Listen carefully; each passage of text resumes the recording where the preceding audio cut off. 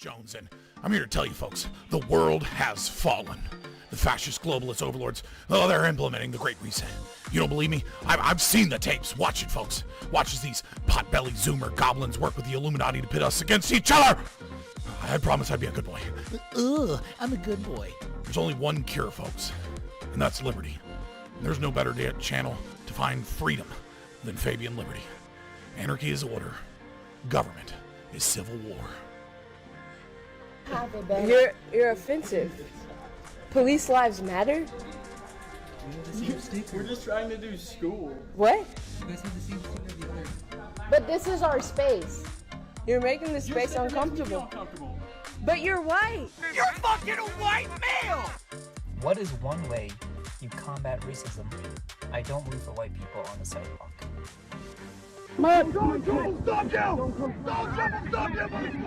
They want your wallets, they want your guns, they want the wieners off your sons. Democrats. Oh, we should film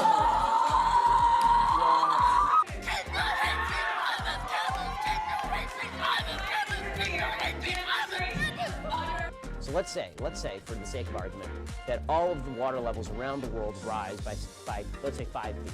You think that people aren't going to just sell their homes and move? Just one small problem. Sell their houses to who, Ben? Fucking Aquaman!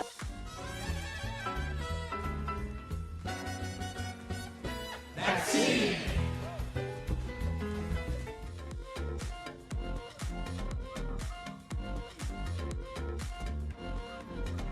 Children, they're spreading COVID throughout the population at higher numbers. And people are not entitled to turn themselves into deadly biological weapons by spraying disease-laden aerosols wherever they choose, randomly killing innocent people. This is not freedom, this is homicide, and willful ignorance is no excuse. What the fuck?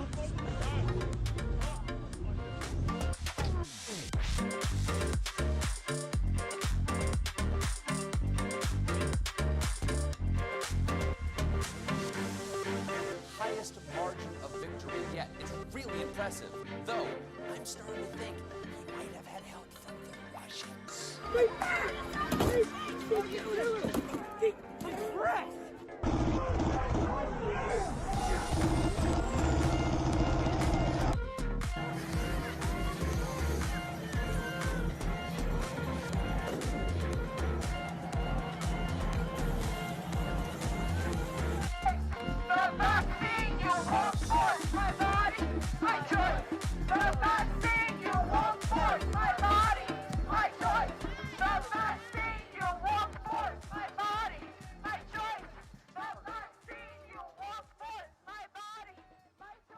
Look at me, I'm a gay frog. I'm so cool, I'm so neat. I'll never have children and I'm sterilized. But the media says I'm totally cool. I'm a gay frog, I'm a gay fish. It's so good, and I think my daddy atrazine.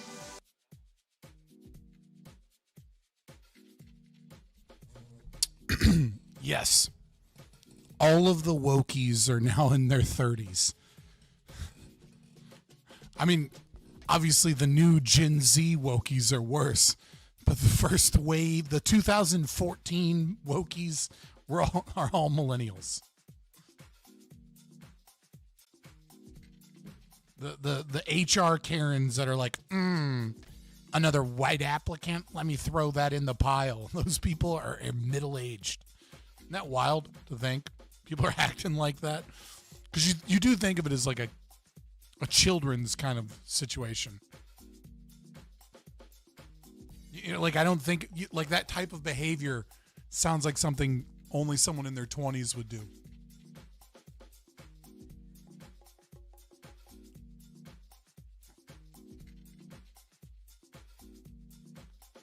Wanted to remind you to do the video reaction and cap the movie. Yeah, we're going to do that. We're going to do a couple reactions before we do the main reaction. Oh, you said kids, Andrew's coming now? I don't, I missed something. I'm not into the deep lore with Andrew Wilson, if that's who you're talking about. I don't know the deep lore.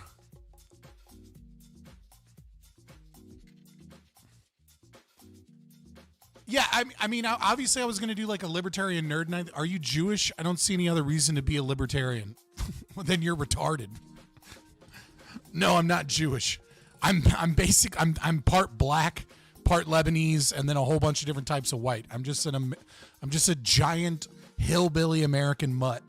But I didn't grow up with hillbillies. They're just my family.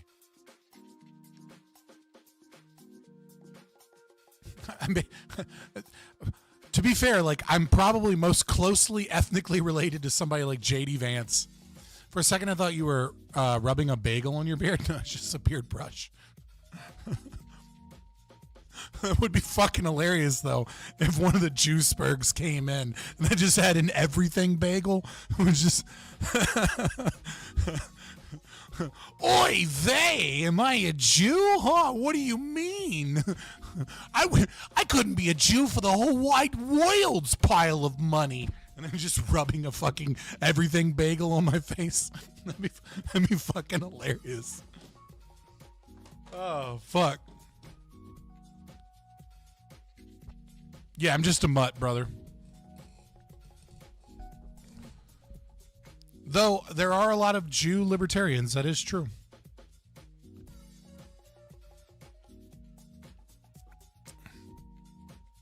I got that hybrid vigor. But yeah, no. There's a couple of things I want to react to. If Stacy Pastry comes, I'm going to give Stacy Pastry before we start the thing. I'm going to answer Stacy Pastry's question from Monday. But I want to do it when she's here, if at all possible. If not, I'll just, I'll go into it. Asiago, is that a type of bagel? I thought Asiago was like a cheese. Like a cheese, you mean like an Asiago bagel, like a cheese bagel? I'm confused. I'm not up to date on all the chef speak.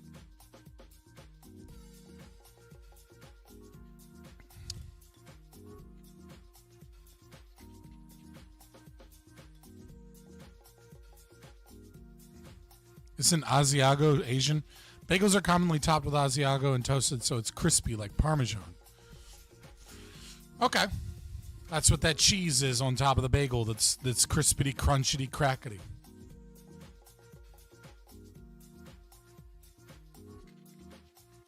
Speaking of Jewish libertarians, Ayn Rand, i.e. Alice O'Connor, i.e. Alyssa Zinovina Rosenbaum. I stay in Ayn Rand. I like her. Scott, would you ever try eating an avocado? Dude, I'm a millennial. I like avocados. It's fine. Avocado is a good fruit, all right, guys? It's not a sweet fruit, right? It's a non-sweet fruit. It's got tons of potassium.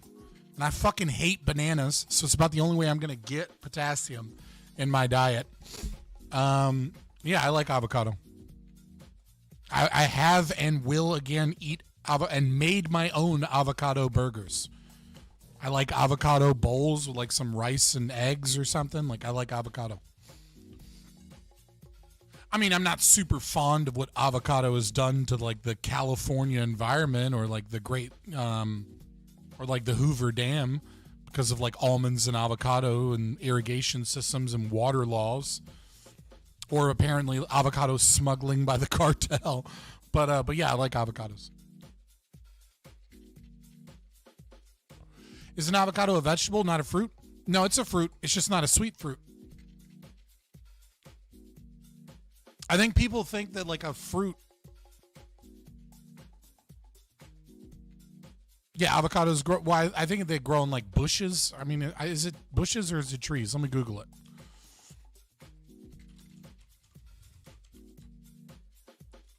It's the fourth question with do avocados. Yes. Okay, they're clearly just trees. Yeah, avocados grow on trees. Rainwater smugglers in the Midwest checking in. Dude, rainwater smuggler. It's so wild. Like, weirdly enough, looking at like California water laws, is a really, really good instance of like why we have the Electoral College, right? And the thing is that the Electoral College is designed to ensure that politicians don't favor population centers over like rural areas, right? It gives people that live in rural areas a larger percentage of the vote. In this case, in the Electoral College, we're talking about rural, Midwest, Montana, places like that, states. But if you look at California laws and like their waterway laws and like rainwater capture and shit like that, it absolutely goes to show you how a bunch of city politicians that are dumbasses create laws that affect people out in the rural counties of California, to where like it's just designed to make large corporations money and shut down small farmers, because of like the need for like incredibly expensive irrigation systems, and expensive water. And if California had more of like an electoral college system, those laws probably wouldn't exist. I recently made celery juice today, which I'm going to use more for my diet. That sounds like something that would just make me shit. Like celery juice absolutely sounds like something that I would just like, that I would drink and then I would just have like explosive diarrhea. I don't know what it would do to me. I don't know what the health benefits or, consequences of celery juice are. Do you believe in restricting immigration, JW? Is that just supposed to be you trying to call me a Jew again? God, dude, Juicebergs are so fucking stupid. They're the lowest IQ people involved in politics. Oh, just wondering. Sorry, I assumed you were another slope as dope fucking like Juiceberg coming in here being like, Jew. Yeah, I believe so. Yeah, so I mean, I'll get into it more later when we react to the long video. I'm going to react to like 2 other things first and chit chat for a little bit. But yeah, I would say that obviously as a libertarian, the goal is private borders and the, the dissolution of the borders of the nation state, because I don't want the nation state to exist. I'm a right-wing anarchist. But like, as far as we're concerned right now, we have tens of millions of people flooding a border. It's forced integration. It destroys communities. They're shipped and bussed into areas so that they can, they replace they with whatever the fuck you want, right? So that they can, create new voting blocks and new welfare recipients for, left-wing globalist policies and positions, so that they don't actually have to appeal to American culture or appeal to the American people, and they don't give a fuck what happens. Corporations use them as economic units, but the whole economic unit aspect being like a libertarian thing is bullshit, because they're not just economic like the problem here is that they're not actually treated like economic units. Corporations bring these people in, but they're not responsible for any of the fallout. Like, they invite people over, but they don't pay if they damage property. They don't pay if car insurance rates go up in the community because, like, a bunch of fucking Haitian immigrants came in here and none of them know how to drive a fucking car, right? Like, the corporations just ship them in, and then they don't pay any of the consequences, which they should be paying the consequences if they're going to ship them in. So, yeah, no, I believe in a Hoppean immigration system, which is essentially... get rid of all of the you can come here, get rid of the lottery system, get rid of obviously the open border, and it's very simple. Immigration should be like an H-1B visa for everyone. It should be open to corporations, it should be open to families, it should be open to even, so long as you're I would like NGOs to be a part of it, but the problem is that NGOs use my fucking tax dollars. And so unless an NGO promises to not take any tax dollars, then they shouldn't have this right. But charity organizations that don't take any tax money should be able to do this as well. So basically, anybody can invite anyone into this country. But when you do so, you pay. And what I mean by that is there should be a certain, like, median tax, right? And if this person doesn't have a job good enough in the taxes that they pay, to pay like what the median taxpayer pays, guess what? You invited them, you pay. If they break any laws, if they don't pay their debts, or if they have to be deported, you are a co-signer. So if you invite your cousin from Liberia or wherever the fuck you want, you have to pay for them as if they make the median income tax salary. And if they go out and commit robberies or crime, you have to pay for that crime, and you have to pay to deport them. And then basically how immigration would occur is that hardworking individuals that don't cause crime and don't cause problems and that actually want to come here and stay here will be invited, and people that like cause fucking problems, that cause crime, that don't know how to behave, people will go bankrupt if they try and invite them here. And the same thing for corporations.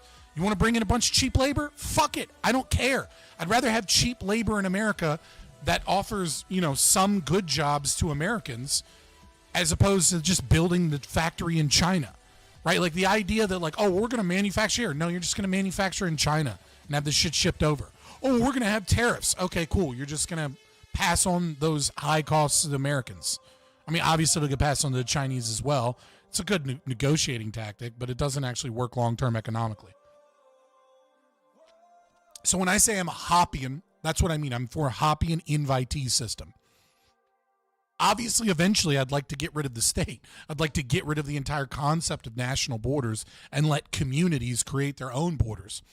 And those borders will be enforced on how they want. If they're Amish and they say no Amish people, no Amish people. If some, group of fucking Jewsburgers want to live and, live somewhere and say no blacks allowed, then no blacks allowed. You should be able to do that.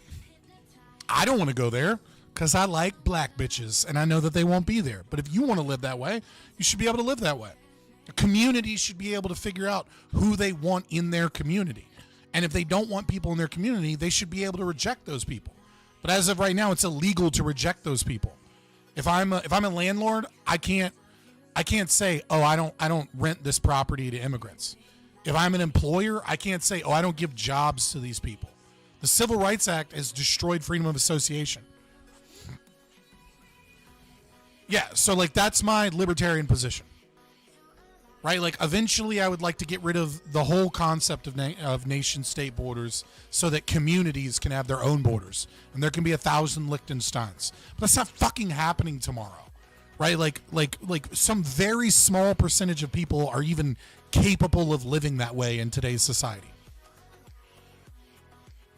So what do we need to do? We need to fix this crisis-creating system that our government has created. And the open borders libertarians that are like, but it's wrong to say you ought to stop them. Shut the fuck up. Right now, I hereby claim all public property, belongs to the American taxpayer, and I claim guardianship over that role until it is returned to the people. There you go. I just defeated your libertarian, quote unquote, open borders argument. New people coming in need to fucking pay because this property belongs to those that have been stolen from, and it needs to be auctioned off. And I don't want new fucking immigrants from whatever fucking country they come from that shit on the streets and rape women in here fucking up my public property that belongs to the taxpayer so that we can get our fucking money back. Pure open borders would be the worst libertarian strategies to support. A lot of the quote-unquote principled libertarians are all for pro-open borders. But the way that they mean it when you dig into it is just the state should dissolve. And it's no shit, Sherlock. But if you support that one position by itself, you're just arguing for crisis. No foreigner is a taxpayer currently. They're only a taxpayer once they come here. And most of first-generation immigrants that come across in refugee situations and across the southern border, not those that fly in and with weak work visas, but illegal immigrants, are net negatives in terms of taxpayers. They're not taxpayers; they're tax leeches. Most of them are receiving more in welfare than they're gaining. People are like, but immigrants and illegal immigrants can't get tax money. Yeah, they have children. Basically, every welfare program in America is based off of kids, anyways. But they can't receive that. Yeah, well, they do. They get a fuck ton of it. Stop looking at reason.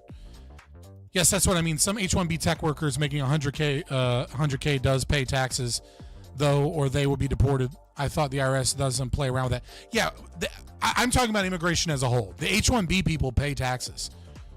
Also, by the way, like most H-1B people are not making 100K. That's a myth that people like Elon Musk like to sell, that they're all like engineers and shit. Like, you want to talk, if you want to talk about H-1B visas, yeah, we're talking about engineers, but we're also talking about like Disney workers, like seasonal fucking workers. Happens too in Williamsburg with like Russians before the Ukraine situation. Like there are plenty of like tourist areas that abuse the H-1B visa to just like hire random immigrants instead of hiring kids for the season, which is fine. I don't care so long as they pay. But instead, you know, they push the immigration problem onto the taxpayer. All right, let me get into some reactions. There's a couple of things I want to do. So one person, and Stacy Pastry, if you get in here, let me know. So one thing I need to do is I need to look up Libertarianism, the movie, because someone told me about that. And then we're going to do something else after that.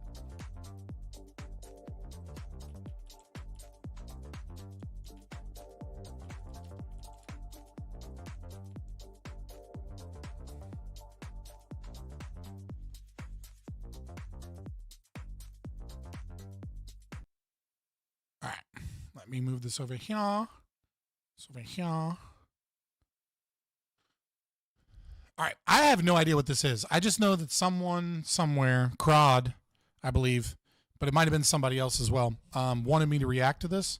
So that's what we're going to do. We're going to react to this. Who even made this? This is, also don't know who Nanner Studios is. But, yeah, so it's 7 minutes. We'll get into it. Anarcho-capitalism. Libertarianism, the movie, I guess. Hold on, let me pull this up and sign into chat. Yeah, Fabian Liberty, not my dead gaming section. Yo! $10 right before I start. Just so you know, guys, $3.99. You can get emojis. You can be a member. Like, share, and subscribe. It helps the channel out. Join the Discord, especially if you make Discord clips. That's fun. Put it in the stream clip section. And if you want to watch me be a little bit more toxic, you know, follow me on X or Twitter. But I will always answer. Super chats. Believing the government is reasonable is highly unreasonable. These are the facts. If the government can fuck you sideways, they'll do it in a heartbeat just to see you cry. So I think he censors on Discord, guys. In like the 3 years I've had Discord, like 5 people that weren't just like immediate bots have been banned, and you're one of them. Yeah, you're just that much of an idiot and a spurg, and you came in trying to like fucking accuse me of violating TOS on Twitter and in Discord, and like tell people that I'm anti-Semitic, even though you're a Jew spurg, just because you wanted me to like concede that I hate the Jews or something, and you were gonna threaten me like a fucking Fed. You act like a Fed boy. I did not delete the tweet. What are you talking about? I didn't delete the tweet. No, I just deleted you from the Discord because you act like a Fed. Anyways, show it on screen. I'm not wasting time looking for a fucking tweet. Hold on. It actually might be. Isn't that my fucking pinned tweet, actually? Hold on. I mean, isn't that my pinned tweet? Yeah, it's my pinned tweet, dude. There you go. On screen. There you go. I never fucking deleted the tweet. You're just a fucking spurg. You're a liar and you act like a Fed when you get into Discord. So I get rid of people that look like a potential threat. No, not you, Wrongful Rage. I'm talking about Slope is Dope. But no, Wrongful Rage. So there's actually a much simpler way of stating this, right? I really appreciate the extra $10. You didn't have to do that. Like, I wasn't trying to come at you. So there's actually a much simpler way of this, right? If people believe that corporations that are run by greedy, selfish individuals will look out for their own self-interests and will fuck over other people given power over other people, then they must believe that about politicians too. And the concept that you would give absolute authority over statists to stop the corporatists is an absurd position, because the logic that the corporations are bad is the exact, and like in capitalism bad, etc., is the very same logic that the politicians are bad. even if you take this concept that like capitalism and materialism creates a bad person by like the nature of the system itself, even if you accept that logic, which is dumb, but even if you do, right, it's really no different than absolute power corrupts absolutely in a statist system. And we see examples of this all throughout history. So it's like, oh, you think like these individuals have too much power, so you want to isolate that power into the government. Why is it that the government is magically immune to this corrupting influence of power and wealth and disparity that these corporate overlords are? At least in a market economy, there's competition. Under like a democracy, there isn't competition except those every 4 years. So yeah. All right, let's get into this reaction, and then I got another reaction, and let me know if Stacy Pastry pops back in. Is there a sound that goes with this? Allegedly. Okay, holy fuck. All right, the sound comes in. All right. After Senator Rand Paul was allegedly assaulted at his home in... We are witnessing a radicalization of libertarians all across the country. All polls seem to predict a landslide victory for Rand Paul. Hold on. What is this?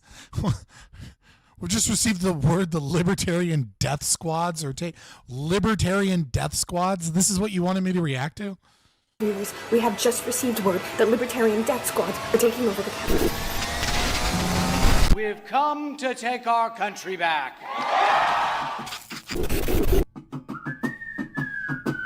There will be Libertarian Death Squads, all right? They will just be privately hired to kill people that kill other people, or probably, you know, occasionally some Muslim community will band together and they'll keep trying to have child brides and fuck 9-year-old girls.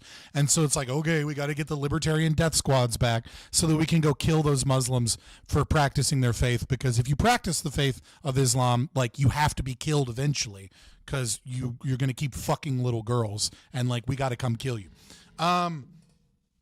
And I don't know, maybe there'll be some crazy Jewish sect out there too. I don't know all the fucking sects. Don't get weird. But that's the only Libertarian Death Squads we're going to see. So cops? Yeah, no, there will absolutely be private police. Like, what do you, like, no libertarian is against the concept of like having individuals enforce order. Like, you obviously need people to enforce order. The difference is like, is that mechanism voluntary, right? Like, is it a private property owner that wants to protect their own property, so they go and get a contract from someone that wants to protect their property, and then all of a sudden the incentive of the private police will be to protect property. The current system is just to maintain the status quo and order of politicians and corporations. Like, our current, like there's a reason that Supreme Court has ruled not once but twice that police officers do not have a constitutional duty to protect, because they don't. They're just there to fucking maintain order and power, right? Like, a private police force would exist in much the same way. They would just be incentivized based off of what the private property owner wants, which is the protection of their property. Ask questions to your Congress and Senate. What? It's a random ass comment. I missed something. The money comes marching home again. Hurrah, hurrah. We'll give it a hot. Who made this abomination of a black and yellow tattered flag? All right, stop. Welcome then. Hurrah, hurrah. Also, this isn't what fucking homes will look like under Ancapistan. This is what DC looked like after Biden won. And they'll be my property. If they don't work, I shoot through their knee. And we'll all feel great when money comes marching home. Anarchy and the anarchy, hurrah. Good morning, America. Big story this morning as the Agriculture Incorporation declared exclusive rights for the oxygen their plants produce. The monthly subscription for breeding will be of 15 Bitcoin. That's... My name is TK48. Yeah, my parents couldn't afford the more mainstream copyrighted names. I'm a senior advisor at... What the fuck does this have to even do with libertarianism? like what business is fucking out there copywriting names? Libertarians are against IP. McDonald Megacorp. And today, well, it's gonna be a big day. Get the hell off me property, hurrah, hurrah, get it. Hold on, like, I've seen a building that looks like this, and it's not McDonald Medical Corp. It's the Federal Reserve Building here in Richmond. Get the hell off me property, hurrah, hurrah, get a taste of me M60, hurrah, hurrah, my legal wrath is ready now to play some.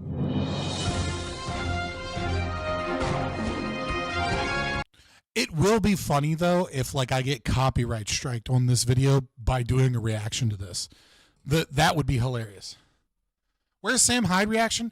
Okay, look, I would forgive you if you were new, Juiceberg, but you've been here before, and you know basically every single stream that I do that whatever the main, with the exception of Prime Kai's panels, which you hate so much but come to, like starts roughly an hour and a half into stream.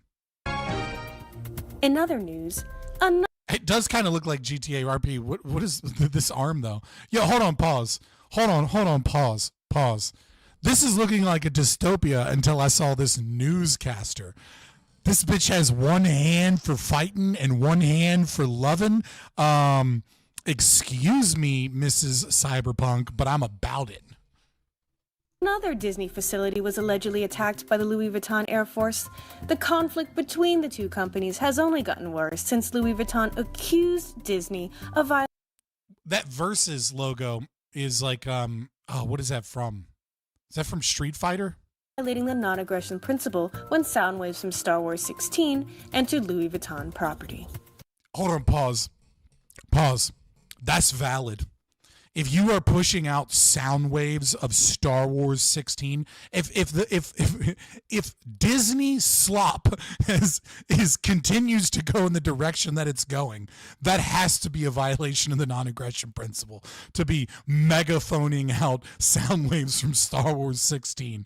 Like, Jar Jar Binks was the beginning of the downhill for Star Wars, and once Disney got it, it got so much worse. That is a legitimate attack, and I'm on Louis Vuitton's side. Experts also say that Disney's decision to replace their army with Venezuelan child soldiers last year because they cost less Bitcoin.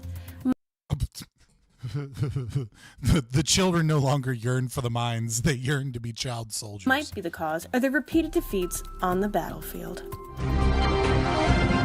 Mr. TK-48, the council is waiting for you. Mexicans I will underpay with Rose's Day was true. Walt Disney's rolling in his cryogenic casket. Was he cryogenically frozen? I didn't know that. I have to look it up. I don't think he was.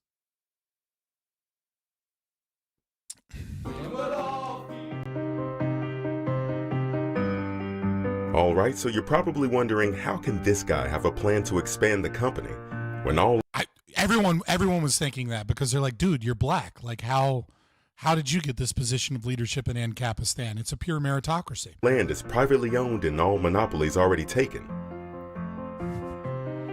Well, why is Satan there? What the fuck? Monopolies can only be granted by the state, as so says Adam Smith. The answer is North Korea. What the hell is a North Korea? Can we sell that? No, it's a statist land, not privately owned by anyone. If we could take control of that land. Hold on, pause. In the libertarian hellscape dystopia that someone made to caricaturize anarcho-capitalism, the last statist holdout is North Korea. The DPRK is the last heroes of statism. We would have total monopoly of the entire market for 23 million people. Now the North Korean... Pause. There's no way 23 million people will survive. Statists still have their artillery pointed towards Seoul, and we have McDonald's private properties in Seoul. So we'll have to take that out first. For that, legitimately pointing a loaded weapon specifically at a property is a violation of the non-aggression principle. Fuck it. Let's liberate North Korea, boys. I suggest deploying the MiG Air Force in the Sea of Japan and take care... Satan, that's Netanyahu. That's funny. First. For that, I suggest deploying the MiG Air Force in the Sea of Japan and take care of it with a MiG nuclear airstrike. But the McNuclear program is for recreational purposes only. We don't have to make all our nukes ourselves. We can buy. Why do they have random Asian music playing when she talks? Hold on. Like, who did that? Recreational purpose. The Asian chick has her own leitmotif, and it's racist. Purposes only. We don't have to make all our nukes ourselves. We can buy them, like normal people do. We can probably get one for like 65 bitcoins at the Walmart down my street. Anyway, once that's done, then we can have an EMP deal with the nuclear facilities, and then send the McMarines in to secure the rest of the territory. No, that's not more Ben Shapiro. Ben Shapiro's a lackey. The CEO of McDonald's actually owns shit. Actually, not, because publicly, but whatever. But won't the nuke cause some damage? Yeah, but even if it kills like 1 million people, it's still 22 million people we get a monopoly on. We can even cancel out some of the loss by selling gas masks. I just have one problem. What about the non-aggression principle? Yeah, what about nuking 1 million people? Wouldn't that be a violation of the non-aggression principle? Well, yes, it would. What about the non-aggression principle? I'm glad you asked. See, in 1950, North Korea invaded South Korea, where there are now McDonald's private properties. Yeah, that's not how the non-aggression principle works. You can't use a government's past mistakes to say that the current collective of people violated the NAP. So they technically broke the NAP first. My God, TK-48, you're one hell of a genius.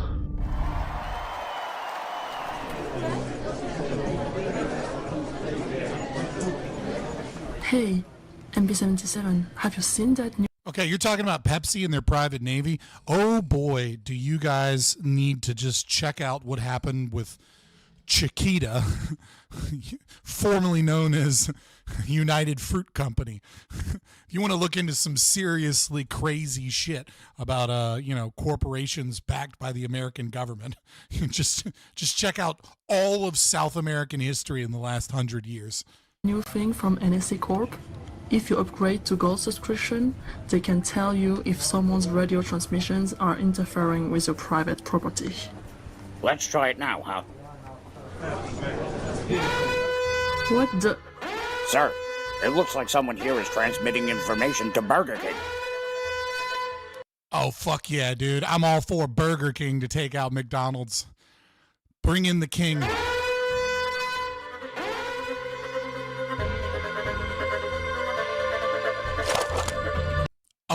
Of course the Russians the spy, right? I mean, you couldn't have been a little more, on the nose. You know what I mean? Like, that's how you know a leftist made it. The Russians are the enemy. It's like whenever you watch a fucking Korean film and there's a random Japanese person in it and you're like, well, I know who the bad guy is.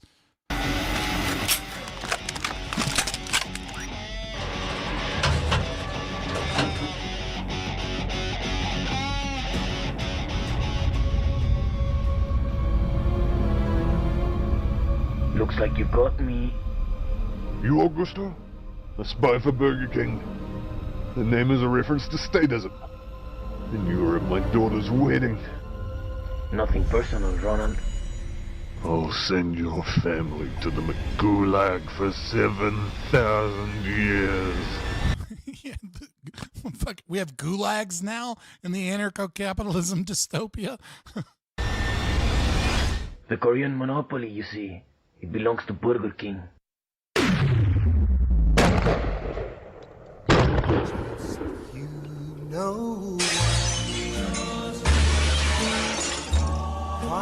Dude, he went fucking Max Payne on these motherfuckers. I'm supporting Burger King. Who here is Team Burger King in the anarcho-capitalism dystopia? Monarcho-Hoppians fucking unite. Anarcho-monarchists in the chat. Where are you at, boys?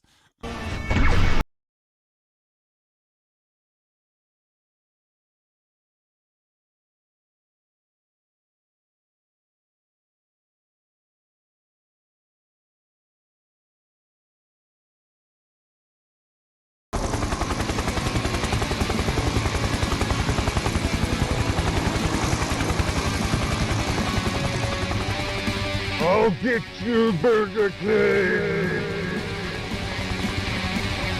Illegal wrath is ready now. All right, fair enough. Mechanic Shark. That was funny. I mean, it was a stupid caricature, but funny. All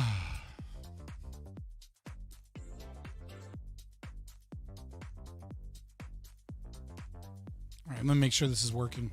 It's working. It's working. Wendy's going to mop them both up. I mean, if Wendy's... I feel like Wendy's probably would mop them all up. Not because of their power, but I've seen Wendy's and how they handle their Twitter accounts over the years. And like, I feel like Wendy's has that dog in them. You know what I mean? Like they have what it takes in the new anarcho-capitalist dystopia. Just for the record, guys, if you want to see how anarcho-capitalism looks in practice, right? How it actually looks, there is an anarcho-capitalist community. And we will just go to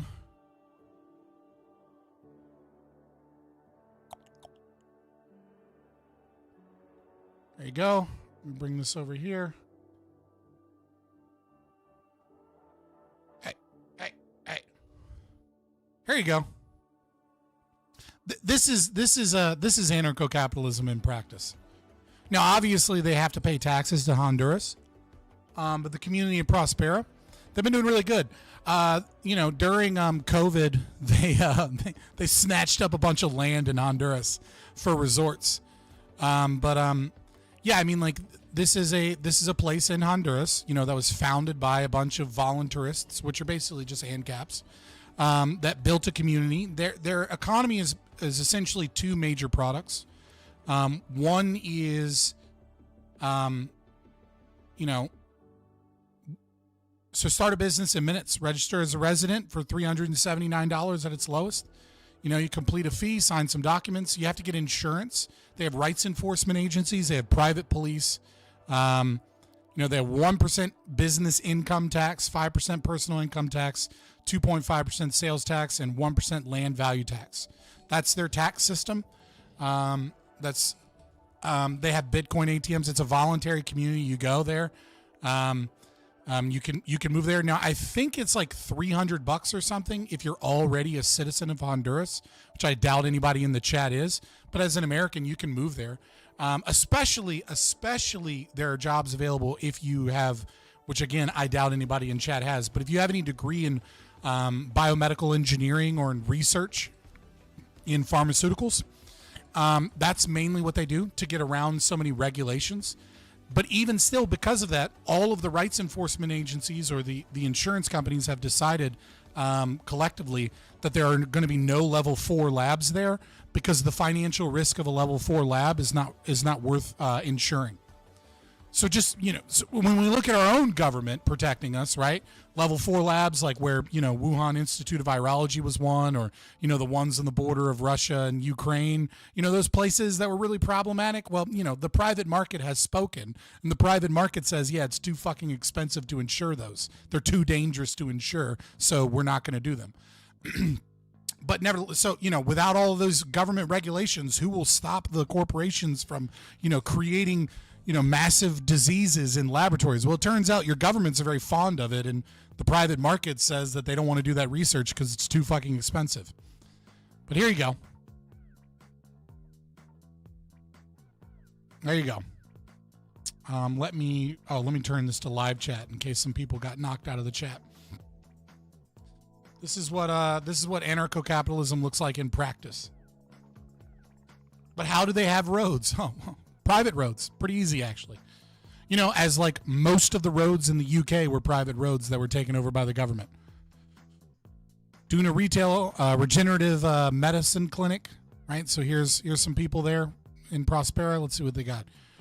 Prospera is seeking proposals from qualified practitioners and companies to establish state-of-the-art clinic for medical therapies, clinical trials, and treatments with a special focus on regenerative medicine and longevity therapies.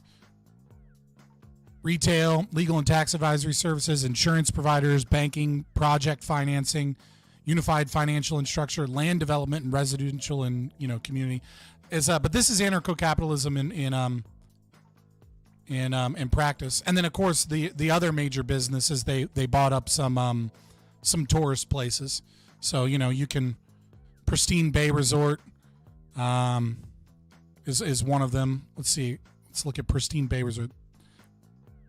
Right. So this is one of their properties that they you can go and just visit. That's tourism is part of their draw. So I mean, like, people are always like, well, where does it work? Well, it's working pretty well in Honduras. Now, granted, the communists in the government are trying to take over their land and force them to pay taxes, etc. But they have like a UN charter that's based off of like this kind of like weird system where, it's really fucking complicated, but basically they were able to, because of certain businesses that they do, and because they were capable of buying private land, they're allowed to be essentially a nation unto themselves that have to pay a minimal tax to Honduras. And that's part of the reason why you have to pay taxes to them. It's really just that's how they collect taxes. Where are the taxes at? Oh fuck.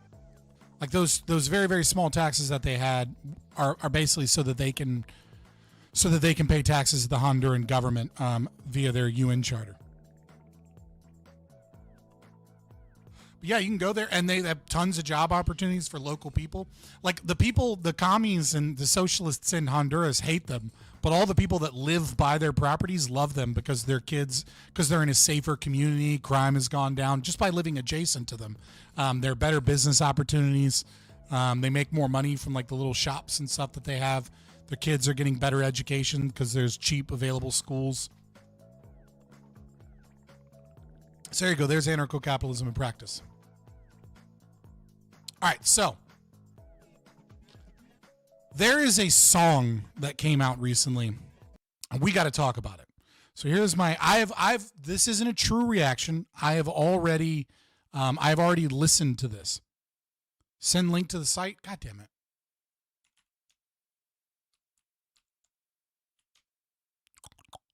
Is it this one? That's not it.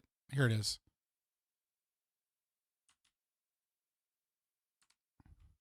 There you go. There's a link to the site. So I've already seen this song, but I think it's important to listen to the song. Now, this could be an industry plant. I highly doubt it, because the woman involved that made this song, Aya May, she has she's now independent because her label dropped her and her manager dropped her because they wanted her to change the lyrics to the song. Now, I disagree slightly with some of the things in this song, but it is very interesting that this song drops right as 2025 is coming in, right as Donald Trump is getting elected. This is search history. Yeah, I don't watch porn. So like I'm not and I don't do crazy shit. So like I'm not worried about you guys like seeing my Google search history. I mean, like, I might look up some wild shit when I'm like researching for certain things, but like for the most part, I don't do anything fucked up, so I don't really care. He deletes the porn. No, I just don't watch it, man, brother. I used to obviously, like most people, I would say I used to watch a lot of porn, and despite, I mean, like, obviously porn is bad for a whole host of reasons, right? Like, you can give like you can talk about child, sex trafficking and like, girls that are actually underage that are lying about their age. You can talk about a bunch of different things, but there were kind of like two things that made me stop watching porn. Now, the first thing I remembered because of the second thing, and those two things combined made me stop watching porn. But like the first thing didn't make me stop watching porn, but it did have an effect on me. And then when I had a second experience, I remembered, like, I kind of like re-remembered that thing, that incident and that effect that it had on me. And so like those two things combined is why I stopped watching porn. So the first thing was Celebrity Rehab with Dr. Drew. There was a porn star on there. Her name was Penny Flame, I think, or I could be wrong. I want to say it's Penny Flame. And then I saw her crying and talking about how all of the porn that she was doing, she was like drugged up out of her mind to get through it, and how, you know, she was abused as a child and she went into the porn industry because, you know, because she had all of these issues, and that her drug addiction and porn addiction, you know, porn, you know, acting were tied together. And then, like, that fucked me up for a while, and I still watch porn. Womp womp. Yeah, and then, but then years later, well, I don't know her real name. That might be her real name, but that's probably just her porn name. But years later, I saw a video. I was watching a girl give like a blowjob or something. Well, not or something. That's what I was watching. And she had "fuck" tattooed on her knuckles. It was like FUCK, and like she was like a tatted, you know, like goth emo scene alt girl, whatever. And like, so she's like, you know, doing the deed. I'm jerking off. I'm having a great time. I'm watching it. And then I saw later in the porn, like as I'm like fully immersed into the porn, masturbating, you know, shamefully by myself, you know, staring at my phone, I saw her other hand, and her other hand had the letter U and then dad, so that her knuckles together read "fuck you, dad." And like, I saw that and I was just like, I had like that immediate, like disgusting, you know, like not even post nut. It was like immediate, like, what the fuck are you doing? Like these are sick people. Like everybody involved in this are sick people. Like these are broken people with problems and drug addiction and like trauma, and like these people aren't right in the head, and like these people have problems, and like you're just consuming it so that your pathetic self can like get your daily nut because you lack the imagination to just like go masturbate in the shower because you need more degenerate bullshit in your life. And so you're okay with participating in like an industry that is just disgusting and fucking up kids and like fucking up girls and fucking up young men. And like, yeah, like I've had some like small relapses since then, especially like with girls or whatever that like wanted to do it together. But for the most part, I've been like kind of not watching porn for probably like 7 or 8 years now. That's why you go to watch hentai only. Yeah, I mean, honest to God, hentai porn is way more ethical for many of those reasons, but it still has issues. But even still, like I think there's more problems with porn. But setting all that aside, I don't want to get too distracted. There is a vibe shift. And the vibe shift is when pop songs start noticing the problems that we have going on.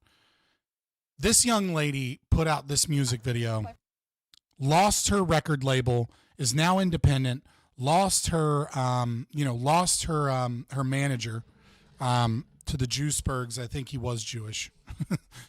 Just because I know you guys will enjoy that. Lost all of that. And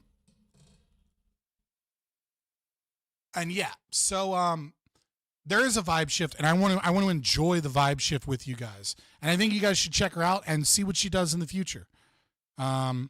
This is obviously a re-upload. I don't know where the original. Hold on, this isn't her channel. Let me see if I can find her channel. Yeah, this is someone else re-uploading her song. So I'm gonna link the video. That is also obviously attached to her channel, and see what she has coming in the future. Because this could be like a Richmond, north of Richmond, kind of like one time, you know, one trick pony situation, or maybe not. But the fact that you can make a pop song like this, and I say pop because pop is for the normies, right? Pop is not. I mean, like, don't get me wrong. There have been plenty of great pop musicians and stars and songs. That guy sold out fast. I don't know that he's sold out so much as like he didn't know what the hell he was doing, and he made a song that probably didn't match his values as much as other people thought he did. And he wasn't ready for fame, and he had like his brother or like cousin or some shit doing venues, and like the dude just like was an idiot, so he didn't know how to capitalize on it. Cause like like everybody gets their 15 minutes of fame, But some people can turn that 15 minutes of fame into something. And there's kind of two ways that you turn your 15 minutes of fame into something. Either you have people with you that control you and own you and manage you, so that you can, so that you can stay popular, but also so that you can stay within the boundaries of what is acceptable to the corporations, to the people in power.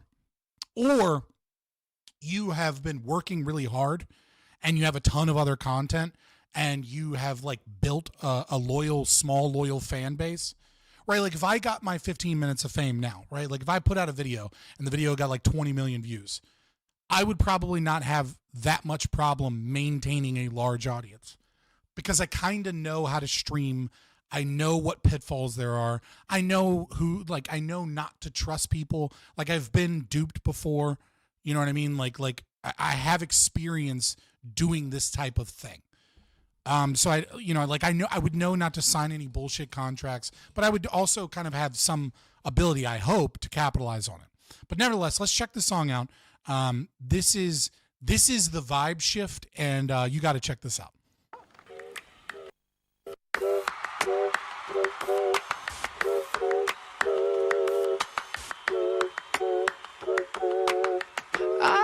Also, if you want to sell something, put a hot blonde girl in charge of it. Like there's no better way to sell a message. And I saw somebody on Twitter talking about this too, right? And he was like, oh, well, it was like somebody that had been doing like COVID vaccine songs or whatever. And he was like mad at her.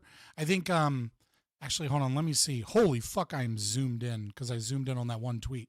Let me go to my channel, go to my replies, see if I can find it real quick. I said, see if I can find it real quick. Oh my God, I think I'm on Twitter too much, boys. Yeah, I'm definitely on Twitter too much. I was getting into an argument with fucking Dev. He won't debate me, the little fucker.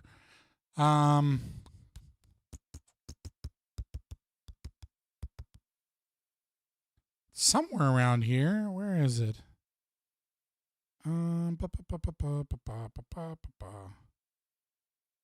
Here it is.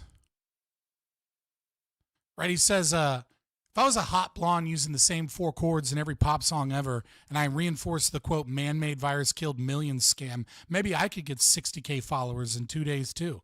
And I just responded and said, yes, society values attractive young blonde girls. If this angers you, you're mad at reality. If you want people to wake up, you will either accept reality or you'll beat your head against the wall. Like, yeah, dude, society likes hot blonde girls. Like, you can be mad about that all you want and be like, oh, people should like me because my music's good. People also like hot blondes. Like, that's just reality. All right, so let's get into the vibe shift. I open up my phone on a Monday morning, staring at my screen. I'm tired and a little lonely. Mr. Muskie says some shit that left so angry. Twitter wars and Gaza, man, it's overwhelming.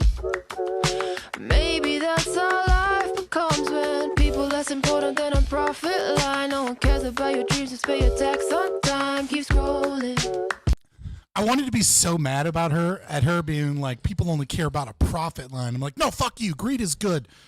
Profit's not the problem. It's socialism. And then she was like, just pay your taxes on time. And I was like, all right. You kind of saved it there.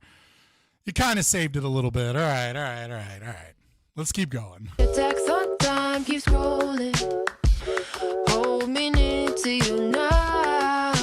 Gender, guns, religion, and abortion rights. You better pick a tribe and ain't the other side. Keep scrolling. I do hate this concept, though it is kind of the beginning of waking up for a lot of people. I do hate this concept of like both sides, like, oh, we're all Americans. No, we're not. There are people on the other side, and those people are the enemy. I'm sorry, right? Like, no, fuck off. Like, commies are a problem, and they're on the other side, and they're a problem, right? Like, I hate this. Like, the media does it in the opposite way, right? Where like people the left gets mad at them because they'll bring on like a climate scientist and then like some patsy retard, and they'll be like, why are you treating it like this is both sides when like, the scientists agree to this, blah, blah, blah. But it's like, no, the truth is there are people that are the enemy on the other side. Fuck off. Like, but for normal Americans, yeah, it is kind of like you're pressured into one camp or the other, and both camps suck. Did you see Taylor live? Man-made virus, watch the millions die. Biggest profit of their lives. Here's inflation, that's your prize. This is common. That's fucking dope in a pop song. Man-made virus, watch the millions die. Obviously, millions didn't die. She's a little bit behind on knowing what happens. You know what I mean? But a lot did die. I don't know about millions. You know, there's some other reasons. Those excess deaths are part of the bullshit propaganda that she's not seeing, right? But then says biggest profit of their lives. True, fucking true. And then even better, right? Even better right after that. Here's inflation, that's your prize. And I'm like, dude, this is so good. Taylor live? Man-made virus, watch the millions die. Biggest profit of their lives. Here's inflation, that's your prize. This is Carmageddon. Turn on the news and eat their lies. Kim or Kanye, pick a side. Cancel culture, what a vibe. This is Carmageddon. Corporations swear they never lie. Politicians bribe for life. More than war, it's genocide. I'm pretty sure it was the more than war, it's genocide that probably pissed off her manager and record label. You can, the COVID thing too. I don't know which one got her canceled, got her kicked off of this more. Is it her like kind of lefty pro-Palestine slanted view here, or is it her like her COVID positions? I don't know which one, but nevertheless, even like, and I, you know, like, again, I don't agree with her, like her anti-corporate take. I don't agree with the fact that she's still not aware of how excess deaths and COVID deaths are certainly over-exaggerated. I obviously don't agree with this one-sided narrative that like people that are libertarians and the woke left kind of have about Israel and how it's just, oh, it's genocide. Well, first of all, it's not fucking genocide. That's dumb. The population has grown since then. That's not how genocide works. It's a war, and, you know, Israel fucking plays hard. And I don't like some of the things that Israel does in that regard. And I certainly don't like that America is funding war. Like, I don't give a fuck about Israel as an American tax dollar. Like, I'm not giving them money so that they can be our presumed allies and, you know, so that we can stay involved in the Middle East. Like, I have problems with that. So I kind of say fuck both sides. Fuck the pro-Palestine. Fuck the pro-Israel people. Just keep my money out of the situation. But at the same time, you know, I have no love for the Muzzies. But nevertheless, the fact that this is what's entering the pop domain is insane. Right, like this isn't the same thing. Like we saw it with rap, right? We saw rap music begin to take a political right-wing bent, and seeing this enter the pop space is, I think, probably the biggest, and doing well, is probably the biggest shift, noticeable shift in culture and how the culture changed. I mean, like obviously there's, you know, a bigger indicator, but less noticeable is the fact that Walmart got rid of all their DEI things. But yeah. Welcome to the chaos of the times. If you go left and I go right, pray we make it out alive. This is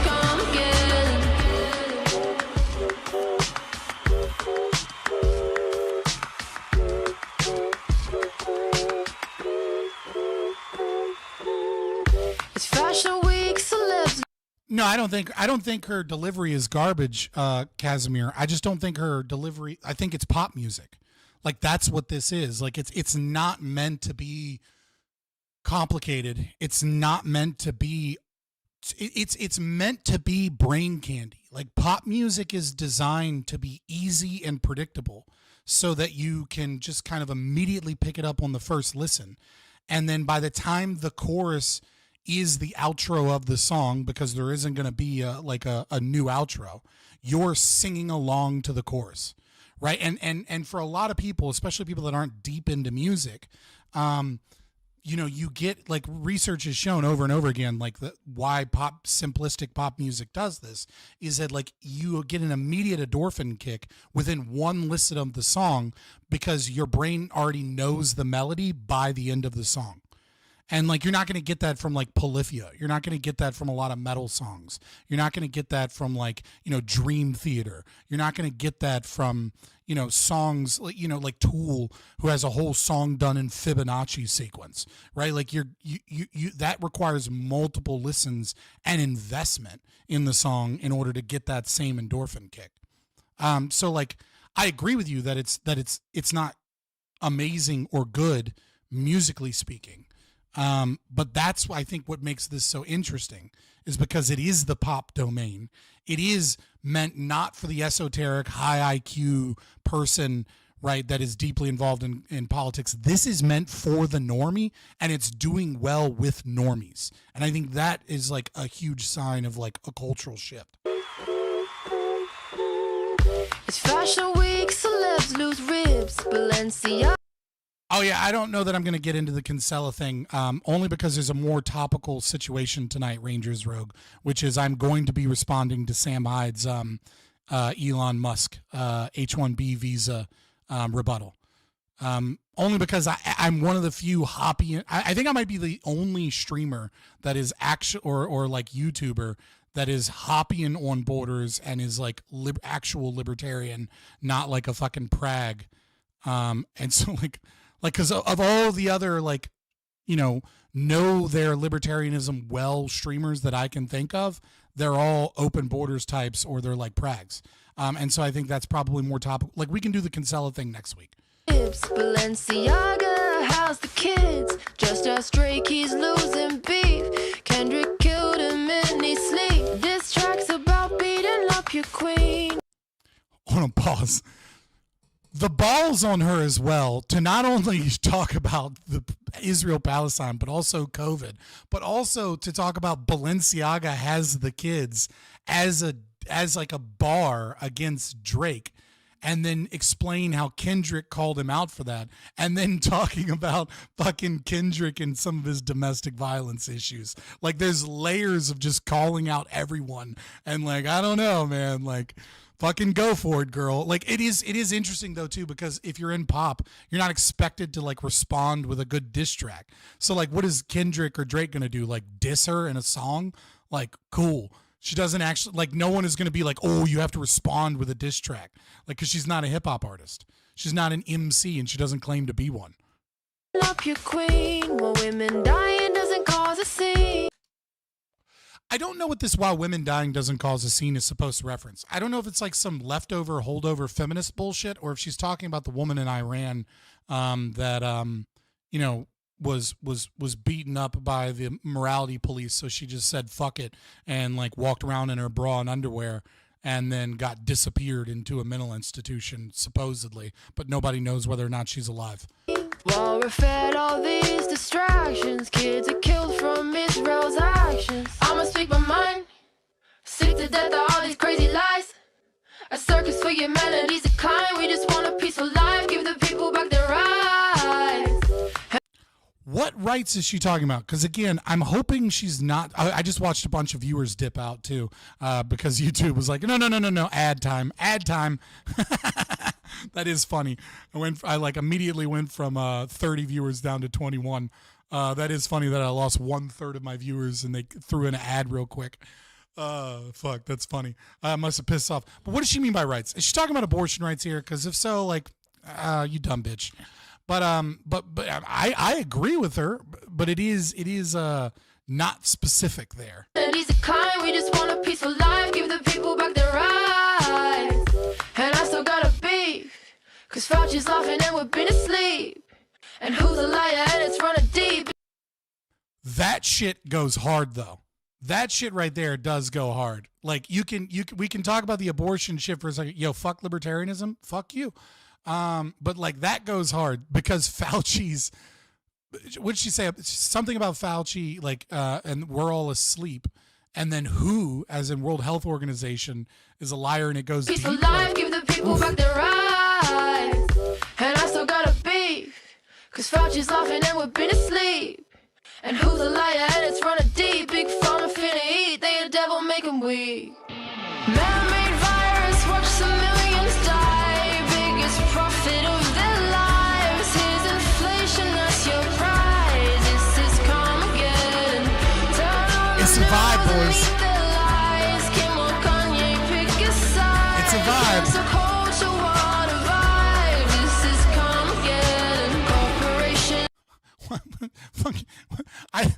How is libertarianism a Jewish cabal? It's so fucking stupid. It's the exact opposite of communism. Corporations swear they never lie. Politicians brought for life. War and wars, genocide. This is come again. Welcome to the chaos of the times. If you go left and I go right, pray we make it out alive. This is come again. Hopefully she gets more woke, right? But there it is. There's the song, basically. I think it is, like I said, I have some issues with it. I have some things I agree with it. Nevertheless, this is a huge, huge fucking vibe shift in the culture, right? Like nothing has been, nothing has shown me at least, the cultural change that is occurring.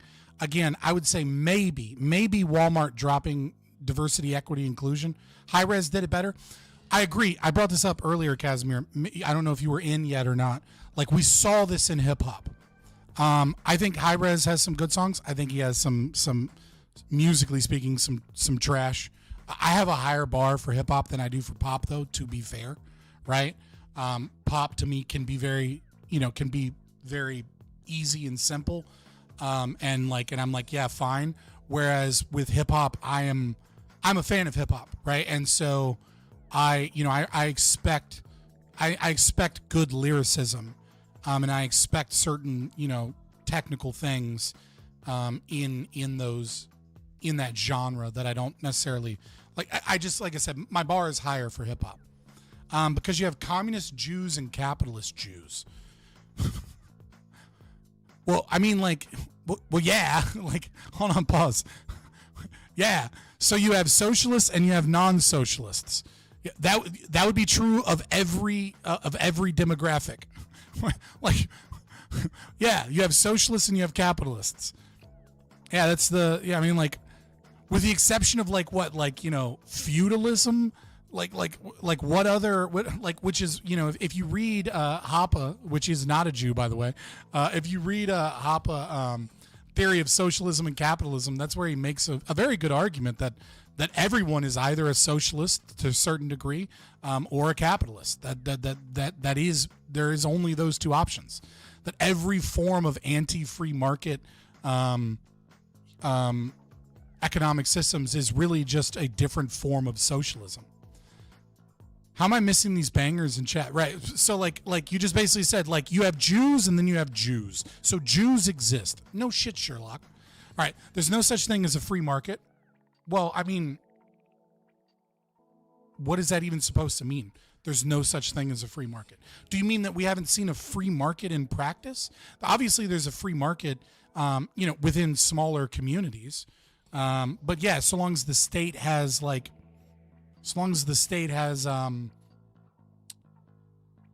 some level of control over the market, then the free market doesn't exist in those areas. Even the Prospera that I showed you still has to pay some level of tax involuntarily to the Honduran government. So that's not technically free market capitalism, in that regard. But I mean, beyond that one specific tax, Prospera is absolutely free market capitalism.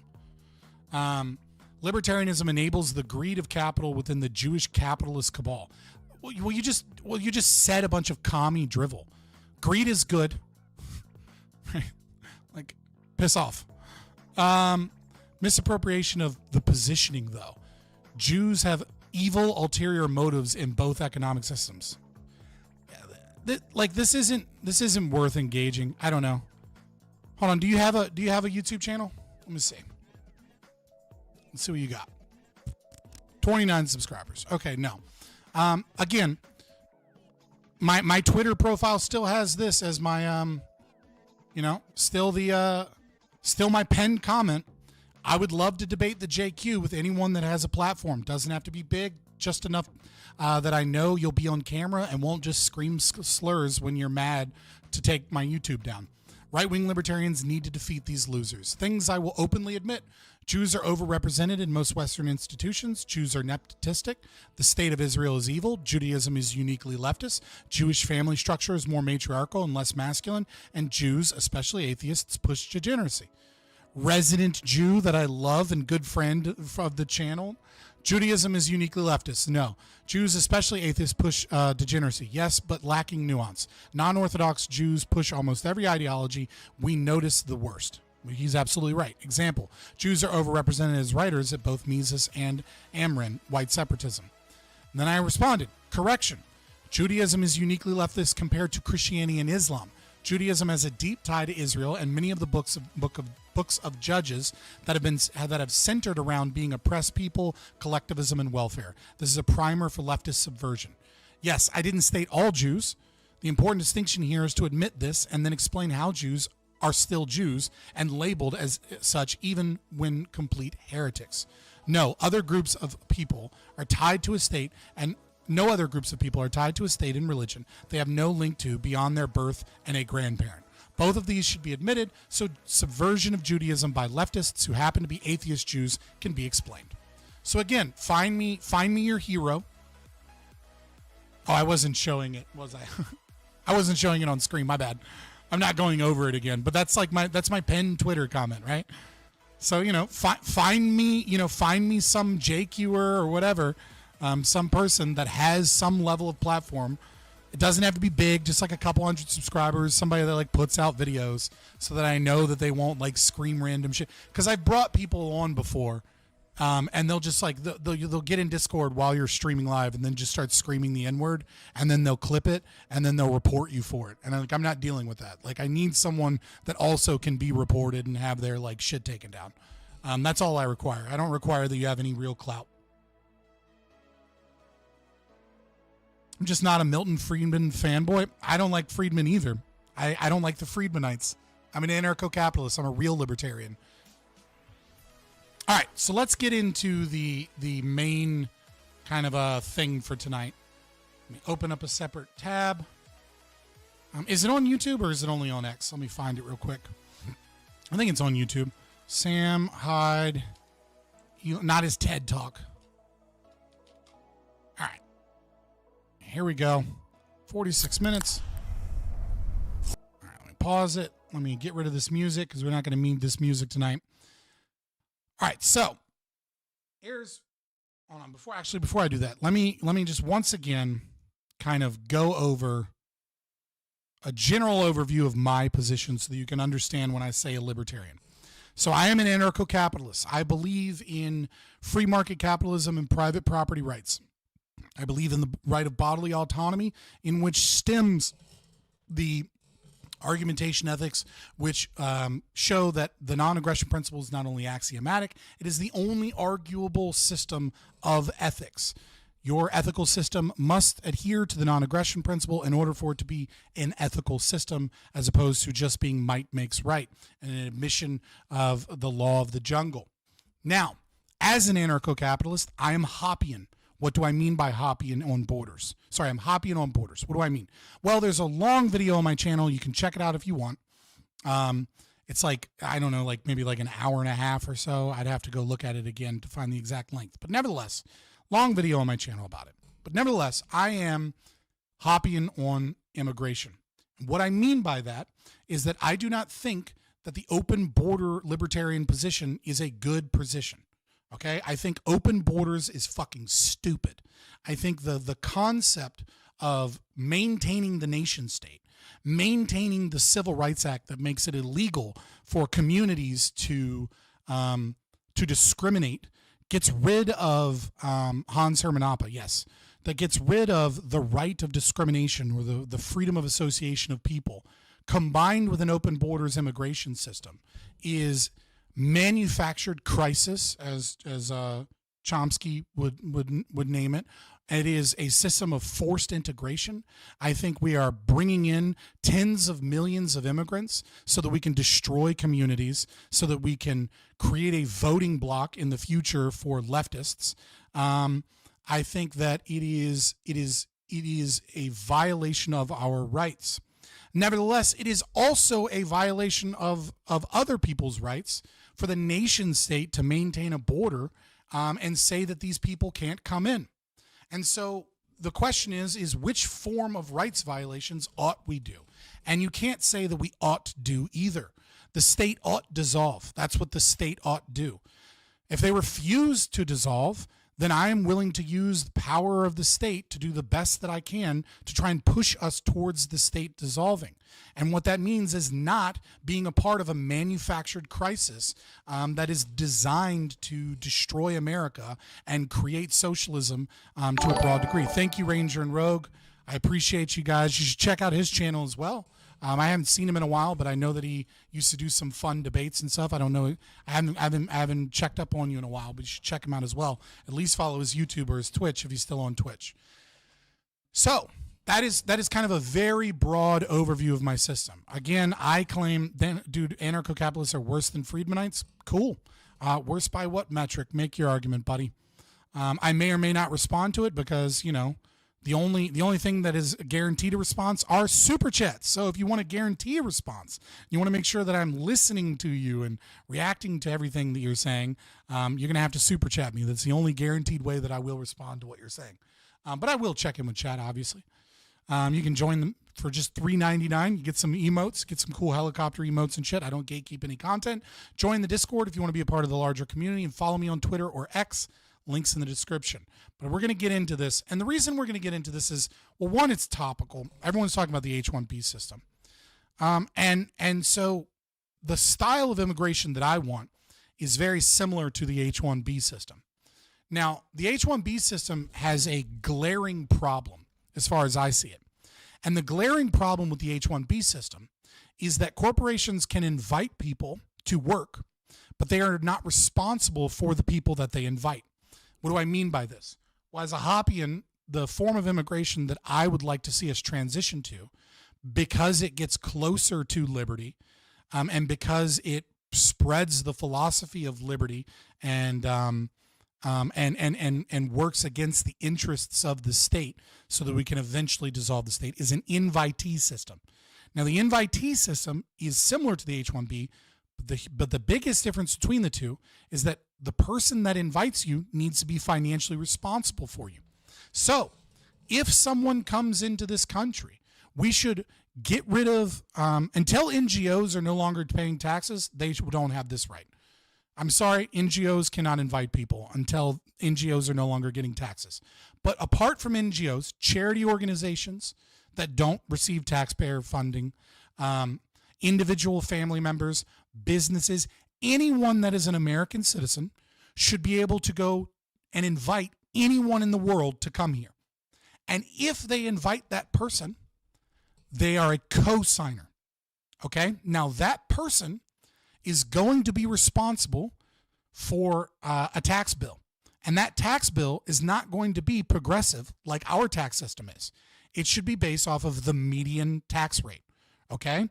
So I don't care that you're a carpenter, or I don't care that you work at McDonald's. If you want to come to this country, you need to pay what the median taxpayer pays. You need to pay the middle bracket of taxes, okay? You cannot be a tax leech. You need to pay those taxes. Secondly, if you are someone that is being invited over, and or if you are someone inviting someone over, if you are a co-signer on all of their loans until such a time that they become an American citizen. So until they become an American citizen, if they get a car loan, if they rent an apartment, whatever, and they fail to pay, you as the invitee need to pay, because those are American citizens that are getting ripped off by someone that you brought in that is not a part of our economic system. Thirdly, any crime that they commit, okay, any property damage, like if they rape someone, for example, or they beat someone up and there are these court costs and they have to be paid out, including the cost of their deportation, okay, You as the cosigner should pay. That's what an invitee system is. You were invited here. Someone in this country that is involved in this community wanted you here and was and is willing to pay and put their money behind you being here. If we have a system like that, I don't care how many Pajits Google invites, and I don't care how many foreign employees Disney invites.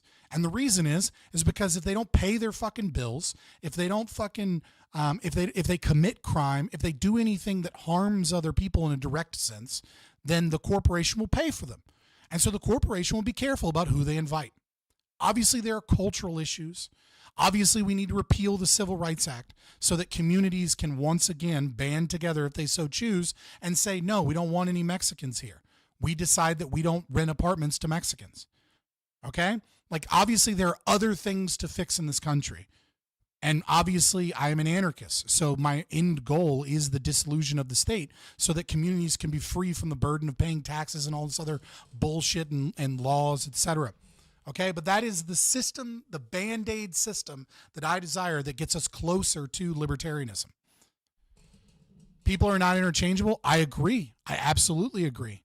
I don't think that like Pajits or, engineers or fucking foreign Disney employees or, corporations bringing, like Monsanto bringing in hordes of, South Americans to work in the farms.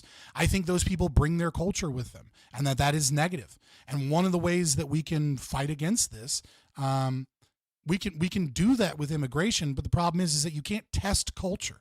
You can't test assimilation. You can't centrally plan these things. Like, it's not possible.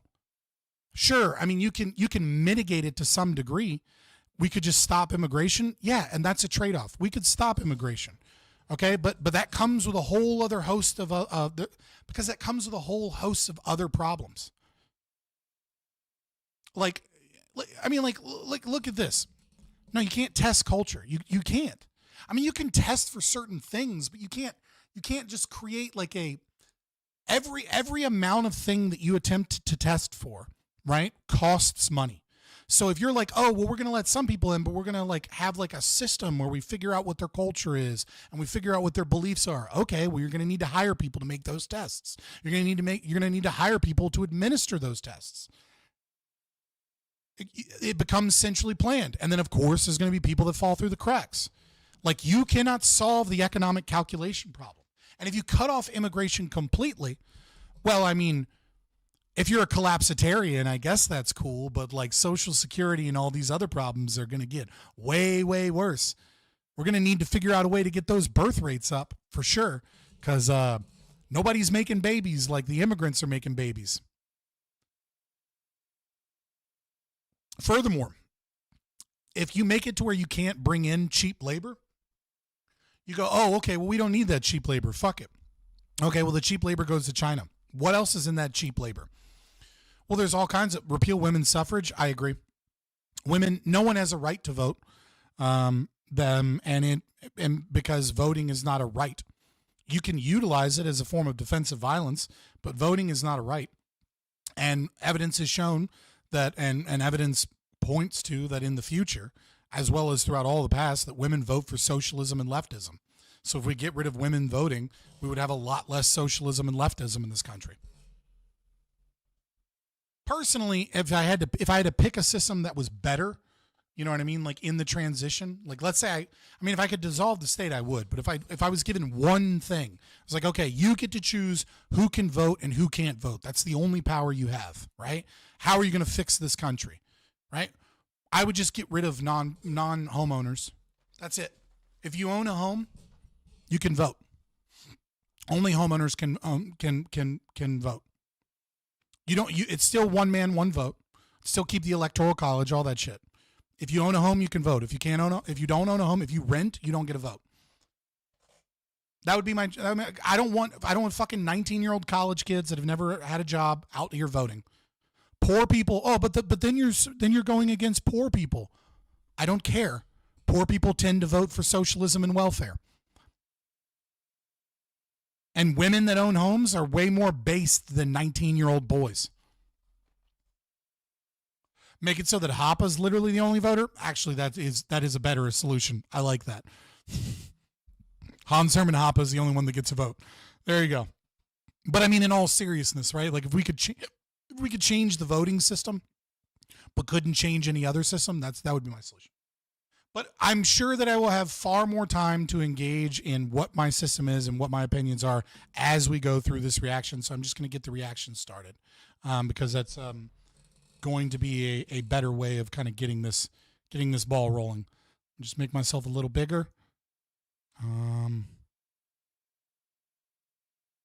Service guarantees citizenship. I don't know that I like that as much either. All right, let's go. Glad I caught you.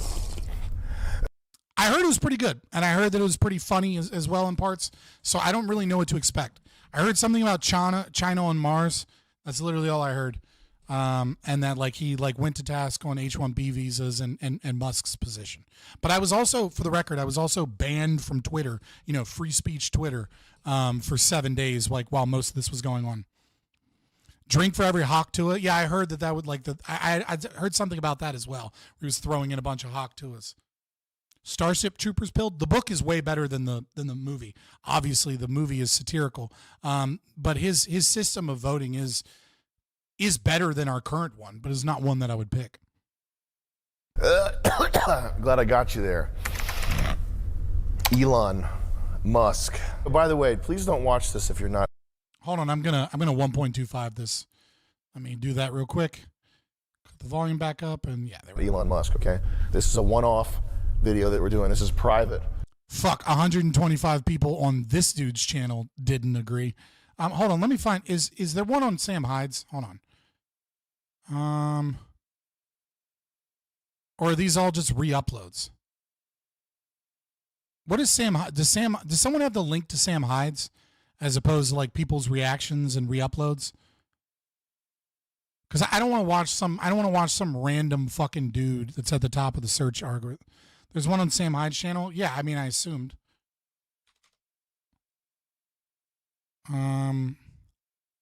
Dude, I literally just searched Sam Hyde and it's all this video. Where's his channel? Someone Rickroll right now? I mean, you can Rickroll. I don't care, but I would prefer that you just give me the clip. Oh, sorry, I can't. I might have a links banned in chat. Whatever. I'll just watch the re-upload. I don't really care that much. Not that invested. Personal. I put this in his email. I don't know how you got this, unless you're on the Asmongold Discord server, in which case you know my every move. Okay, me and that's funny. Asmongold have been planning this for a while now. Moist Critical's involved. And yeah, I guess if you're on the Moist Critical Discord server, you would have access to this file. So kudos to you. Dude, fucking Moist Critical is like, Moist Critical used to be somewhat entertaining. Moist Critical is fucking so lazy and so cucked. Like, he didn't want to say shit against fucking Mr. Beast. He didn't want to call out anything, but he just does. So anyways, guys, here's the internet. Here's what the internet's saying. Let me explain this story and put a clip together. And like, isn't this amazing content? It's like he has no fucking opinions anymore. Hacker. I don't think Elon's going to watch this. And listen, I know as a comedian, first and foremost, I don't expect people to take me seriously, but it is a fact that shit posting and... Hold on, pause. Yeah, I don't take most of your content seriously, but if you make serious content, I take it seriously, right? Like, I think this should be interesting. Public opinion are now intermingled permanently, and it's not going anywhere. And that's just the way it is. I get all my news. Okay, guys, we'll be lucky if I can get through this in 2 hours. All right, so I'm just throwing that out there. Like, if you've been here before for reactions from me, I actually react. I can't stand people like fucking Hassan that just like play a video and then like have like a 3-second fucking commentary every 2 minutes that is just like, socialism good though, or like, ah ha ha ha, that's so stupid, without any actual argumentation or evidence to back up the assertion. From memes, basically. Hassan thinks this video is dangerous. I mean, some ideas are dangerous, but what's even more dangerous is censorship.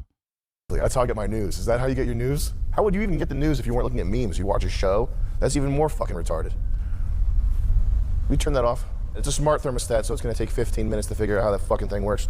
It's very intuitive. I don't know why the Nest thermostat is taking you so long to learn and intuit. Okay, a toddler could figure this out. A toddler on an iPad could figure out how to use the Nest thermostat. That's Chris Lynch, by the way, Elon. Do not hire him, okay? He's leaving this job very soon. See, he's white. He's too lazy. Chris, you're so lazy and white. Well, yeah. You guys should have studied violin harder as kids. I mean, hold on, pause. All right, the true fucking master race is going to be Jewish men that are libertarian and white men that are libertarian with Asian tiger moms that do indeed force their children to practice violin as kids. All right, like clearly this is the superior race that is yet to the Hapa race will be the superior race. I swear to God, Vivec would have... Okay, it's going to take me some time, all right? But we are watching it on 1.25 speed, all right? Figured this out by now. I want to believe that Elon is one of the great men of our age and that he has what it takes to become a 21st century Andrew Carnegie. I think it's important to have great men to look up to. Trump, Joe Rogan, oh, there it goes. Elon, Tucker. And it's not necessarily important that our... Yeah, I mean, it is important to have great men to look up to. It is also important to, recognize that all of these men are flawed, and they're all fucking dumb statists to a certain degree. but also recognize that, I think you ought to look up to their achievements, and you ought to look and see what and how those achievements occurred, right? But I think there's so much, there's way too much Elon dick riding. Oh, he's coming to save us. It's like, no, he's fucking not. Right? He has some good ideas, and I would prefer him to a lot of other people having influence in politics and influence in social media, etc. Right? But he's not a free speech warrior. I mean, he put fucking Linda Yaccarano as the CEO of Twitter. I mean, she's a World Economic Forum fucking DEI MSNBC marketing fucking rep. Come on. He's not the savior of free speech. His platform still censors the fuck out of people. You just think because it's based off of negative engagement and it doesn't censor large accounts that it's somehow free speech. Meanwhile, fucking groypers get deleted all the time and people with less than 10K followers get deleted constantly. And it's mostly fucking AI that's doing it. It's not even leftists that are human review. And if they are human review, they're the same fucking people that were there before. He makes big decisions and he has lofty ideas and goals in certain degrees, right? But I don't think he's the greatest at middle management. Great men are perfect, but there are symbols of what we could be. I think if Ron Paul took steroids, he would be my number one. That would be my number one guy. You agree? Yeah. A jacked Ron Paul? Yeah, I agree. Would like to offer you an escape, an exit from this hole you've been digging. You are a beloved figure. Anytime you do anything remotely based, people lose it. Oh my God, he's based. Yo! He just said that woke liberals aren't cool. He's based. What does he say?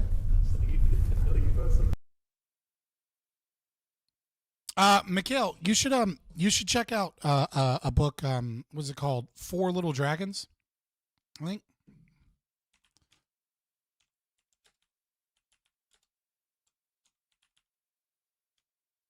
Yeah. Four Little Dragons of Asia.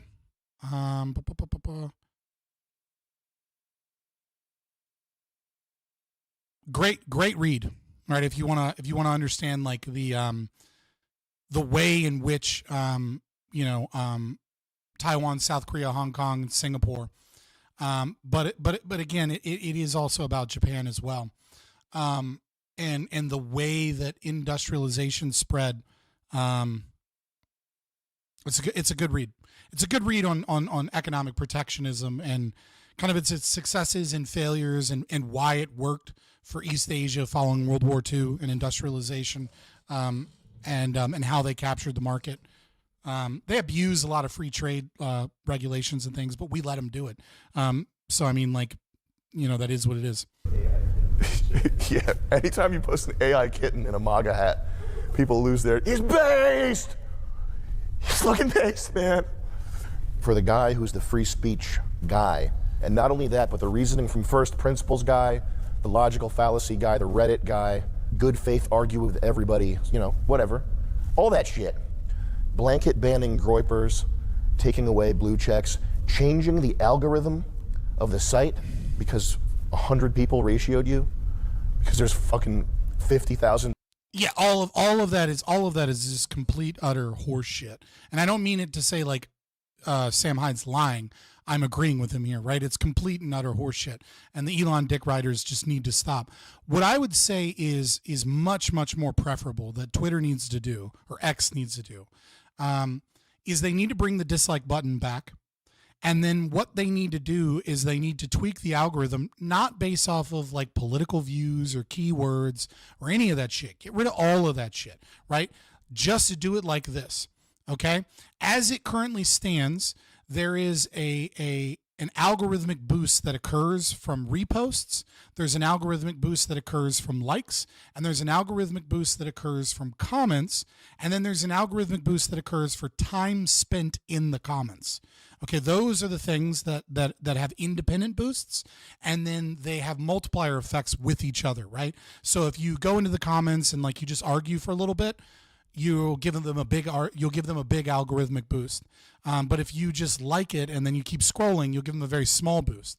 But if you like it and you repost it and you go in the comments and you stay there and you argue for a long time, you'll give them a huge boost. They kind of need to up this factor. And the way that they need to do this is by giving the downvote an option.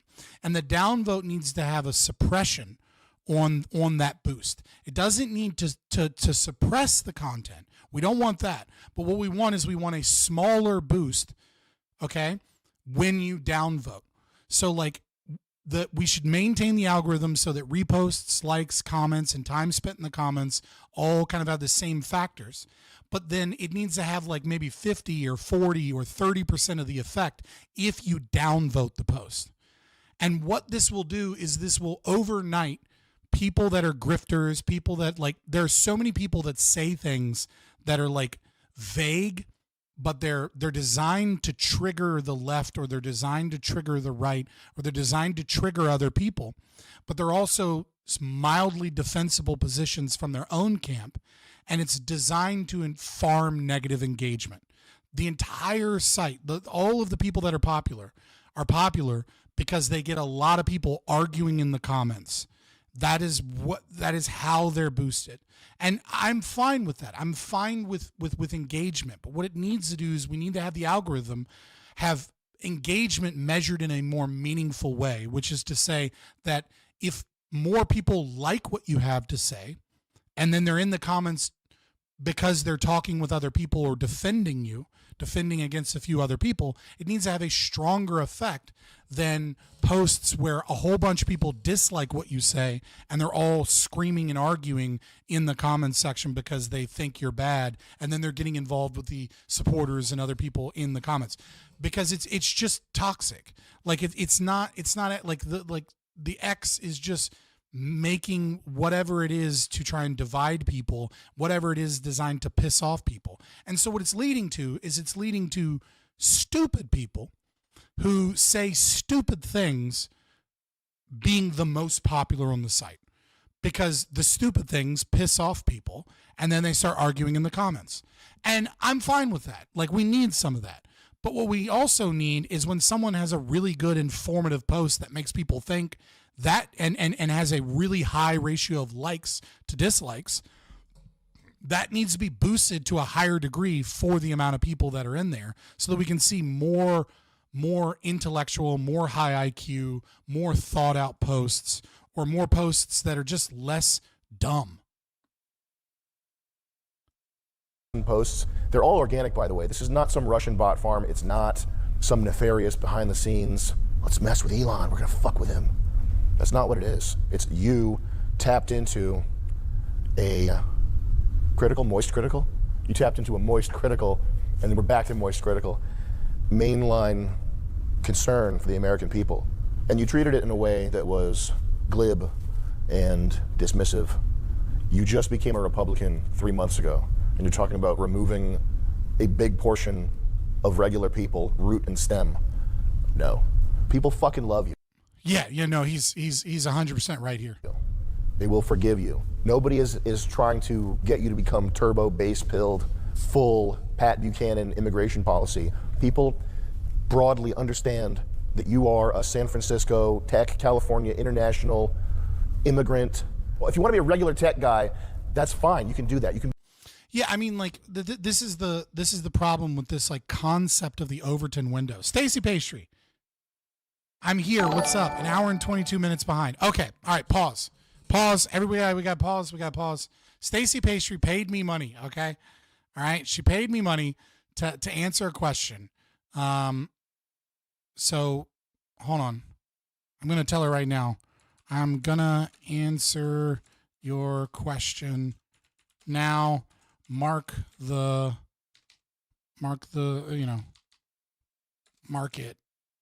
1:45. Okay. So let me throw some music on real quick. All right. Let me throw some non-copyright music. All right. So Stacy Pastry asked me and paid for me to answer and I wanted to do it justice, right? To answer as someone that is, a libertarian and, an anarcho-capitalist and someone that used to be a leftist. What is like the best good faith kind of like case for leftism? And so there's a couple of things that I want to say about this question. So first and foremost, I don't know that I can ever really give a good faith interpretation, right? Because obviously I'm severely biased against it.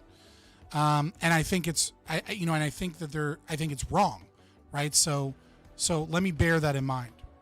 So the first thing is like, well, what is leftism, right? Because to say we understand leftism kind of when you see it, but you want something better than just like the Supreme Court's answer of like, what is porn? You know it when you see it. Okay, and apologize for the interruption, guys, but she paid me $50 to answer this question, so I'm gonna fucking answer it, and I'm gonna do my best. So first and foremost, leftism is going to be that which branches from philosophy, leading to the collective, leading against logos, and supporting contradiction.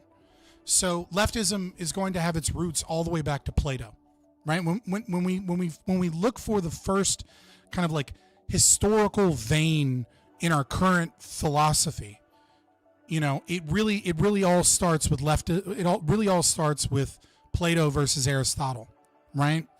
It starts with Aristotle and Aristotelian logic and formal logic, arguing that the law of identity exists, that A equals A, versus Plato's kind of theory of forms, right? That that there is an essence of chair, that there's an essence of unknowable things, right? This nondescript, non-reality based form of philosophy. And obviously that moves into Kant and Hegel, right? And there are some things I like about Kant. There's some things I dislike about Kant, right? And so leftism is much older than the historical dialectic. It's older than Marxism, right? There was leftism, in the French Revolution. There was socialism there. That was an inspiration to Marx, right? There was leftism in many egalitarian movements that were not liberal movements in the sense of individualistic movements, but movements that were designed in collective. And so in many ways, Christianity and the right are also leftist. And what I mean by this is I mean that when groups and collectives value the will of the collective over the will of the individual, anti-liberalism, if you will, this is in part leftist. Now, obviously, there's going to be a stark difference between, those on the right that value order, that value, blood, that value ancestry, that value legacy through family, that have deontological beliefs such as Christianity in terms of, murder is wrong because God wills it, right? They have a distinct non-leftism in those domains, right? But collectivism does not equal leftist, bro. Yeah, duh, right? I'm saying that is an element of leftism, right? And so if I am trying to understand like what is the reason that leftism is around for so long, is that it's a combination of things, but it is also ever shifting, right? Again, I think if you guys want to understand Marxism, for example, everyone needs to read Antonio Gramsci if you want to understand modern critical theory and things of that nature, and kind of understand like the woke right, if you will, because they're using Gramscian tactics and philosophy in their kind of like right-wing habitat space. But if you want to understand Marxism, you have to read Engels' Socialism, Scientific, and Utopic, so that you have a practical understanding of the dialectic and the reason that that's so important is that leftism is not a series of policies, rather it's a set of axioms, right? For example, under Marxism, there is a belief that communism is inevitable, right? That there are contradictions within capitalism and that there are contradictions under monarchism, right? And so he talks about how, the merchant class came about and how the merchant class then became kind of a direct, power against the nobility and the aristocracy, and how the system of capitalism was kind of the dialectical materialism here, or the Hegel's kind of position here of like, there's the thesis, antithesis, synthesis, right? Capitalism is that movement from feudalism. It is that synthesis, because there was this thesis and this antithesis, and the antithesis is the emerging capitalist class, as far as he is concerned, right? The wealthy merchants that are gaining in power from a monetary perspective, right? And the thesis is this concept of like, there are these people that are born to rule. There's this system of those that are in power that place that power onto, what he would describe as the proletariat, right? And so capitalism becomes this, this synthesis, right, to deal with the inherent contradictions, and that these contradictions, this process of crisis and synthesis will inevitably occur until we get communism, which is obviously false, but understanding, descriptively what their philosophy is. So it's like, well, why does it stick around? Why is this argument so persuasive? And like, why is it that you see elements of this leftist philosophy slip into the right constantly, right? You saw it with fascism, you saw it with Nazism, and to a certain degree, you're kind of seeing it today, right?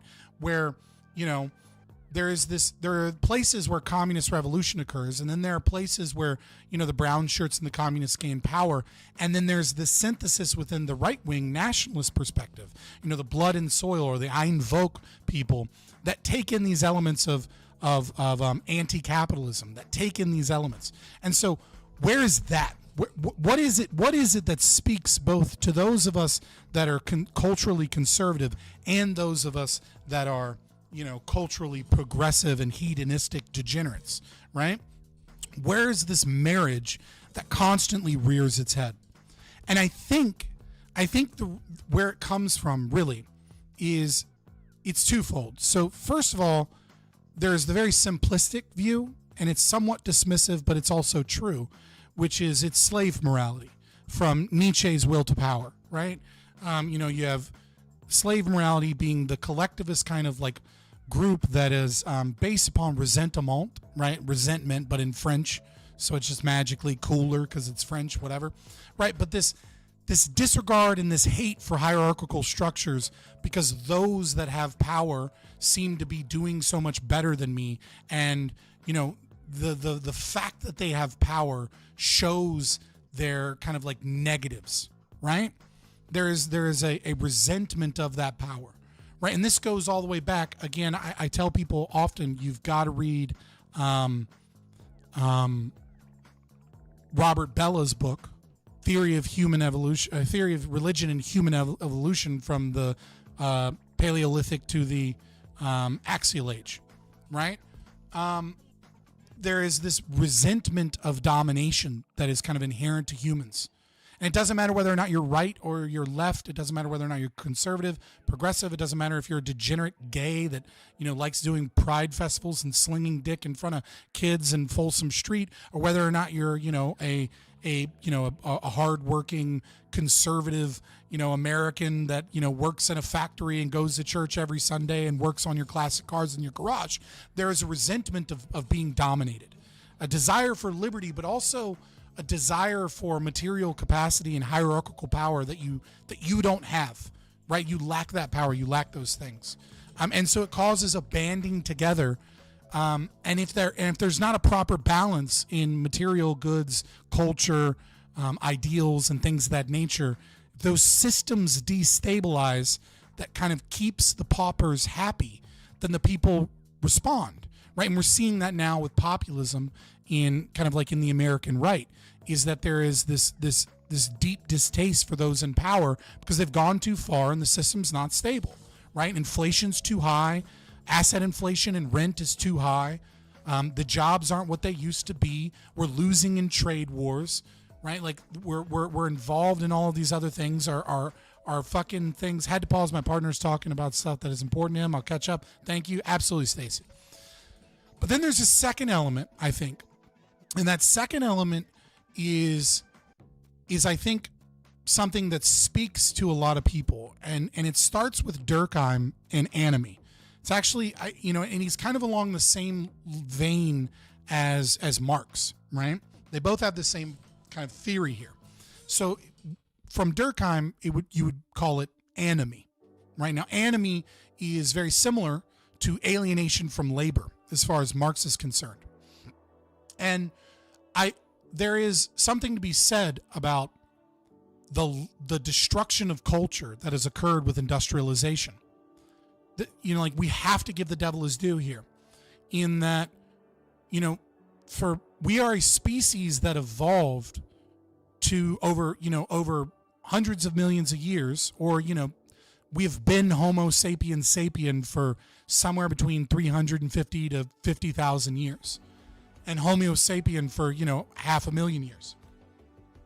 And we're a species that evolved to be in a small tribe and to be collectivists in that tribe to a certain degree, right? We are individuals in our heart, but we also, no man is an island, because human beings have different values and they have different skill sets. And so long as human beings have different values, and so long as human beings have different skills and capacities, then what it is that we value highly, someone else may value at a low level. And we may be able to, and someone else may value something that we don't value that much at a very high level. And we have the skill set to create or to engage in the creation of whatever it is that other person values to a high degree that we value to a lesser degree. And so we're a species that requires trade and requires communication in order to truly thrive to our fullest, by utilizing other individuals within the collective to gain what it is that we value. Like, we need to trade and we need to utilize other people in order to, survive, but also in order to achieve greater things. Man's dominion over the universe, by being a conscious being that is capable of using their volition to engage and shape the world, is in part backed by the fact that we're, or I would say hindered to a certain degree, but also backed by the fact that people are different. They have different skill sets. They have different things. Communism is just libertarianism on steroids, and it's simply an argument of how to get the ultimate utopia. False. Not at all. They're based on different axioms. And so when we as a species went into cities, and we went into apartment buildings, and we separated like the town of wives that like hung out together while the men went together to go hunt or to go work the mines, right? Like we destroyed so much community. We destroyed so much in terms of who we were, how we were connected. And then with niche labor and the assembly line, and advancements in industrialization, we became separated from our labor, as Marx puts it, alienation from labor, as Durkheim puts it, anomie, right? And then we also lost those familial connections, those support systems. And so the state is this ever seductive Band-Aid to this problem. And I think it is something that sees immediate success and people don't see the long-term consequences of, right? Like when, we are not a species or a people that do well when we are a nuclear family. Like the nuclear family is terrible. The nuclear family sucks. It's horrible. Like you're not supposed to be man, woman, children. Okay, you're supposed to be man, woman, children, grandma, aunts, uncles, cousins, collectively together, right? And the man and the woman are supposed to be able to have time away from the children, and they're supposed to gain wisdom from their grandparents, okay? And the grandparents are supposed to be able to step in and they're supposed to be able to, give wisdom of their years in certain situations. They're supposed to spoil the children because the parents are stressed, okay? And they're supposed to be able to give free time for those parents. It is, ironically enough, a collective process of helping the children. And it is something that, led to those very feminist movements, right? This concept of like the feminine mystique about the 1950s trapped housewife is true. Right, but it doesn't. The solution was the problem. The solution of egalitarian rights for women wasn't addressing the actual issue. The actual issue is that the woman's not supposed to be locked up in a house alone. She's supposed to be part of a greater collective and community. She's supposed to be a part of like reading clubs. She's supposed to be a part of like the women in her neighborhood. And so I think leftism's perniciousness, both on the right and the left, right? Obviously the left is more all-encompassing, but there's the same draw here that brings the right to kind of compromise with the left that you saw under classical fascism, that you saw under Nazism, that you see with right-wing populism sometimes, right, is this resentment, obviously, as I said earlier, right? And you see this with like the Groypers and the Duisbergs, right? They're like looking for an enemy to blame for everything, so they blame the Jews because they just lack the intellectual capacity to really engage in complex systems and how they suck.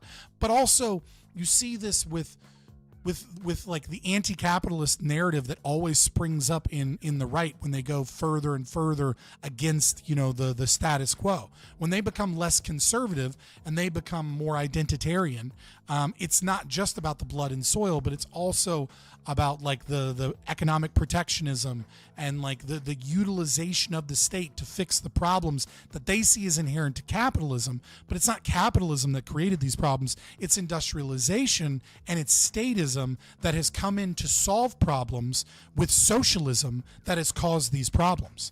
It's like we need to ban Social Security. Nothing has been more destructive to American culture in all of American history than Social Security. Social Security is a huge, what does Social Security do? Well, it incentivizes people not investing.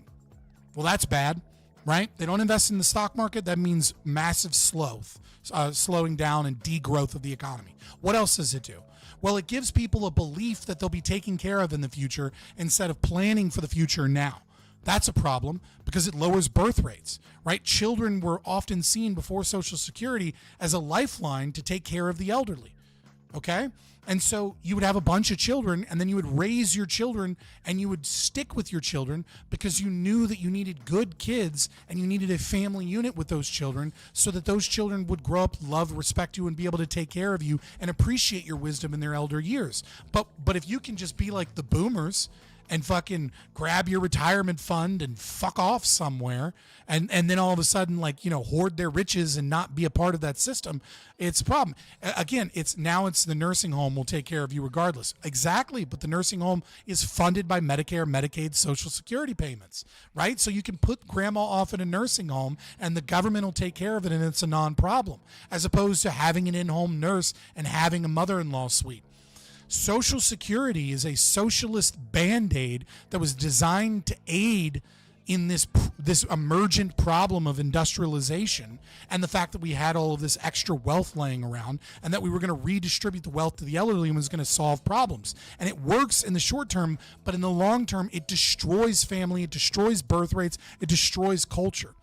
But again, that perniciousness, I think, and again, I don't know that I can give, as I said in the beginning, a very good faith interpretation of leftism, but I can tell you why I think leftism is so pernicious and convincing is because we live in life cycles of 100 years, and more often than not, we live in the now and with very high time preference, and so we don't notice these problems. Hopefully, Stacey Pastry, this fully answers your question to the best of my ability in like, what is it about it that's so pernicious and why does it make sense? Because, when you're a worker and you're kind of destroyed, there are no more cobblers. There are no more artisans. I mean, there are, but they're rare. Artisans that, spend a month making a pair of shoes for a noble. And a nobleman comes in and appreciates these shoes to an extreme degree. And, and you feel this like sense of accomplishment for the whole process. Instead, you work a 9 to 5 somewhere. You're disconnected with the end product. And then you go home to, a family that is, disconnected. And you don't have a good relationship with your parents. You might not even know your father for so many people. And then you have a wife that is incentivized with more socialism to leave you. And you're separated from all of these support systems. And so obviously when you're at the bottom of the hierarchy and you see these rich people in media and TV and social media and institutions of power with all of this have, and you feel like such a have-not, you resent that and you desire to fix these problems with government solutions. And the problem is that the government solutions work in the short term and destroy our culture, our society, our birth rates, and and people's lives in the long term.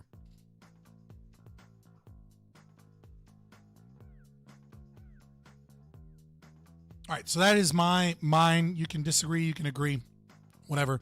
I'm going to get back to the Sam Hyde video. Oh, let me get rid of this background music. You can be Larry Ellison. You can go play on the boat. Nobody's going to give a fuck. Realize what you're fighting for. If you're going to be the tech king, if you've courted the MAGA base, you wanted these people on your side. They're ready to be on your side, but you have to fight not for Ben Shapiro's idea of the country of America.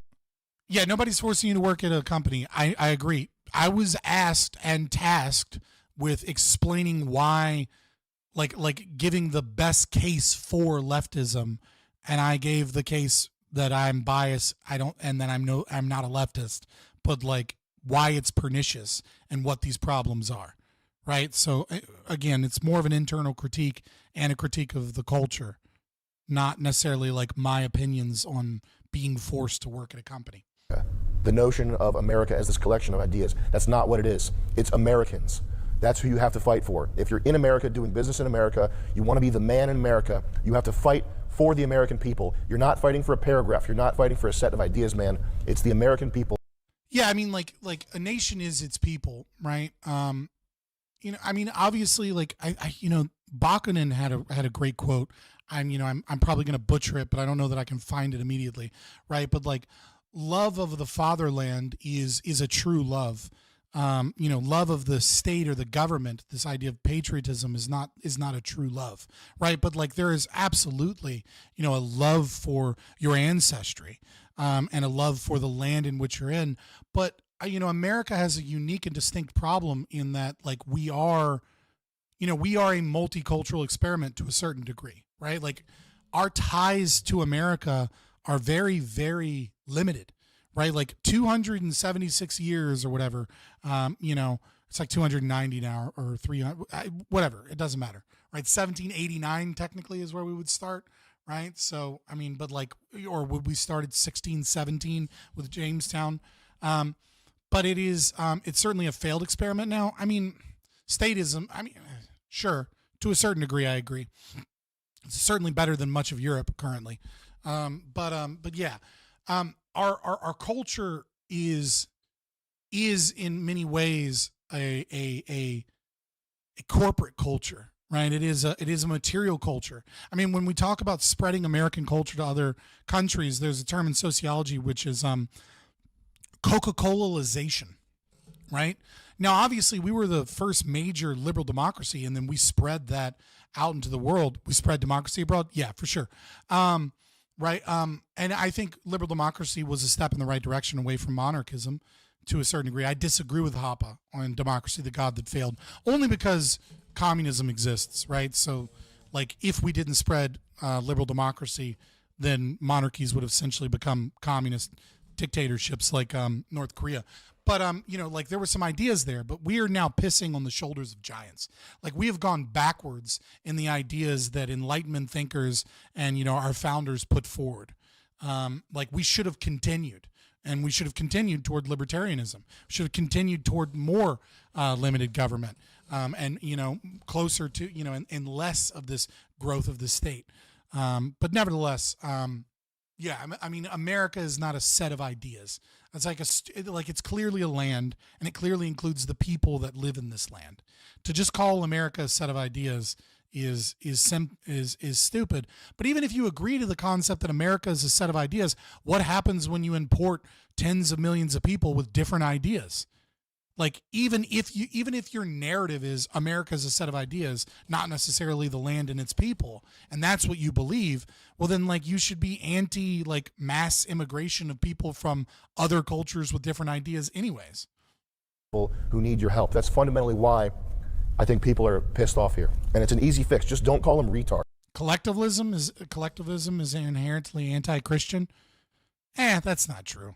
Christianity has collectivism baked into it to a certain degree.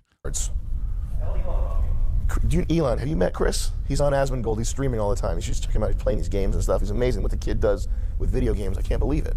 People didn't suddenly have a flare-up of India hate. I've been monitoring the Indian hate websites for a while. It's actually set to my homepage. I've been checking these websites out. I watch what these people... Dude, it is wild how people, like, out of the blue were like, fucking Indians, right? I mean, like... Not a great place of vacation, right? There's certainly, the thing that I find so interesting about Indian hate is, like, there's 1.3 billion people living there, and there's something like 100 and some languages, right? Like, there is this idea that people have of, like, India as a monolith. Like, India has a caste system that still has holdovers, right? Many Indian Americans that come over here are, especially in the first major wave of Indian immigration, were Brahmins, fearing kind of the backlash against those that were more privileged under British imperial rule, and then privileged still before that under their caste system. But it's like people will show, like, videos of, like, the cow shit throwing festival, and I'm like, yeah, that's an inferior culture without a doubt. But it's like you're talking about, like, wildly disparate cultures that are kind of, like, packed into one country. And there's a lot of, and there's a lot of problems with Indian culture, even to a large degree. But it is just very interesting, like, the India hate, because, like, most people don't understand it. And then also, if you want to meet racists, like, Indians are the most racist motherfuckers on the planet. It's kind of hilarious, right? I think people have a lot of bad experiences with Indians because, they don't respect our culture for the most part. They don't integrate well. Part of it is because, those, especially those that are Brahmins that come over here, are, very ego-minded and believe their culture to be superior, which is hilarious, because then go back there if your culture is so superior. But yeah, it is, I'm not a big fan of the stupidity in much of the India hate. It's like I think I hate, I have some level of distaste for racism still, right? But I think what I hate far more than that is, like, narcissistic farming of outrage and clout online, you know what I mean? Like, to spew inaccurate racism. You know what I mean? Like I appreciate the true racists that are, like, accurate and informed about their racism more than like the typical racist that has like, yeah, like highbrow racism. I like that more. Like when you meet a white supremacist and you're like, Jesus Christ, this guy's backwards and wrong. But it's like, you know what I mean? They're like, what are you, from Ethiopia? And like they can tell immediately by your bone structure. It's like, I don't know. Like I almost appreciate the informed racism to a higher degree. And like the dumb racism is like worse to me. But even more so is like this ginning up of outrage and racism and like, you know, divisiveness for the sake of like engagement and like for the sake of like clout is like so much worse. People do. There were very few overt Indian haters spewing their nonsensical filth everywhere 72 hours ago. What happened?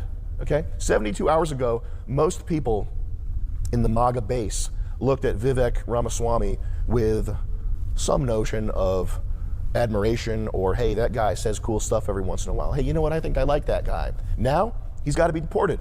Sucks, man. And he's not being deported because of the color of his skin. He's being deported for the content of his character. And I think that truly was a mask off moment where we saw that Vivec Ramaswamy really is just a fucking nerd who needs to go back. I don't know how much I saw of Vivek, but like from what I was reading, I thought what he said was based as fuck. Maybe I missed some portion of it. Maybe I missed the specific tweet or, you know, comment or something. But I mean, it felt like he was very obvious in that, he was like, yeah, dude, like if your culture fucking shits on nerds, if your culture doesn't venerate mathletes, if your culture doesn't do those things and some other culture does, some other group does, yeah, they're going to spit out engineers at a higher rate, right? And I mean, I agree, right? Like, I think our culture does have a problem with this. I mean, we don't push STEM legitimately on anybody but like girls that don't want it, and like we don't celebrate it.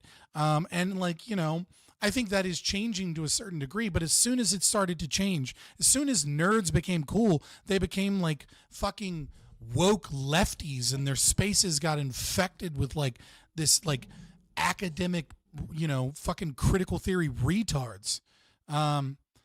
You agree because you're a fucking loser? Well, I get it. You have shit arguments because you're a fucking loser. Let me know if you find a good one. Our sim engineers are on top of the world according to data, without a doubt, right? But like we're talking about, I mean, like when you're talking about H1B, you're not talking about the creme de la creme. This is a lie that is told constantly, right? Like what you're talking about is like filling in a bunch of positions that are going to get taken away by AI soon enough anyways, right? Like we're talking about like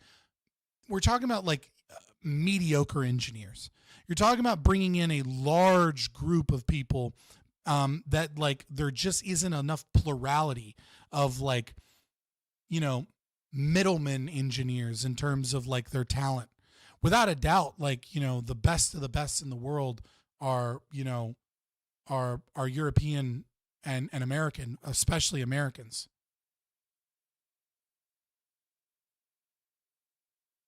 We created the internet and all modern tech. Well, we didn't create all modern tech, but yeah, the internet was primarily made by the United States government and university partnerships.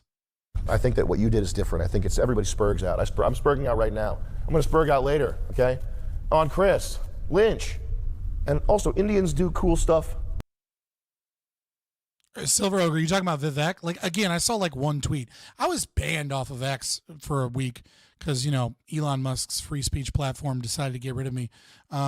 So, like, I just missed a bunch of it. I wasn't, like, on Twitter constantly. I was doing other shit. Every once in a while. They got the chest slapping, wrestling. You guys watch that? Action movies. He's shooting a bullet out of the air with a gun. He's flipping over the tuk-tuk.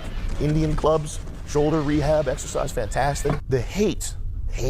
It's irrational hate. It's just racism. It's just a nonsensical racism.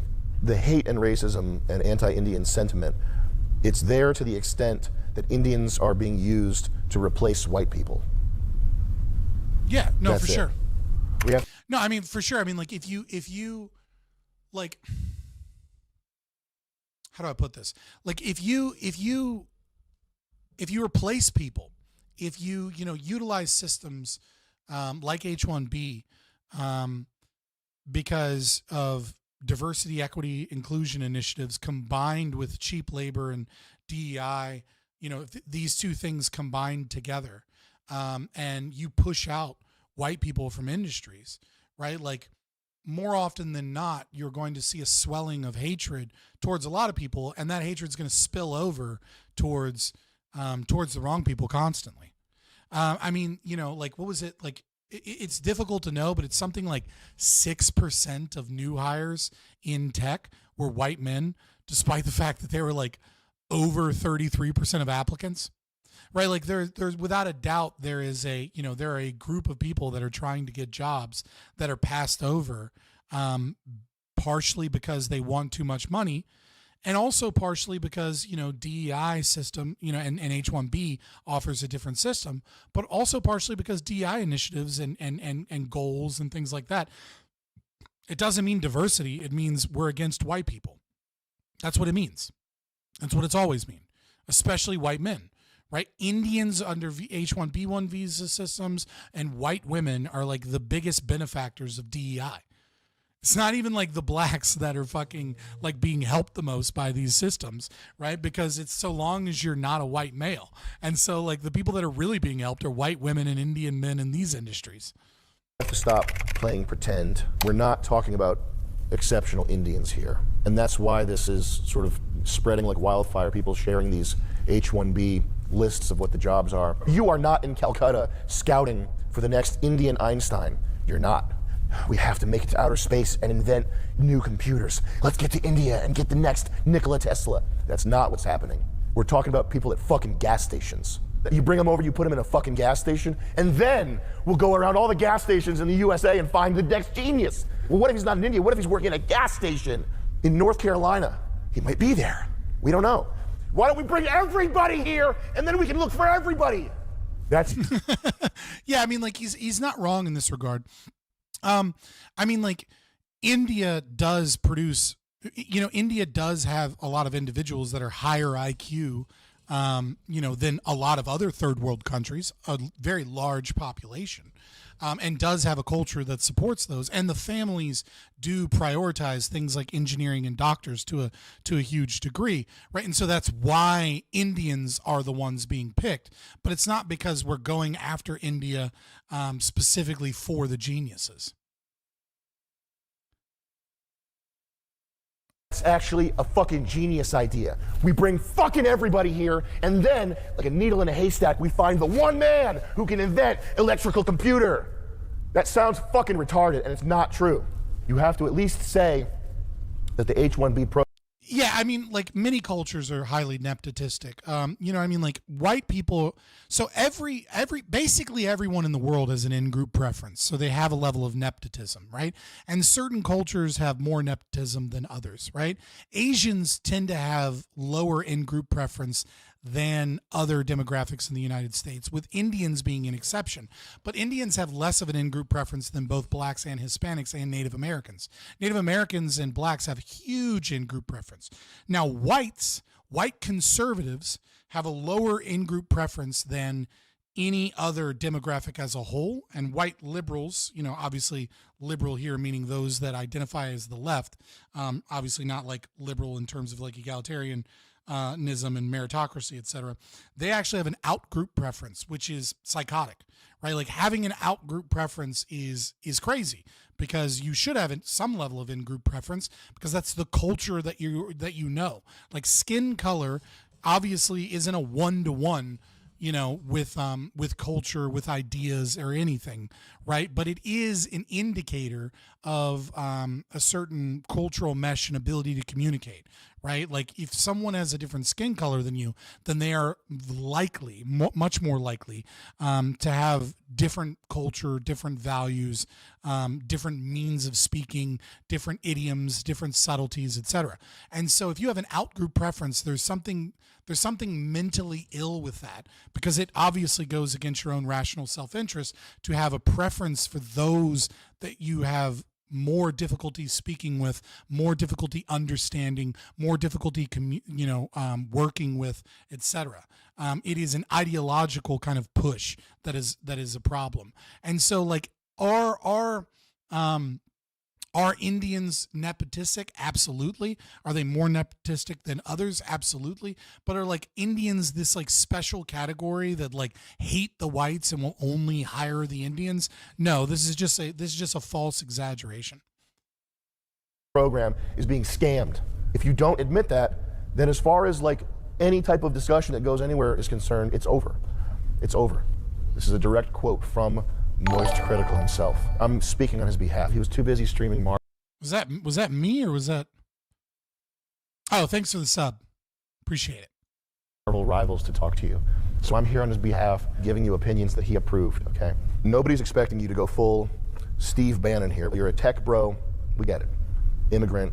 But if you are on Team America, and by Team America, I don't mean Ben Shapiro's collection of ideas. America's not a collection of ideas. America is a collection of ideas. It's just also a land and its people, right? Like, you know, America is an abstract concept that, you know, has many layers to it. Like never do a univariate analysis, right? Like if you hear someone giving a univariate analysis, it's just wrong. Now, obviously, I don't think Sam Hyde is dumb enough to think that the collection of ideas is not part of it. I think that he is just pushing back against the narrative that univariate analysis, right? Like he's pushing back against the narrative that like America is just a set of ideas. America's a settled nation, not a collection of ideas, but it is multiple things, Trey 50 Daniel. It is a settled nation. It is the people within the nation, but it is also, you know, those two things produce, you know, the downstream effect of that is that there is an American culture and that those collection of ideas are a part of what makes America America. Like, you're being autistic, Trey. Like, it is a set of ideas in the sense that, like, if America isn't a set of ideas, right, then we should just bring in whoever. Because it doesn't matter if the ideas change. It doesn't matter if the culture changes, right? But it does matter. It matters if the culture changes. It matters if the ideas, the ideals, and the values change, because that is part of what makes America America, right? Yeah, like Silver Ogre said, two things can be true at once. The people, Americans. If you are Team America, then the most prominent talking points need to be the immediate deportation of illegals and the end of the abuse of the American worker by programs like this H-1B. So I don't know. I like the immediate immigration, like the immigration thing for sure, like stopping immigration, huge thing. You know, again, I put forward my position as, you know, the invitee system, because our system as it currently stands is a means of getting Democrats elected and destroying our country, and propping up Social Security, which should be abolished anyways. But the problem is like, what do we do with 30, 20, 30, 40, 50 million illegal immigrants? And what is the cost to the American people to deport these people? What is the economic cost, to our businesses, but also the cost to just paying to have that done? And how far are we willing to go? And how many rights will be violated in order to do so? As far as I'm concerned, the Democrats essentially invited these people, and through no fault of, and like these people didn't violate anybody else's rights by crossing that border, especially when some other government said, come on in. Right. And so like, I don't know that this deportation thing is, also, it's just not politically feasible. Like Trump can say it as much as he wants, but like we will have 100 years of like hardcore communist lefty socialists if Trump actually engages in a full-blown deportation of 30, 40 million people, right? Like it's, no, I mean, obviously the Democrats also invited human trafficking. I mean, that's a consequence of what they allowed to happen, without a doubt.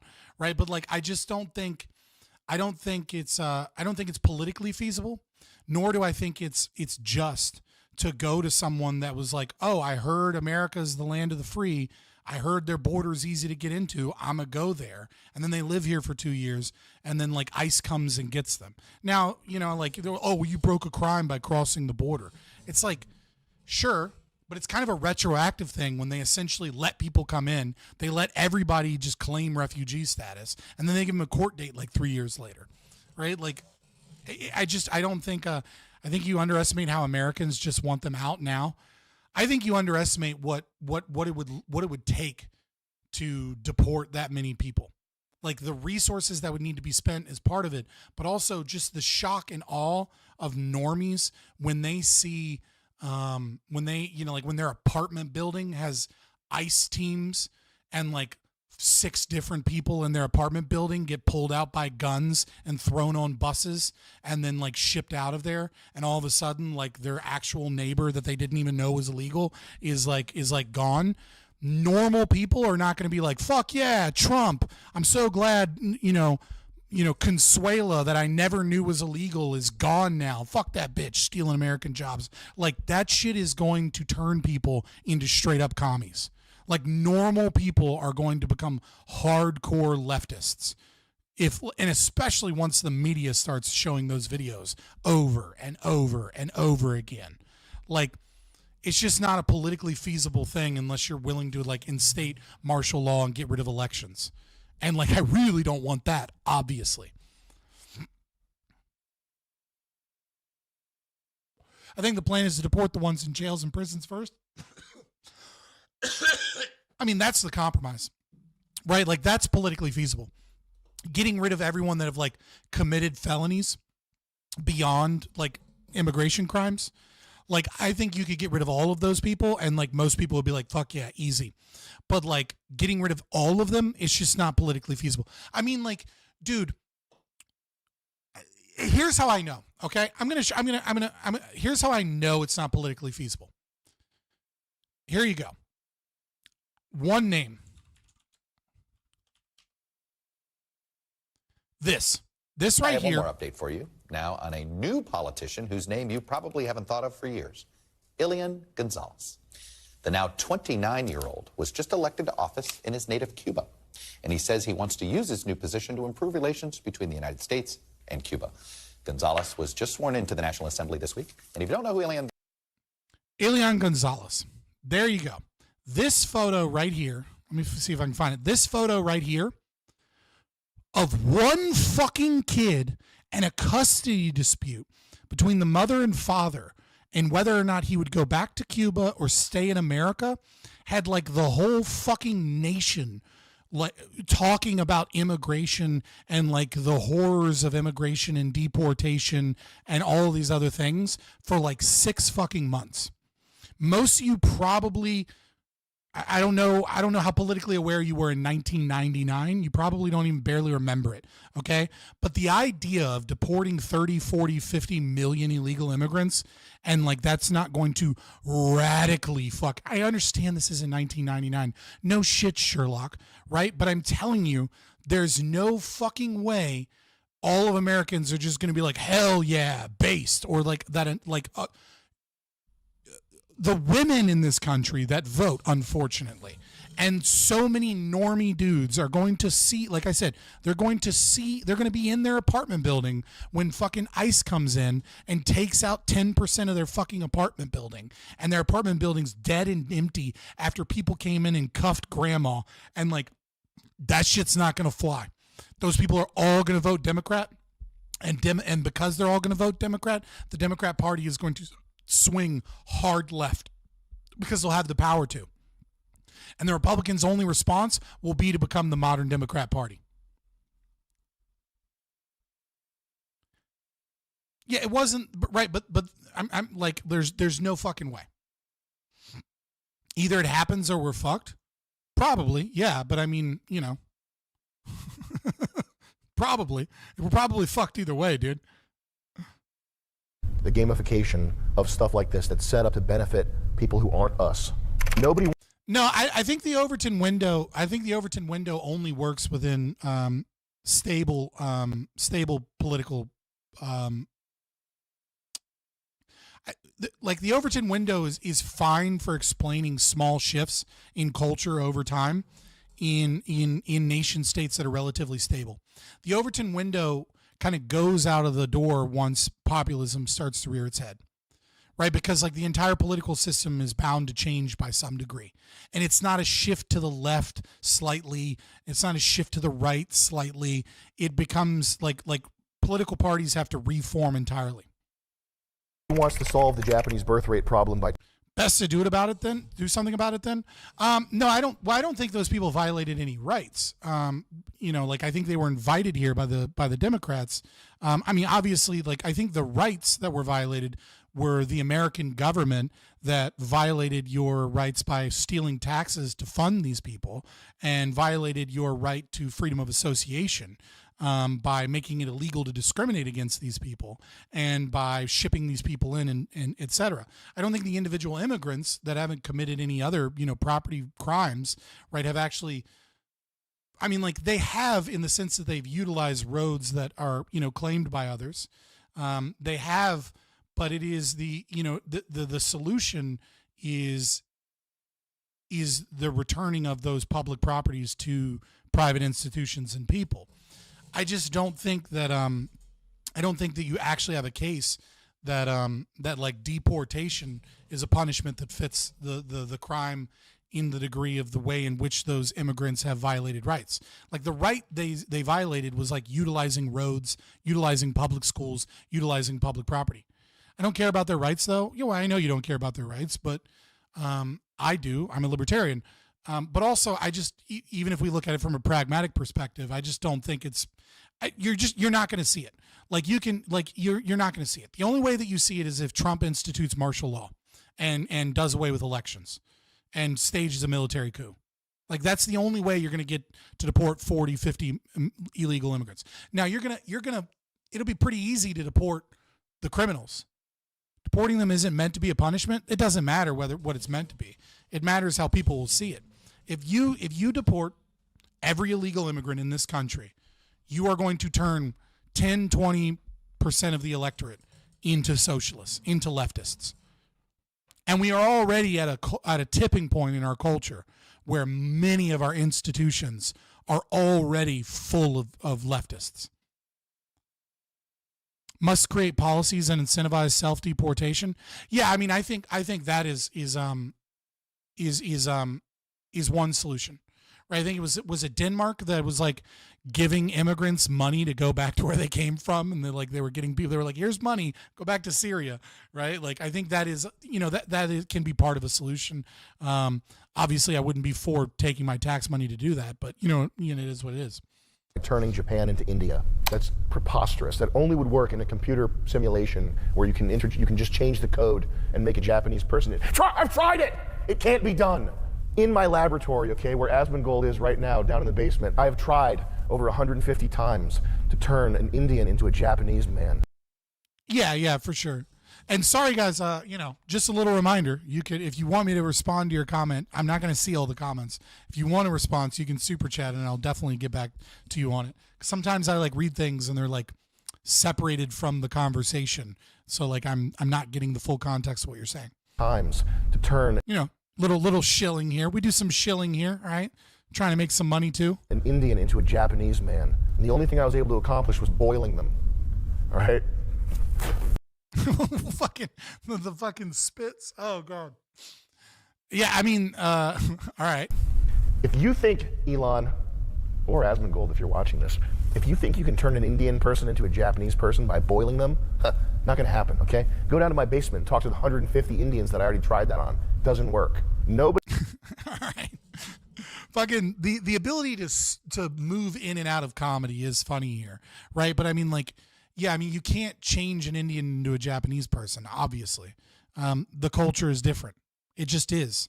You know what I mean? So the Japanese, as much as I disagree with some of their policies in immigration, I think the Japanese have a system that I don't know if it's, I would say it's accidentally correct about something, right?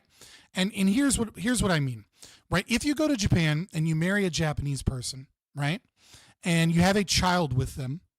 Now the child will become a Japanese citizen, sort of. But your HAPA, I mean, unless you're ethnically Japanese, right? But let's assume you're not ethnically Japanese, right? So if you are, let's say you're just a regular white dude or a black dude, whatever, and you have a child with an ethnically Japanese person, you marry that person, then that child will be classified as a Hapa, right? Like they are considered half Japanese, despite being ethnically 50% Japanese, and despite growing up their entire life in Japan, they're considered half Japanese. It's not until that person marries a Japanese person, okay, that is a full Japanese citizen, and they have children, that those children are considered to be Japanese fully in terms of like the legal system, right? And this applies for things like welfare and certain government grants and you know, other dumb socialist policies, et cetera, right? And so it's like, well, what did they accidentally discover here? And so the thing here is that what they have accidentally discovered is that when you're a first generation immigrant, right? So you're the first person there. You bring your culture with you, okay? You bring your ideas with you. You bring your culture with you. You will never integrate into Japan. Right? You can become more Japanese-like. You can learn about Japan, right? You can marry a Japanese person and you can adopt many of their traditions, but you still have with you your language. You still have with you your ideas. You still have with you your visions and dreams, your cultural idiosyncrasies with the culture. And obviously, this isn't a perfect one-to-one, but this is like, I'm making generalizations, but this is typically true, right? Now, what about your children? But you're like, but your children though, right? Like they go to Japanese schools, well, yes, but you spend a lot of time with your parents and you look up to your parents, and your parents are the ones that are, raising you and instilling values in you. And so you're getting some Japanese influence from one parent, and you're getting some, let's say, American influence from the other parent, and that's making who you are to a certain degree, as well as the outside culture. Okay? And so because of this, even the child is not really fully part of the culture. They're still, to a degree, an outsider because they have all of these carried over ideals, etc. Okay, but that child is the one that figures out what works and what doesn't, right? The Hapa in this regard is the one that goes, okay, well, these ideas, like they're raised half Japanese and they're raised half American. And so where these things conflict, they make a choice between those two things. And they make a choice while engaged and growing up in and being socialized within Japanese society. And so they recognize it's that child that then figures out, these are the good things for my country of Japan that I learned from my American father that integrate well with and improve our culture. And these are all the bad things. Okay? And it's when they have children that they pass on kind of only the good things that integrate well with the culture and improve the culture from their American parent, and then bring in all the other traditional Japanese things. And so it's that third kid that really understands that is given, even though they're not 100% Japanese, everything American that they get has kind of already been figured out by their dad or their mom about what's good and integrates well with the culture and are good ideas that improve, and then isn't kind of given the things that that conflict with the culture, that cause problems with the culture. And so that is a person that is fully integrated, that is the person that's fully integrated what is good from the American culture, what is good from those American ideals, and what conflicts and what is bad. And so those people are an improvement to the culture, without a doubt. The 1/4 American, the 1/4 British, the 1/4 fucking whatever, okay, that is 3/4 Japanese, whose both of their parents grew up in Japan their entire life, but one of their parents grew up having to figure out what was good for the nation, what was good for the community, what was good for themselves, what was good for the culture, right? And then only kind of passed on those things, right, is without a doubt an improvement to the culture and not a cultural clash. But the first generation isn't. And the second generation isn't. It is the third that actually improves the culture. And so that's kind of, when there's a slight truth when they say diversity is our strength, because the third generation does improve upon the culture. The third generation does do so. But this is not true if the first and second aren't forced to adapt to the culture. And this is certainly not true of the first and second generation. They bring conflicting ideas. They bring conflicting cultural values. They bring communication problems and issues that require assimilation and require pressure in order to assimilate.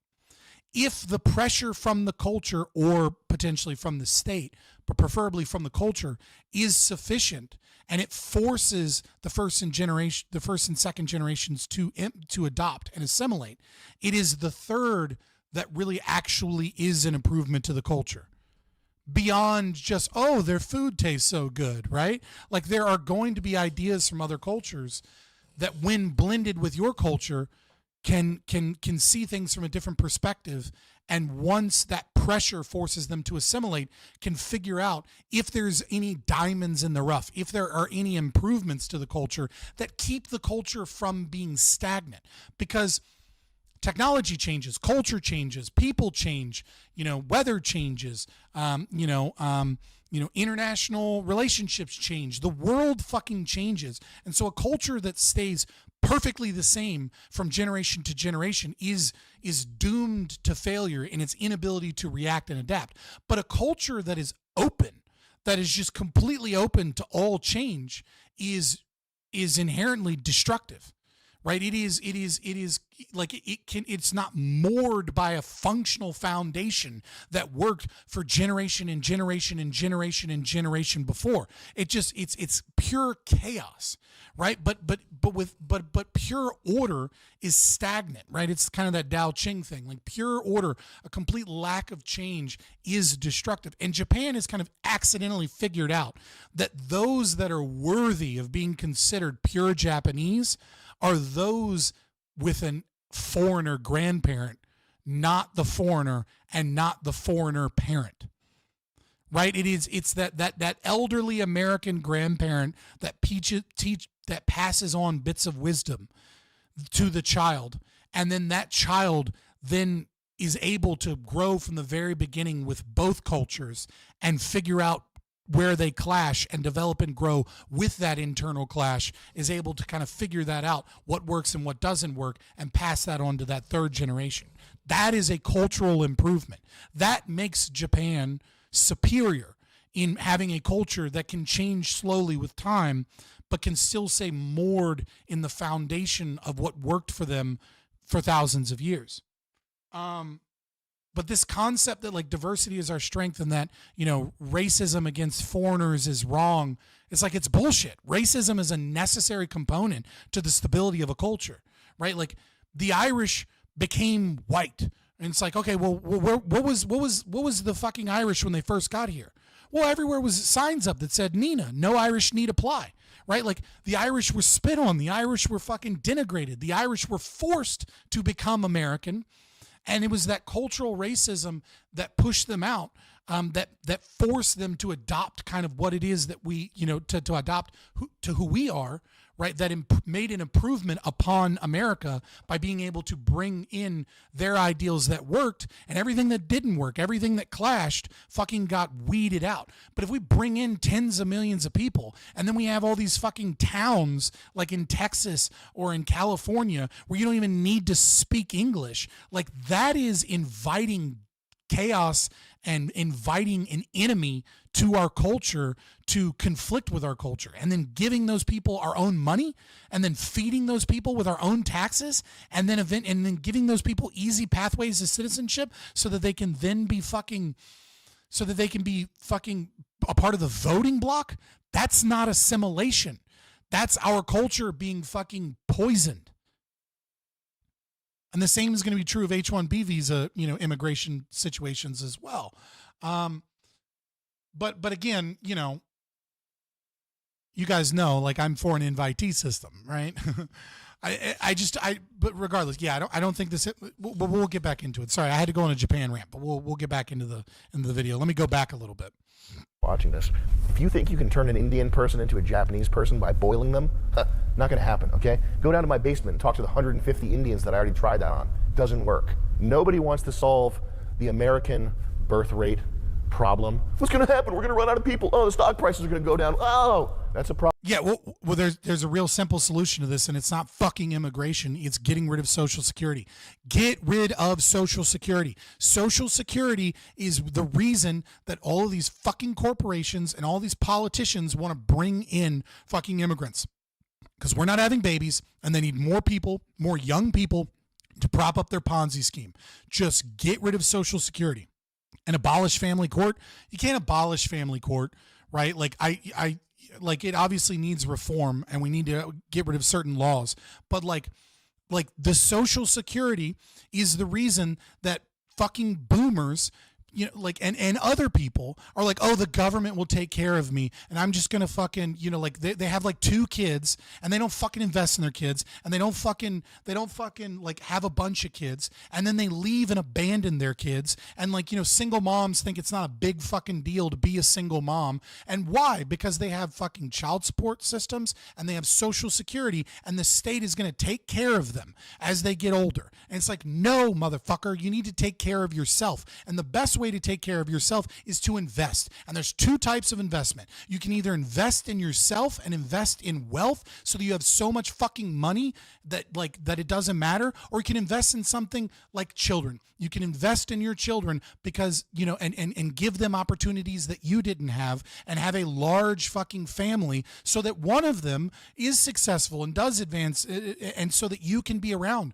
Because, like, my fucking God, this concept of like a mom and a dad raising kids is a destructive in and of itself. It should be brothers and sisters. It should be like, I got through my undergrad in college whilst I was a stay-at-home dad during the day, and going to like and working at fucking 7-Eleven overnight, and working in military student services at college in part-time shifts as well. And I was in undergrad. The only reason I was able to fucking do that is because, you know, my baby mama, unfortunately, like, you know, I wish we were still together in some regards, and in other regards I'm glad we're not. But like, the only way that was fucking possible was that her mother and my mother and other people within the family came and watched the baby while one of us worked. Okay, like, we had a support system of family, and Social Security destroys this incentive.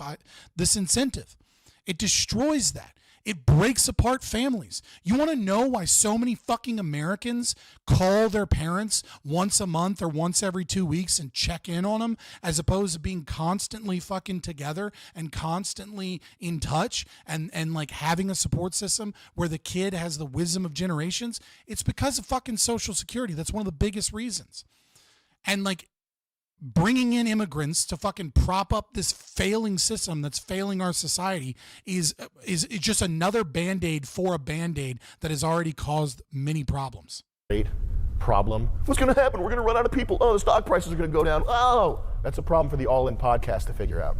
It's David Sachs. Sachs of what? Sachs of gold? Just start calling yourself David Sachs of gold.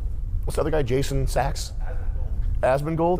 Yeah, there's a bunch of people in here, guys. If you want me to fucking be able to see you in chat, you know, give me a $2 super chat. I'll answer your question. You don't have to give me money. It's cool one way or the other, but I'm going to shill.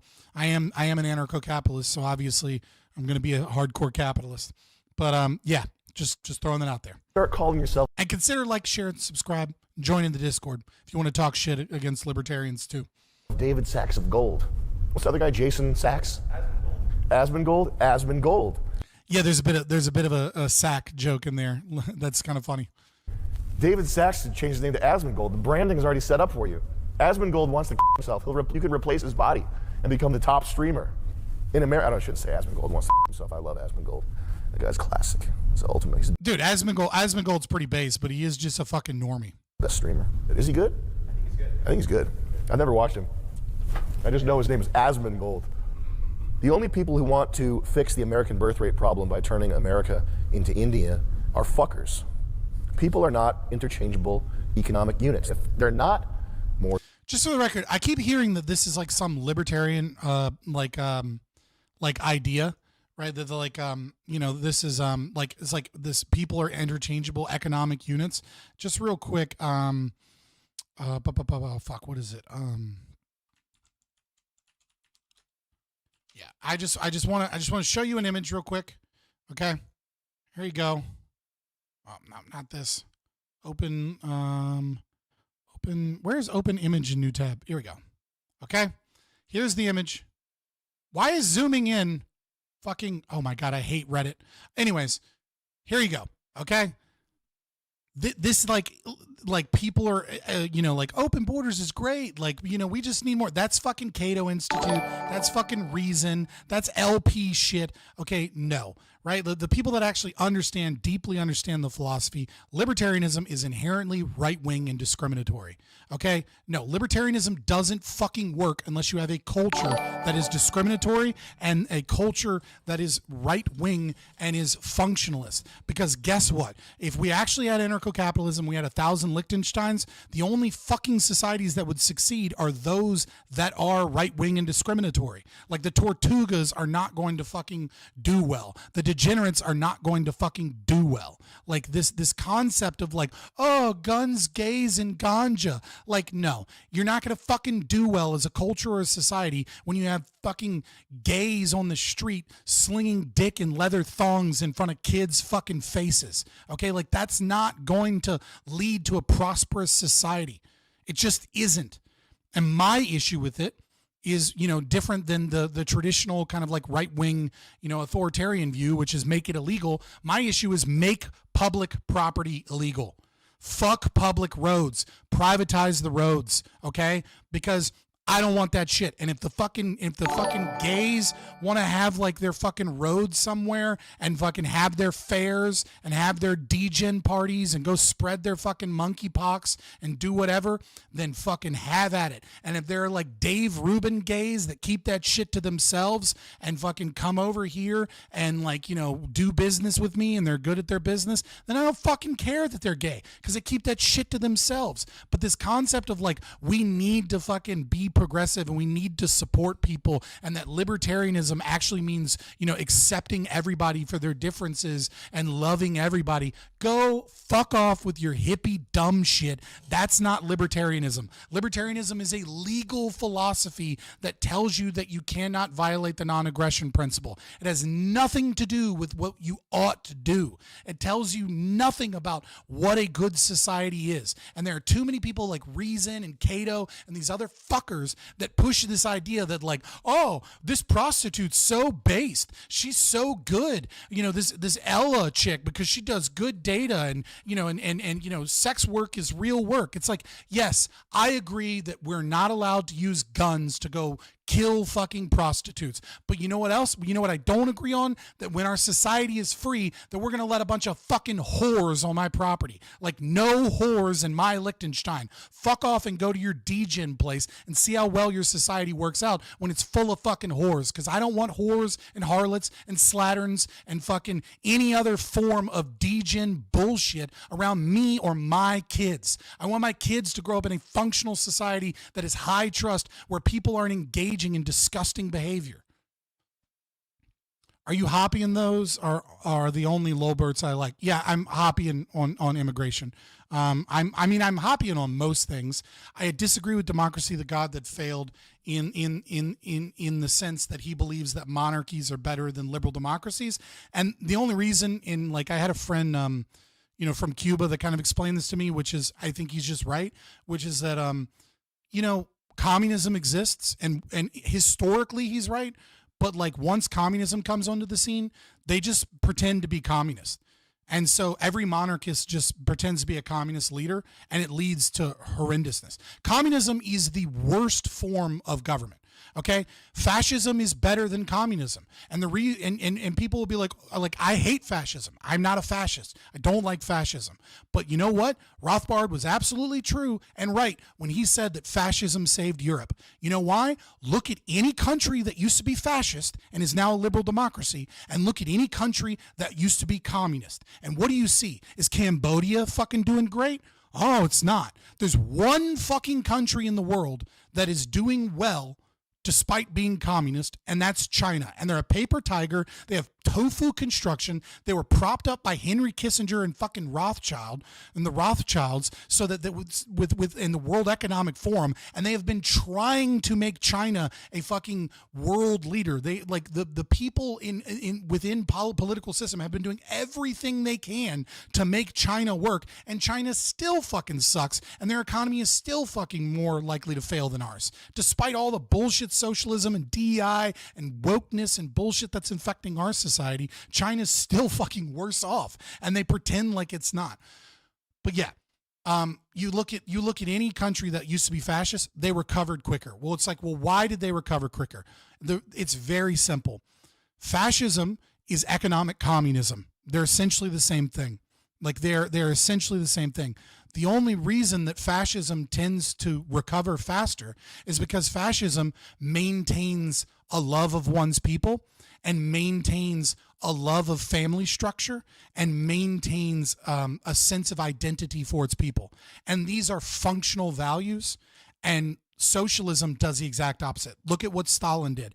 You know, he hated the concept that, you know, cultures existed in such a way that they might band together across their cultural identity. So he moved people from like, you know, near like the steppe people into like Siberia, and he moved people in and out of cities. You know, he moved people that were like Eastern European from those blocks into like St. Petersburg and Moscow, etc. He moved people around to break down cultural ties. Like they can claim to be like, you know, fucking for the family and shit, but they're not. And those things take longer to heal from.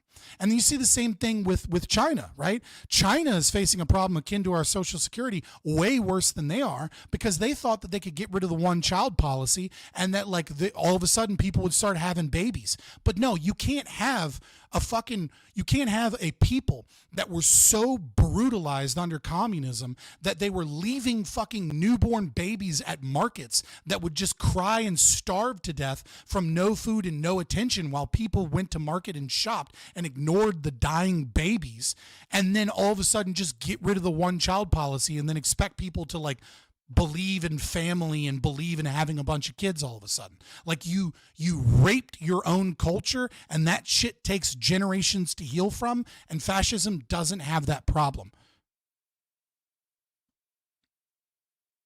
So there's that. Dude, I super appreciate the $50 for the Liberty investment, and Silver Ogre, I appreciate the $10 for the call to action investment. I appreciate it. I had to go flame for a little while, but I appreciate you guys. China has a ton of leftover women. Dude, I mean, Henry Kissinger was offered like a fuck ton of women, and then he didn't take them. And I'm just like, to this day, I'm still like, man, you fucked up. That's some bullshit. More than that, let me go back down. Fix the American birth rate problem by turning America into India are fuckers. People are not interchangeable economic units. If they're not more than that, then that's just... That is the libertarian saying that. Like, people are not interchangeable economic units. Facts. And like Tim Pool and all these people being like, this is what libertarians believe. Go fuck yourself. We don't. An extension of antinatalism. That's just nihilism. That's just people don't matter. Real quick. My grandma, God bless her soul, she loved blacks and she loved the gays, okay? And she was a punk rock chick. She was one of the first female detectives in the state of Virginia. She went after like moonshiners and like gambling den people and shit because they didn't know that she was an undercover detective because she was a woman. I don't have the picture, but she took a picture of that she showed me of like where she had tied up 4 different Hell's Angels and cuffed them to a shopping cart because she got into a fight with Hell's Angels and took on 4 of them. She was a spitfire, and I loved her, and she was mean.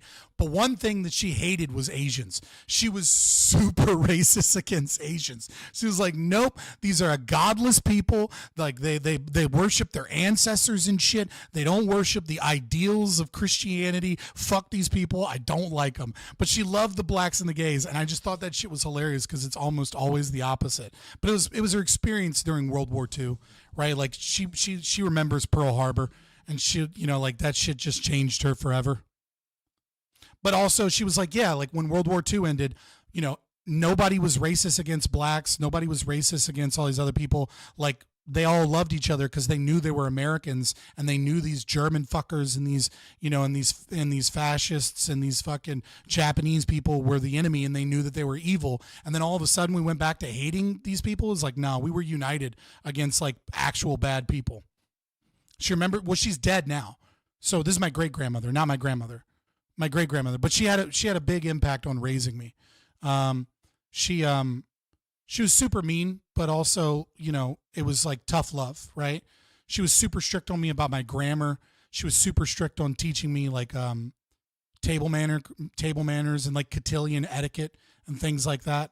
And like she helped raise me in a lot of ways because my parents were kind of fuck ups.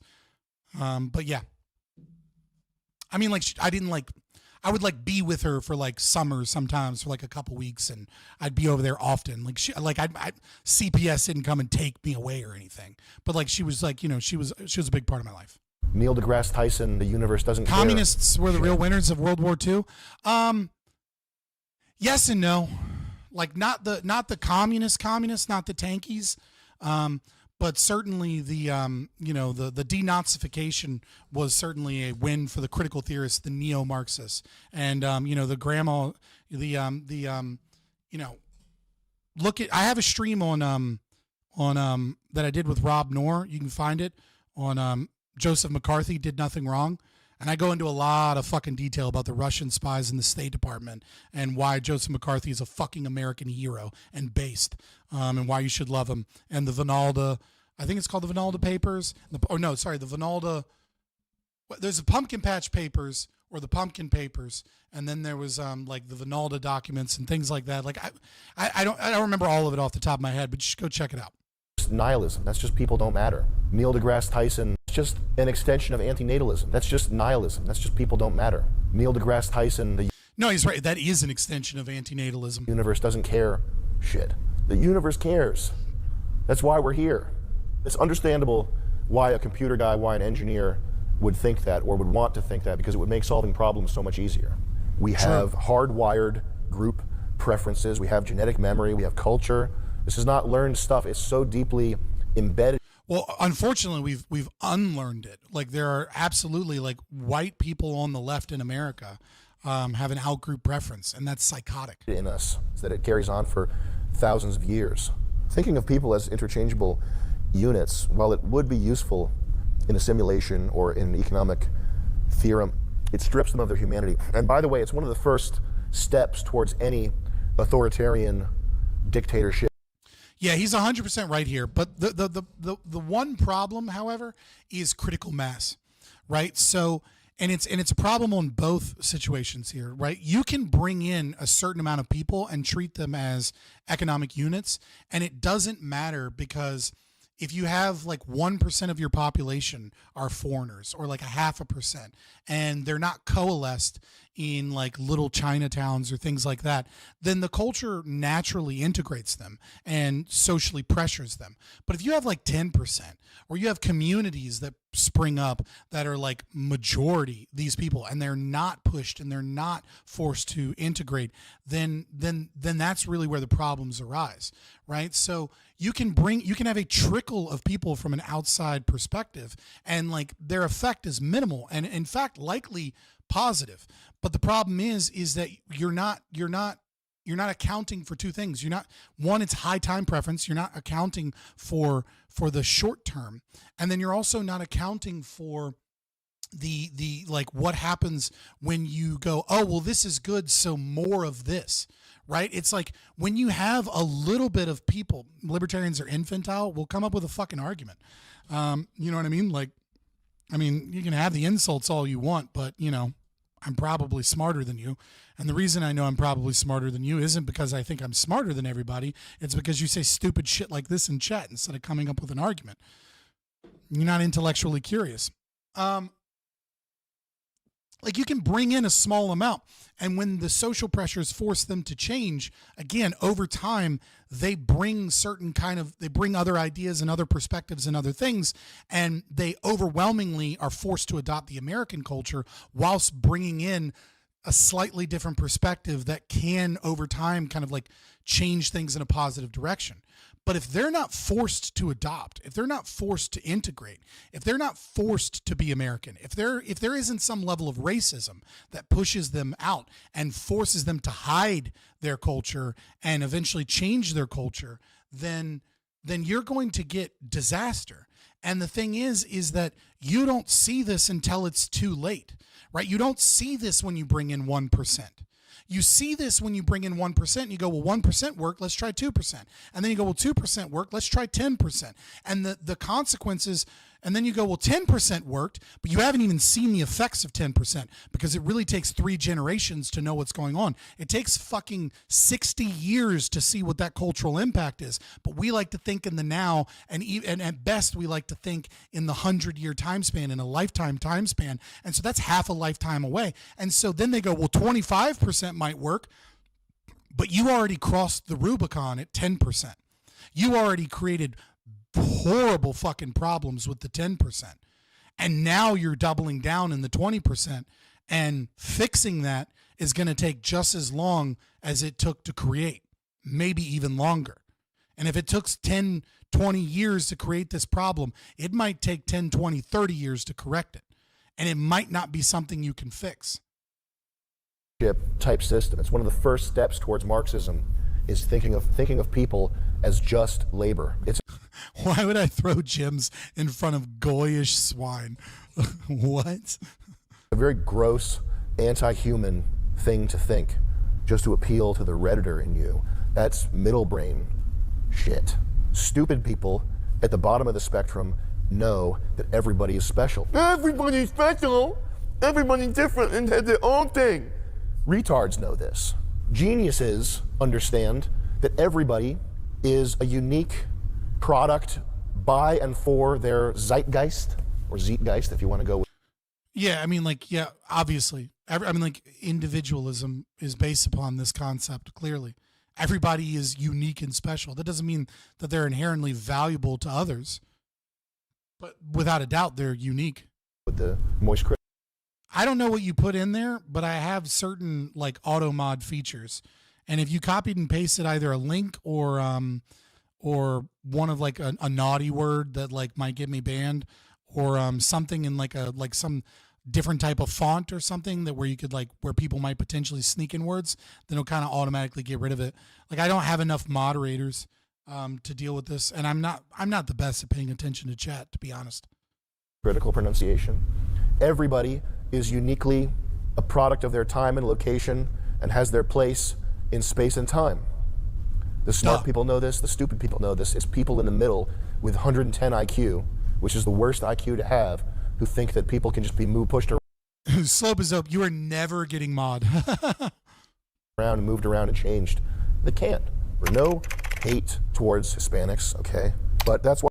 You want to be a mod in my chat? Here's what it takes to be a mod in my chat. Number one, I don't care what your political persuasion is, okay? I care that you show up to streams often. If you're here often, you don't have to give money. I don't give a fuck if you give money or don't give money. If you're here often, number one, you're more likely to be a mod. If you are somebody that knows jokes and internet memes and says things that are slightly racist or says things that are a little off kilter, but not too off kilter, those are the type of people that I like as mods. I don't like people that are Dudley Do-Rights because they're too restrictive and they're too likely to ban people. No, you go way off the deep end and you fucking do Fed shit. You do glowy shit. Okay, that's why you're not going to be a mod. But people that can occasionally joke and can occasionally have a little bit of fun with like a little bit of racism or a little bit of shit, I know that that person knows when someone takes it too far. If somebody is like a Karen, I don't want them as a moderator because they're just going to ban people when I'm not paying attention that are like just kind of making a little bit of a joke and that they're not a big problem. And I don't fucking want that shit. I like people that like are a little bit on the edge, but know when you shouldn't cross the line. Those are the type of people that I consider making mods. And then obviously being in Discord, because I like being able to see you in Discord and being able to discuss things with you in Discord if there is like a potential issue or if there's like a need for something or like if we have to talk about something, which is very, very rare and very unlikely. You're not going to get any money. I'm not paying anybody, right? I'm not going to claim to pay anybody. It's purely voluntary. That's just how it is. I mean, maybe if I was like fucking Hassan and I had millions or something, I'd pay my fucking mods. But the other problem with that is like, I think that brings in other incentives. And also I wouldn't need it. So like, why would I pay somebody? You know what I mean? Like it's stupid. But yeah, that's what I do for mods. Like, so if you're a fucking Karen, I'm probably not going to make you mod. And it's like, I don't have anything against you, but if you're just like a Dudley Do-Right or a Karen, I just worry that you'll miss internet memes that are actually do need to get banned. Because like they're, you know, like, cause you're just not hip with what's going on the internet. Which of course I'm not as well. So like, I tend to prefer like Gen Z people, as opposed to like people in my age group, because they're more likely to pick up on shit when people are sneaking shit in as well. So they tend to be Gen Z. They tend to be people that come to the stream often, and they tend to be people that like can get a little spicy but know where the edge is. That's what I do for mods. Why the room that I'm sitting in is covered in dust is because the general contractor I hired used his... Nah, dude, you did this shit because you wanted to make like a serious Hollywood video and you just grabbed it. Like, come on. Room that I'm sitting in is covered in dust is because the general contractor I hired used Hispanic labor. I didn't know. They laid down masonry cement. When I said I wanted polished concrete floors, masonry cement, you can't polish it. They left board marks and footprints in it. That's not true. I literally, I mean, like, this is going to be the first time I just vehemently disagree with them, and it's okay. Go to Walmart or go to a Kroger that's polished concrete. That's what those floors are. I used to do this for a living, is grind and polish concrete. A lot of factories have polished concrete because the polished concrete is hydrophobic. And so if there's a lot of oil or a lot of like spills and chemical spills, it becomes a lot easier to get those things up because concrete is naturally porous. But like things like marble and things like that are really expensive. He says he got them redone, but he just said you couldn't do it. Whatever. I mean, maybe it was a joke. That I wanted polished concrete floors, masonry cement, you can't polish it. They left board marks and footprints in it. You can polish masonry cement. And I had to pay another crew of black people, okay, shout out to Greg, to come in here with jackhammers and get this shit dumpstered out of here. I went and hired my own blacks. I went in the ghetto. I fucking love him sometimes. I can't stand like getting through most of his like full-blown content, but like that's fucking funny. And hired them by hand. That's how you need to hire blacks for. You should use a sealer anyway. Yeah, I mean, well, usually when you do it for like factories and stuff, you use a sealer. When you grind it for like Walmart or for like Kroger, for like places with a lot of foot traffic and stuff, you just seal, you just wax and polish, and the wax acts as like a light sealer. And then buff. So you just wax and buff. You're not polishing. You're just waxing and buffing. You know, as a form of maintenance. But for like factories and stuff, you use a sealant. SpaceX.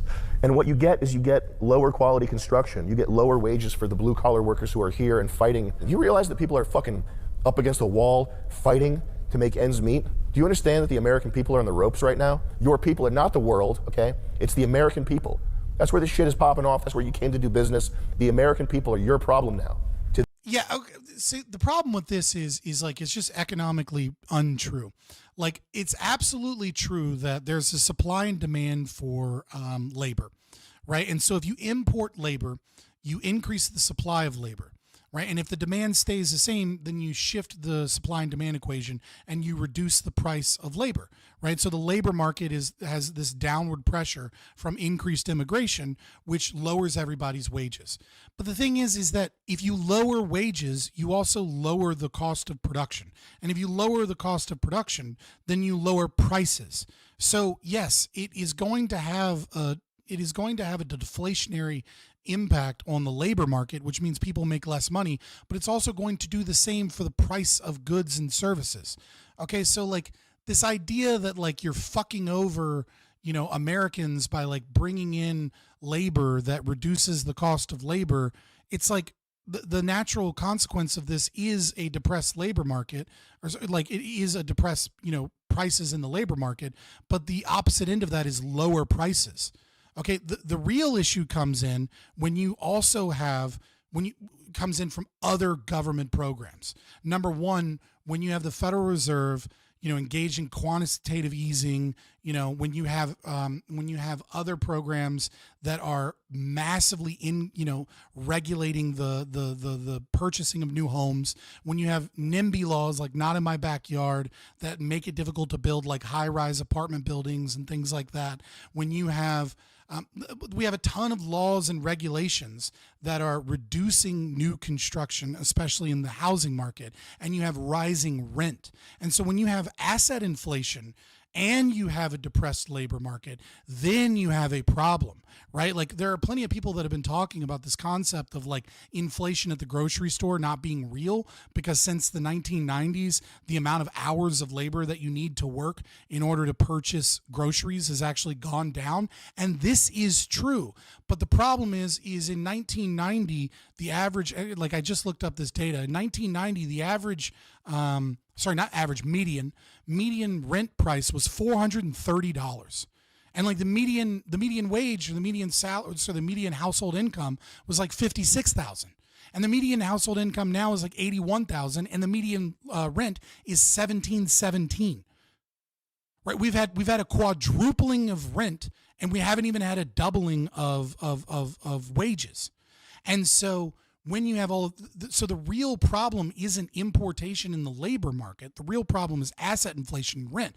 When it used to be that like a quarter of your fucking income went to rent, and now half or 3/4 of your income goes to rent, it doesn't matter how much cheaper goods and services are. You don't have any fucking discretionary spending left over. You don't have any money left over. So when you see price, not price compared to inflation, right? When you see prices increase at like the grocery store to a small degree, obviously COVID jacked them up to an extreme degree, and you know, like bird flu and regulations and socialism that like cause people to kill millions of chickens and all these other things cost this, it feels so fucking burdensome. But it's because slowly but surely you've had the portion of your paycheck that goes towards groceries shrink and shrink and shrink, and wages are stagnant and they're barely keeping up with inflation, but the asset inflation has gone through the fucking roof. And so like yes, you can have a situation where you don't import labor, and therefore the labor market isn't as bad and wages increase, and that might relieve some pressure. But like you're not actually fixing the disease. You're not actually fixing the problem.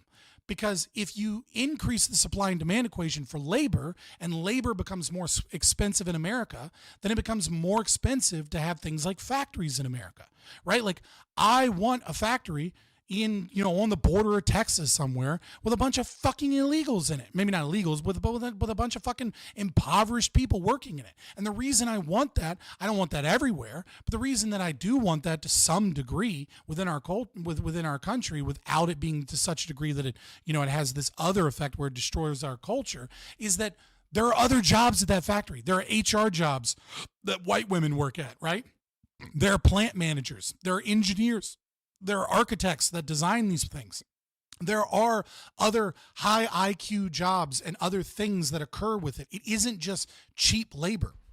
You can't just offset, like you can't offset the manufacturing to other countries because you won't bring in the immigration to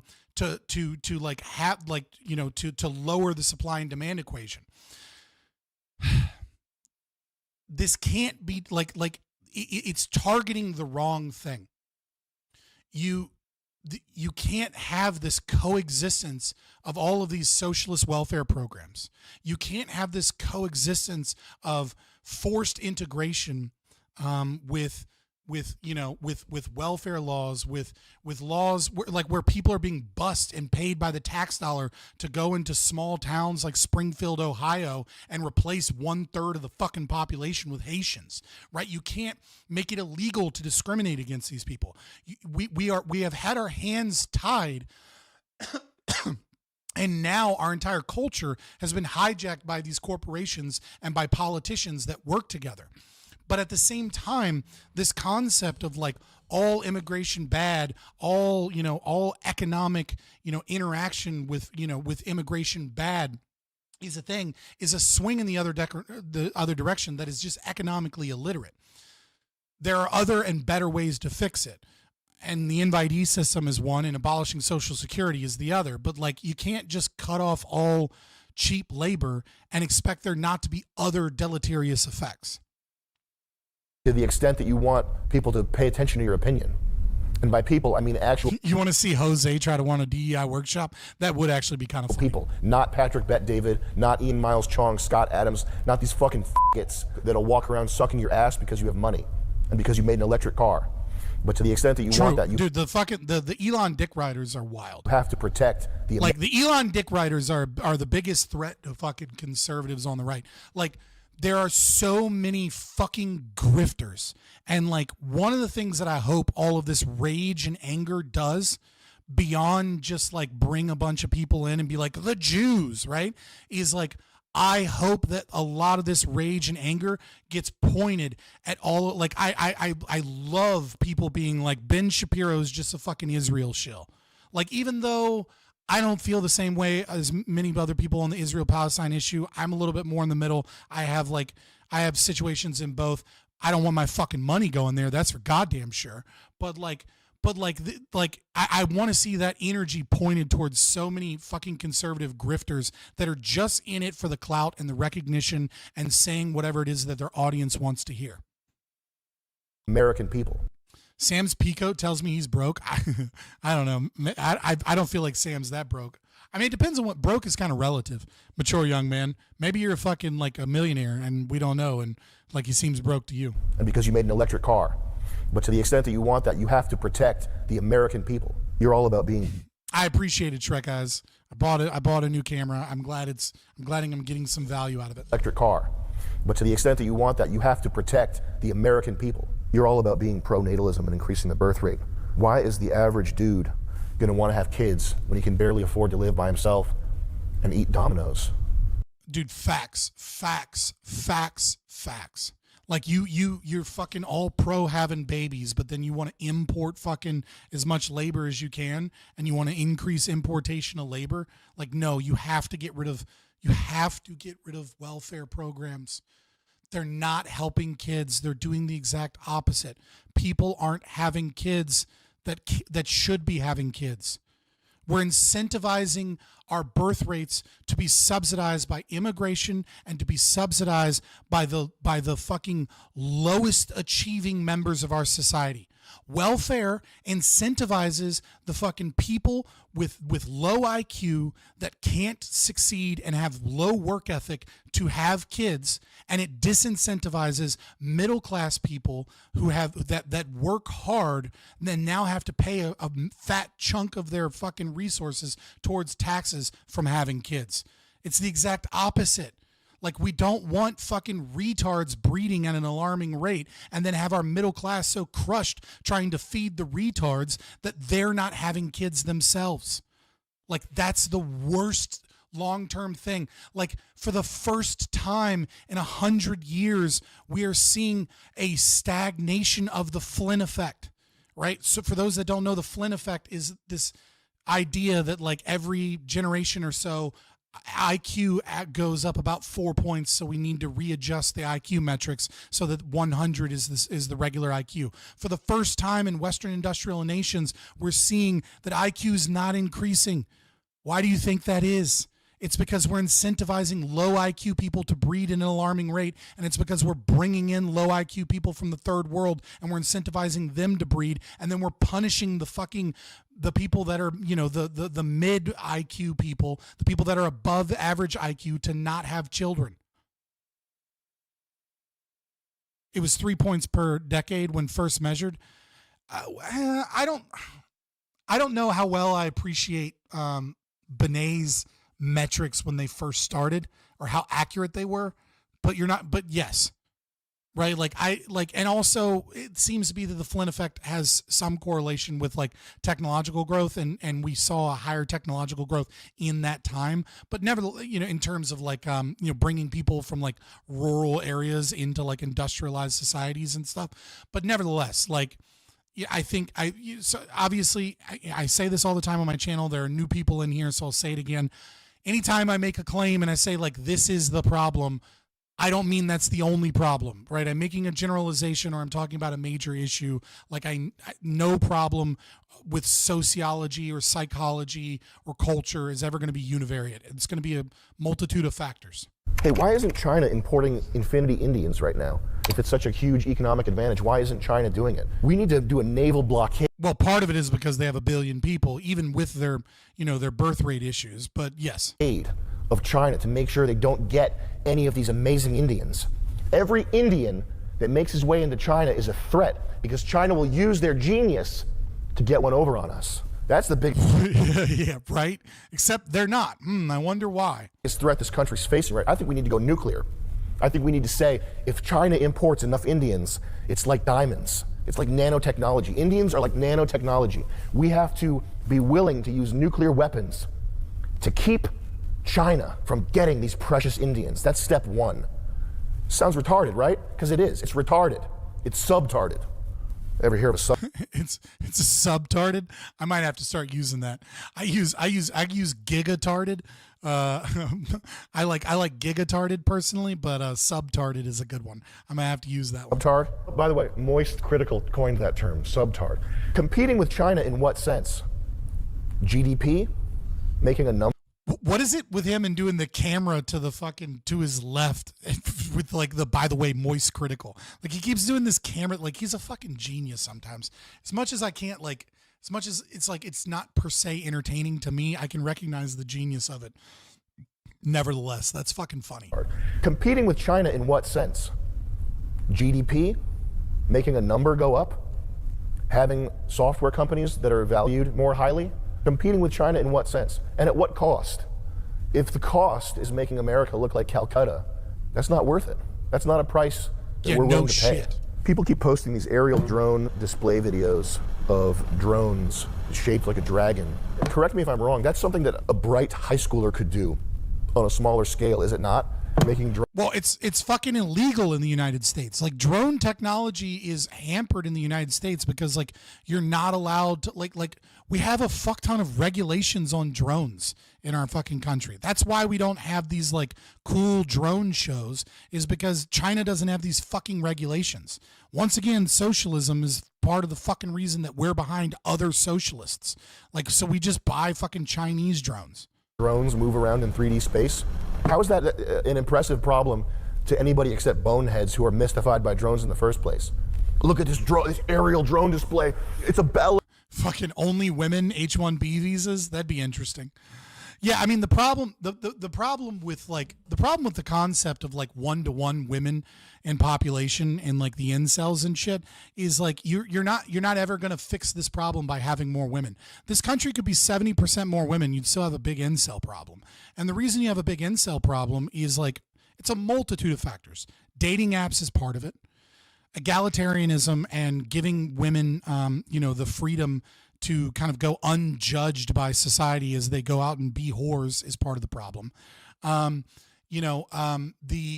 Social media in general has become part of the problem.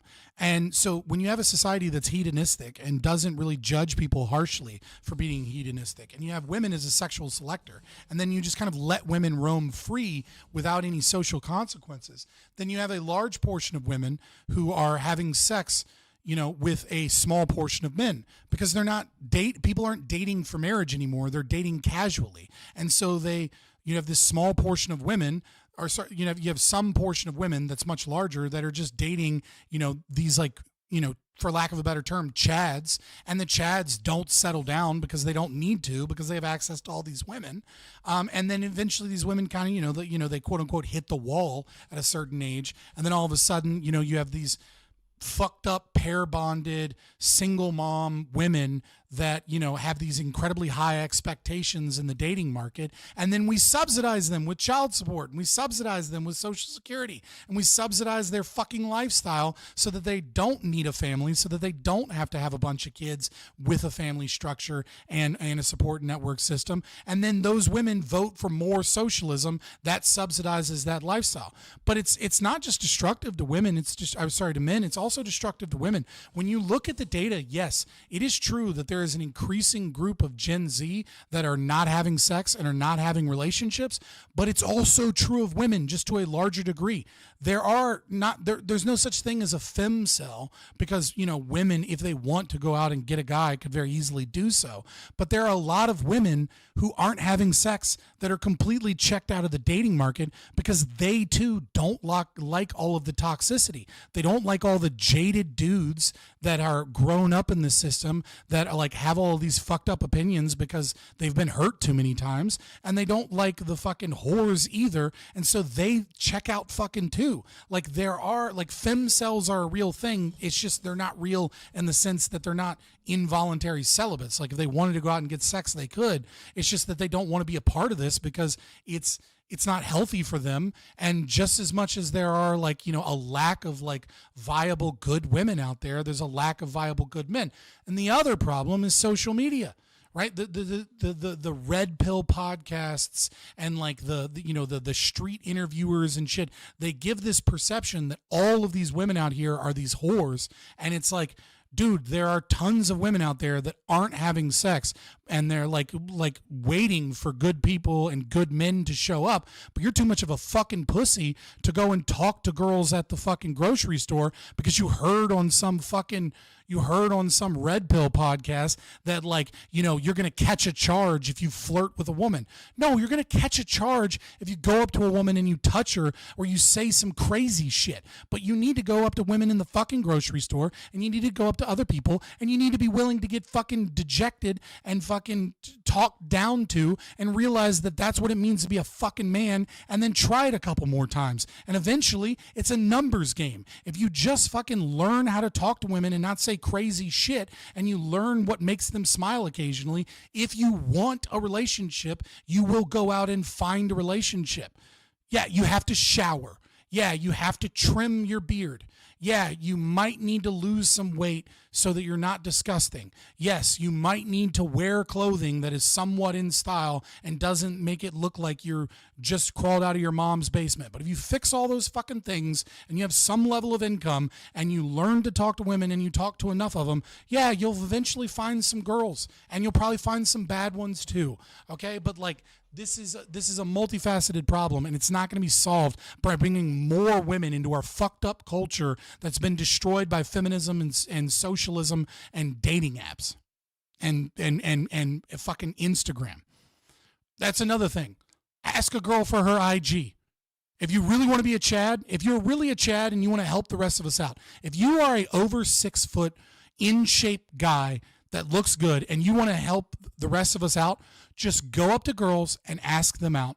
And when they say yes, ask for her Instagram. And when she goes, here's my Instagram, be like, just kidding. I don't date girls with Instagram because I don't date girls that seek social media validation from a bunch of simps online, and then walk away. And just, you will be like, if you want to be our hero, if you want to help out society, that is more productive than this stream that I'm doing currently.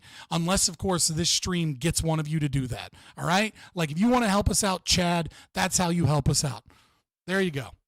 That'll be way better than any red pill podcast that just teaches dudes to fucking hate women because these podcasts just bring on Miami whores that are retarded and act like they're representative of women. They're not. They're representative of whores in Miami that go to clubs and look for rich guys.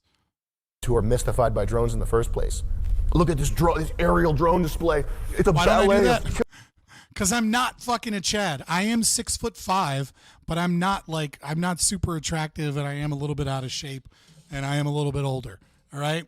I am able to talk to women, and I do occasionally, and I do get rejected occasionally, and then I'm like, fuck it, I don't. I have kids. Like, I'm not looking for the same thing that other people are looking for. I'm gonna be honest. Like, I'm not that interested. Every now and then a girl piques my interest and I'll ask, and she usually says no, and then I don't care.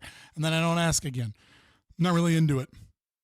I just I think it's mostly because I have kids and I don't want to bring that in. You do have the dad bod though. I do not have the dad bod. The dad bod, according to women on Twitter, is literally just the most jacked Olympian dudes during a bulk. Like, I've found out that women have no idea what the male body is. I got into a debate with a woman on one of these things online the other day, and she was trying to say that like this super jacked dude was this super. Well, I mean, it wouldn't really matter if I stood up on stream. Like,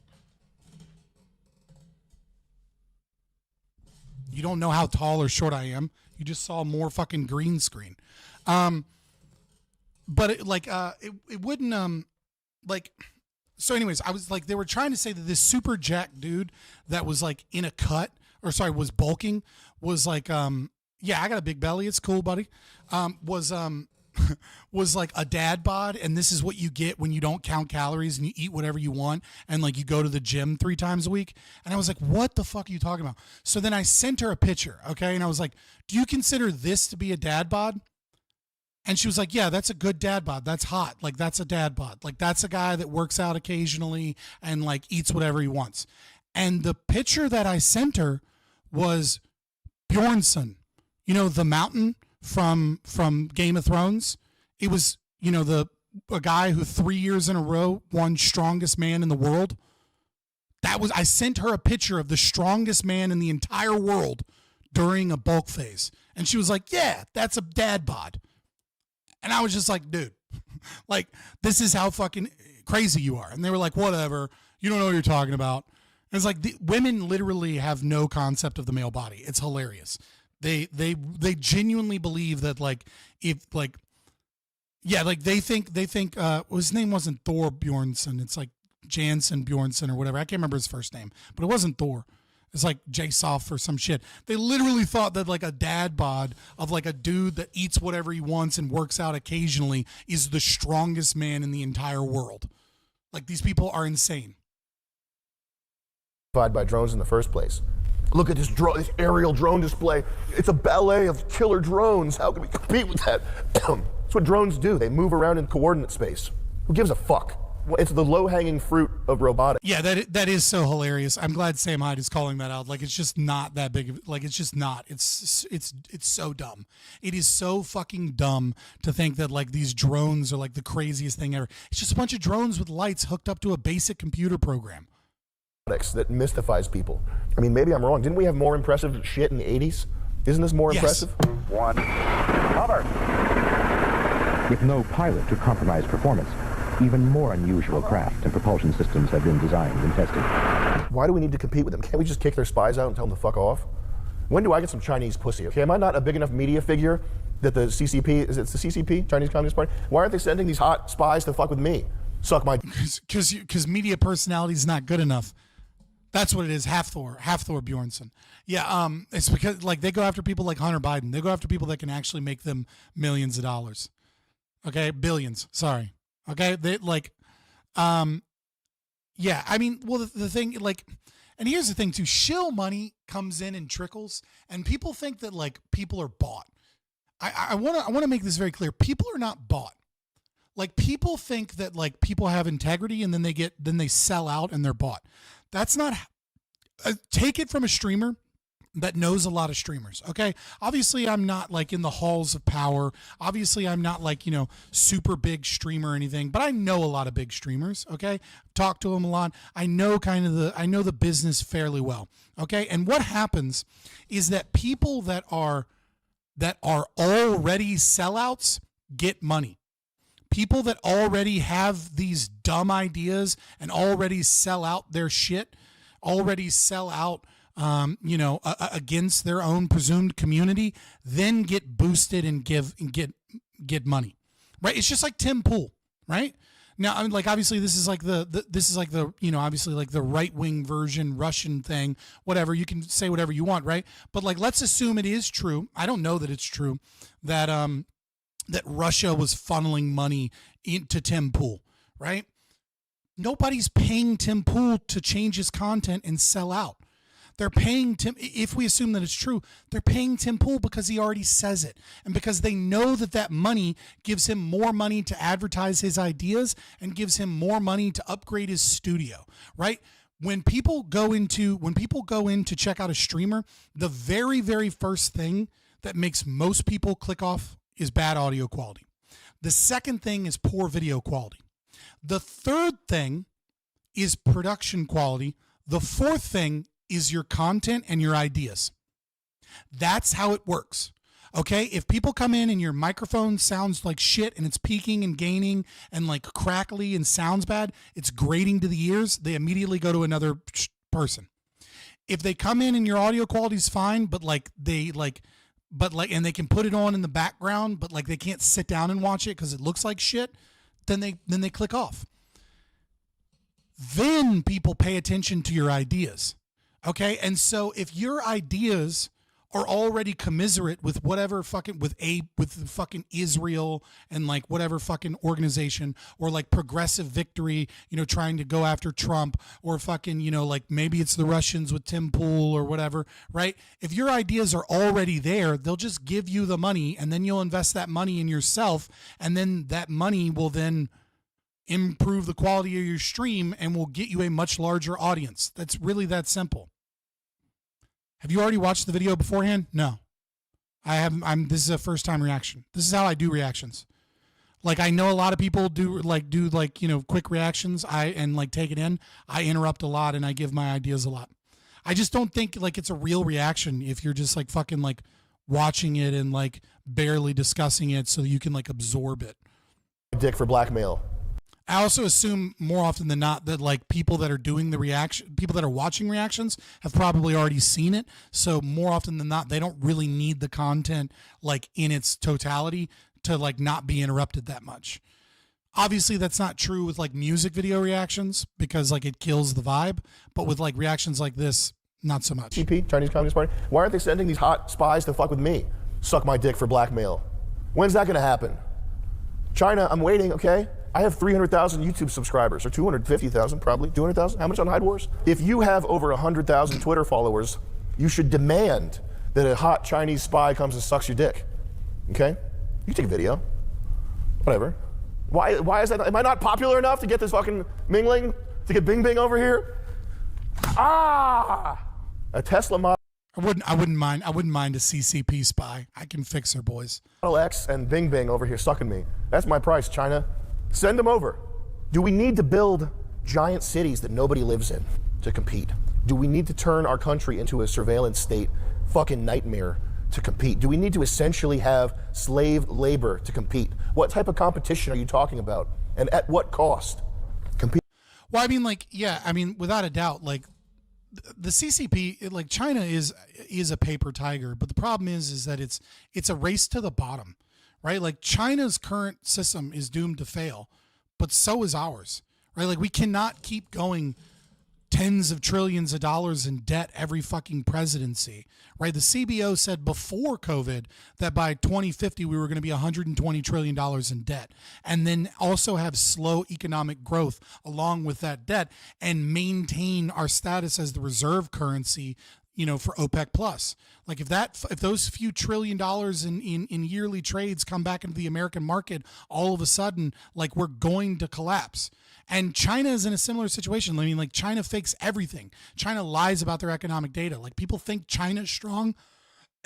People think China number one. They're not. Like, they make some good games here lately, but even then is heavily subsidized by the CCP.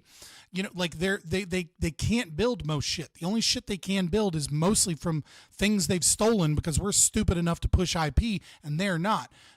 they build cities, like you said, that don't exist. Like, buildings crumble because you can stick a fucking iron poker in any wall and pull the wall apart, right? Like, it is there's so much fakeness and bullshit happening there, and like, it's doomed to failure. It's just, the question is it doomed to failure quicker than our system? Competing with China is competing with literal slave labor, and that's impossible to compete with.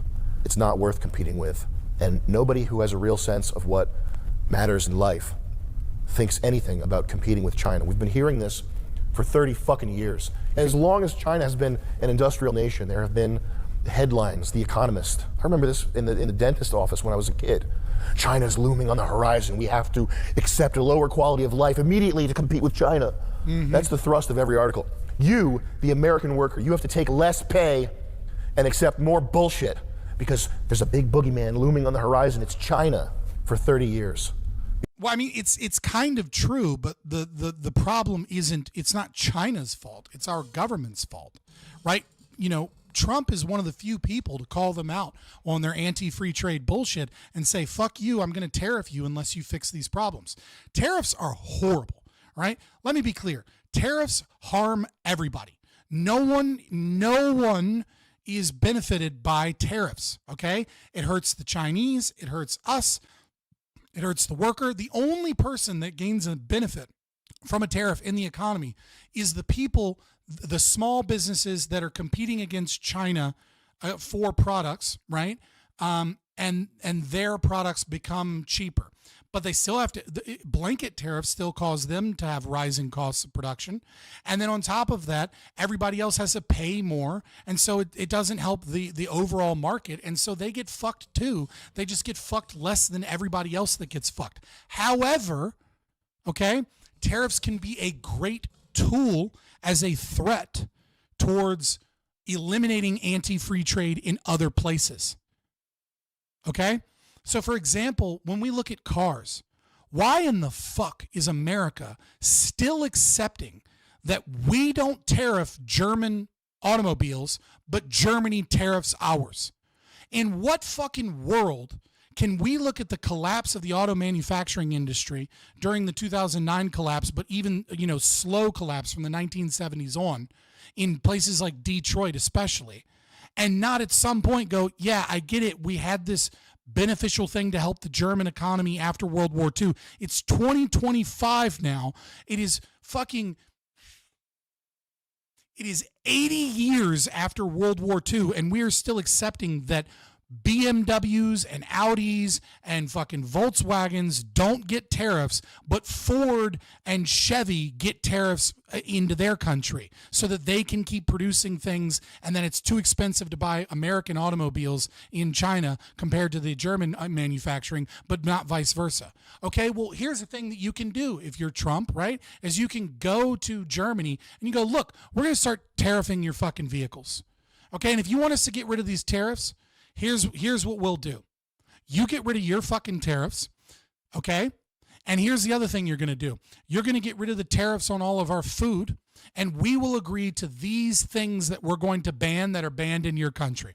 Okay, we'll get rid of yellow dye number 7. We'll get, we'll properly have the, the FDA, identify which meat has subcutaneous antibiotic treatments that are designed to get them to eat more grain, so that you guys actually know which beef is organic and which beef isn't organic. Okay, we'll get rid of these chemicals in our food. Okay, but you're going to get rid of the food tariffs, and you're going to get rid of the car tariffs. And if you don't, we're going to jack up these fucking car tariffs, and we're going to rebuild the American auto manufacturing industry. And yeah, everybody's going to hurt because of it, but go fuck yourself. You don't get to play this imbalanced game anymore. Okay, and then Germany goes, okay, we'll sign that deal. We don't want this problem where now we have to figure out where to send our BMWs. We have to figure out where to send our Volkswagens. We have to figure out where to send all of this. We don't want our economy fucked when we're this close to fucking Russia-Ukraine war and when we already have inflation problems. So we'll sign this trade agreement. And then you negotiate a new trade agreement, and then everybody is actually better off. Okay, so tariffs can work in that regard. But yeah, like this concept of competition with other countries and with China is a an issue that we have caused because we have this IP situation, but we don't punish China for the IP. We don't punish them for currency manipulation. We don't severely punish them when they put lead in our products or when they put fucking like different chemicals in fucking baby products and in baby clothes that are actually catch on fire. Like if you're going to send us fraudulent products through like Temu or through other things, okay, we're going to respond and say, go fuck yourself. We demand fucking $2 billion, or we demand that you fix this shit and you fix it right now. They send us shit and they have low costs of production, and it's because they don't care and they lie. And that's why we have a competition problem with China. Like the fucking population in Beijing is basically up to our standard of living, and they're basically up to the same expectations of salary that we're at. So this concept of shipping fucking factories over to China only matters because we're shipping them to Foxconn factories where they have suicide nets on the inside of the buildings and razor wire fences pointed inwards so that the fucking people making, assembling iPhones don't run away. Like that shit. Like if you use slave labor and you use fucking torturous labor and things that violate human rights, that shit shouldn't be allowed to be sold here in America. Okay? Like we don't need to compete with slave labor by tariffs. We don't need to compete with slave labor by creating, DEI programs for Americans. We just need to go, hey, if you're using slavery, literal slavery and torture, or if you're fucking sending us shit that's poisonous and fraudulent, we're going to sue the fuck out of you. And if you don't fucking accept our lawsuit and you don't pay us, then guess what? We're not going to allow those products into our country until you fix it. And once they do, their standard of living will be forced to increase, and they'll have the similar labor market that we have here. Before that, it was Japan. It's constant. It's to keep wages suppressed. It's to make you shut up.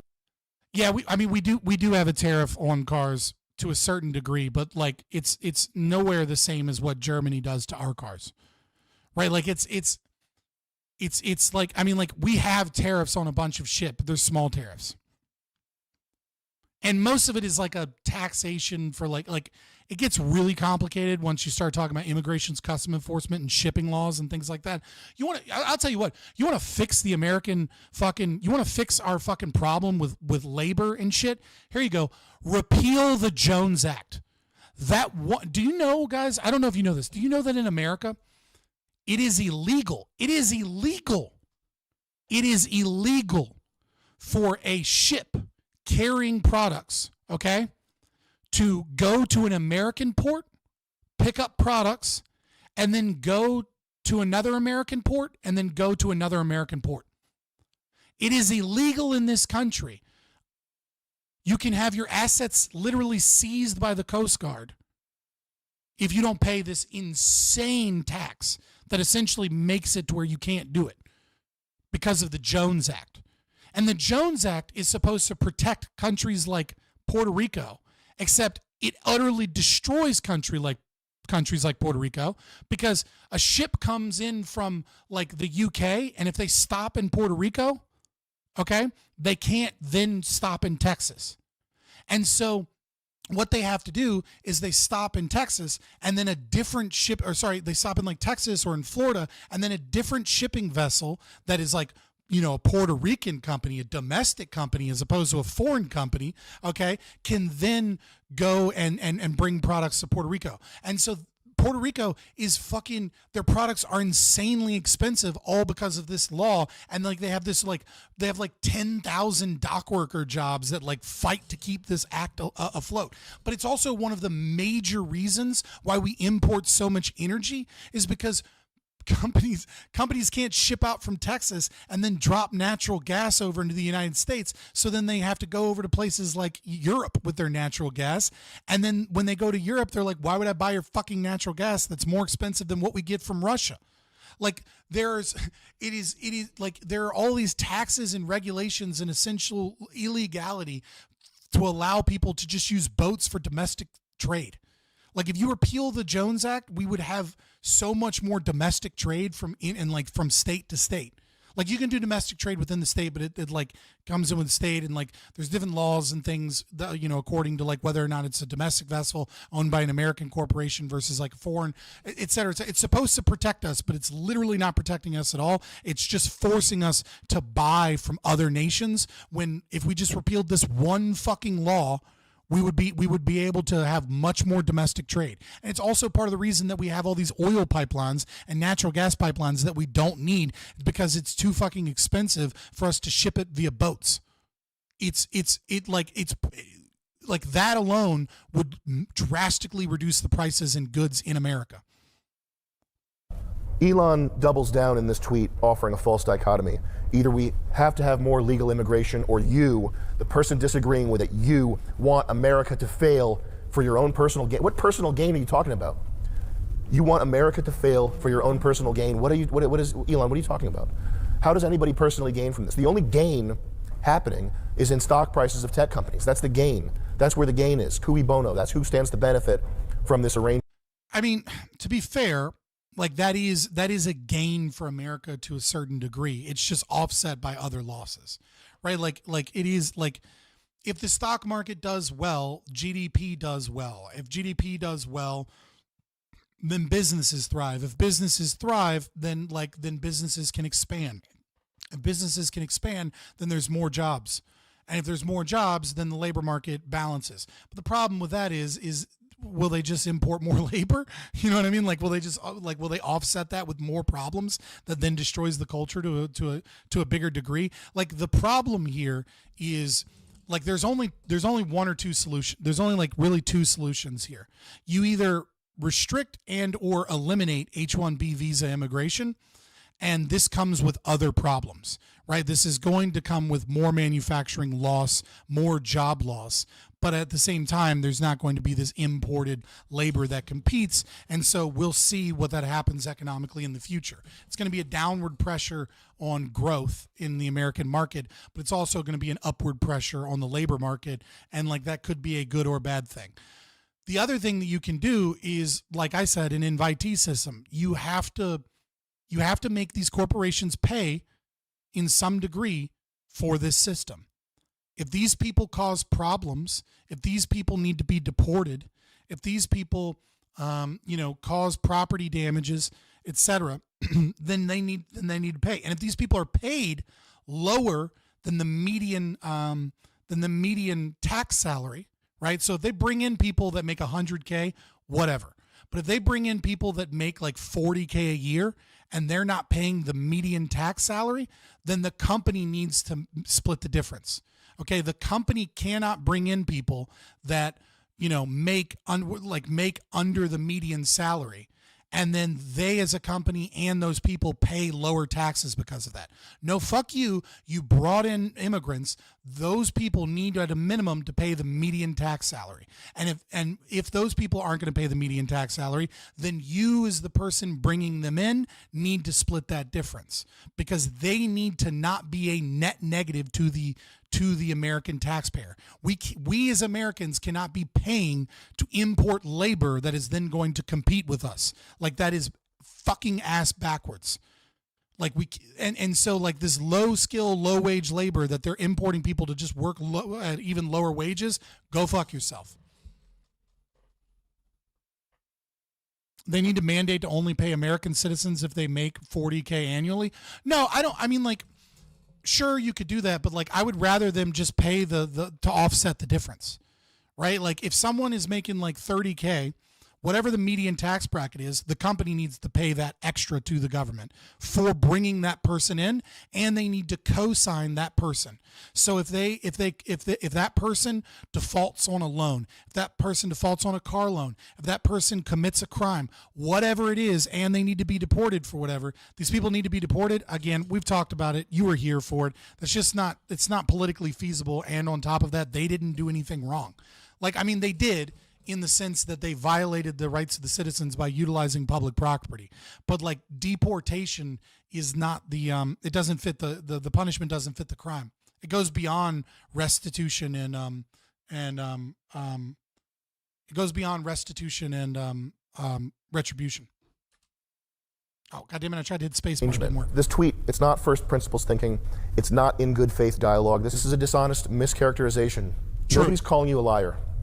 People say things in the heat of the moment that are dishonest, though. This is a dishonest mischaracterization of the tens of thousands of people who are blowing up your website. This is not an own on Elon. This is not dunking on Elon. I know that you can bring the ban hammer down, and I know that you are going to be tempted to do so, that you already have with the groypers, which, by the way, you have to undo that, man. You blanket banned people, not for saying or not for posting swastikas, but for stating their opinion on this H-1B issue. That is a complete violation of the trust that the people you wanted to like you.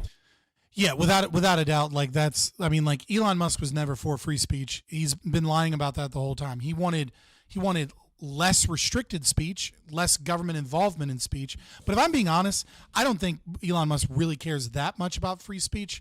More so, I think he cares about the data that X gives him for artificial intelligence. I think he cares more about Grok, about having everybody's data when they sign up for X Premium, about having everybody's data when they tweet and what it is that they tweet and what they say and what region of the country they are and what age they are and all of these things so that he can train AI, because he cares more about his neural network and his AI programs than he ever cares about those other systems. And he bought Twitter when he could buy it cheap so that he wouldn't have to pay companies like Facebook and shit in the future astronomical amounts of money to gain access to that data.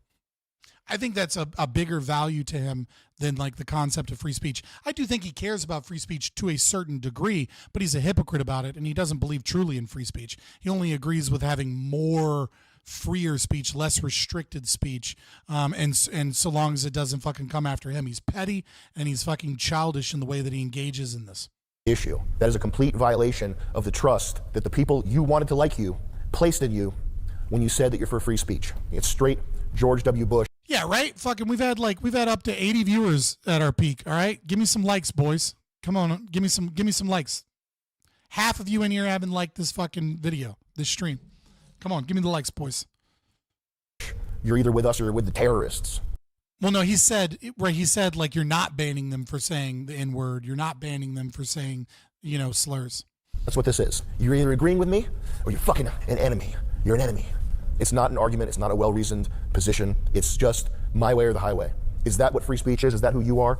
You can just be a celebrity. You can be Yeah, which, by the way, like, censoring speech doesn't fucking work. Not only does it cause a Streisand effect and make the problem worse, it also just drives people to other platforms. It drives people to other communities. It drives people away from debate and dialogue and argumentation and into echo chambers so that they can gaslight each other into even crazier ideas. Like, the worst thing you can do for the stability of a society is limit speech.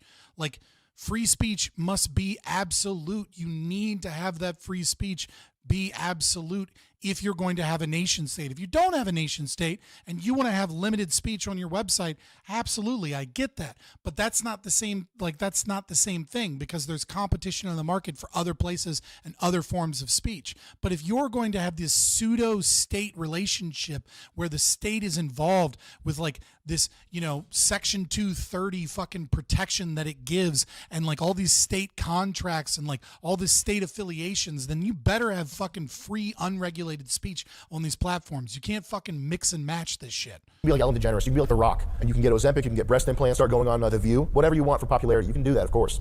But to the extent that you have popularity, if you No, dude, like free speech works. It's high time preference. Censoring speech works for a time, okay? But it puts a lid on a boiling pot, okay? That's what it does. Yeah, you can censor speech for a small period of time. You absolutely can. And it works.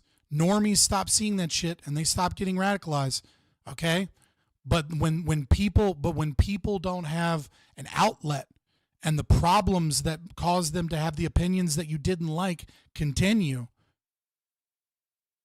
it only works for the here and now. keep digging this hole, it will be misplaced and it'll be there because you're rich. What does winning actually mean? Healthy functioning societies, they need more than gadgets. They need more than Marvel, more than Goyslop. They need a shared ideology, heritage, history. Goyslop is like my new favorite. Like I'm obviously I'm not a fan of the J Spurgs or whatever, but I do like the fucking the term goy slop. That is a hilarious fucking a meme. I saw somebody talking about like what they said, like talking about Concord, and they said it was like a mixture of Guardians of Goy Slop plus something else, and I was just like, oh my god, that's great. History, beliefs and values, religion, or they collapse and they crumble. That's Babel, that's Rome, that's every empire that's been crushed because there wasn't social cohesion. Basic bitch libertarian principles aren't enough. Maybe they're enough to get VC funding, maybe they're enough to create an interesting exercise of... Yeah, again, libertarian principles don't tell you what you ought to do, right? Like this is where Sam Hyde and so many other people confuse libertarianism with like what they hear from like economic institutes like Cato and Reason and shit, right? Like you're correct. Basic bitch libertarian principles aren't enough. Absolutely. But libertarianism doesn't tell you what you ought to do. It doesn't even claim to make a claim about it. Like it's these mid-wit libertarians that think that because this isn't a violation of the NAP, that it therefore is something good. No. As I said earlier in the stream, libertarianism is inherently right-wing and discriminatory. Principles aren't enough. Maybe they're enough to get VC funding, maybe they're enough to create an interesting exercise of some sort, but they're not enough to hold people together. And again, we're back to the idea of people as a collection of economic units. That's what I am without a doubt a hardcore libertarian, and I agree with this sentiment. The problem is that people think that's what libertarianism is. People like fucking, Tim Pool tweeting out like, that people are just economic numbers or whatever, and this is why libertarianism is bad. It's like, dude, that's not what libertarianism is. Like, I'm sorry that you've had on like a couple of libertarians that barely understand libertarian philosophy, like Dave Smith and fucking, Clint Russell and people like this that are paleocons that like think they understand libertarianism and have given up on libertarianism long ago. But like, sorry, you're just wrong on that. At the foundation of Marxism, that reality is just math, and thus the justification for a lot of Marxism is also what leads Silicon Valley libertarian type people to attempt to quantify the unquantifiable. Mount Rushmore, the space program, the interstate system.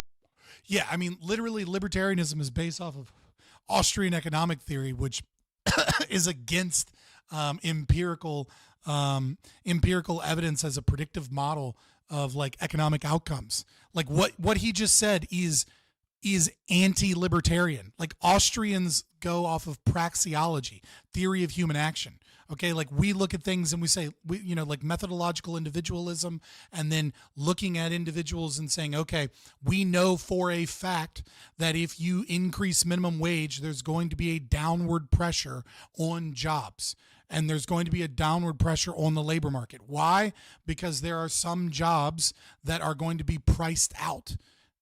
And if those jobs are priced out of the market, then those people will then be in competition with other jobs, or they will not work. Those are the things that occur. Like we know that you can't increase the minimum wage and it have zero effect on unemployment. That people like Paul Krugman will use these advanced economic models to try and prove this wrong, right? Like it's the anti-libertarian socialist, of the right wing and left wing variety that try and go against that try and predict the future of what culture and society and the economy will be based off of these like bullshit principles, right? So like I hate how many people aren't libertarian, that are like these libertine prags.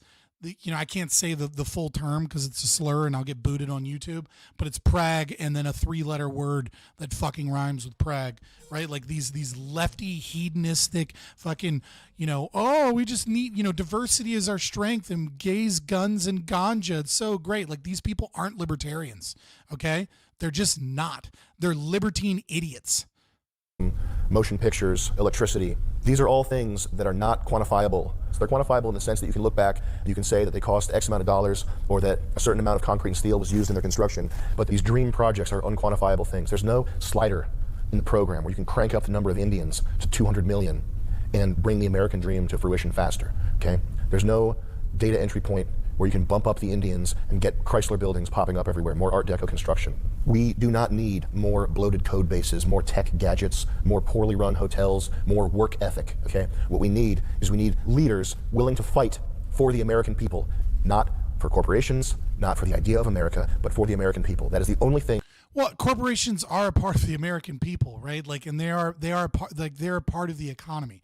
Like, you need to fight for both, right? Like, the problem is that corporations use socialism and use programs to benefit themselves.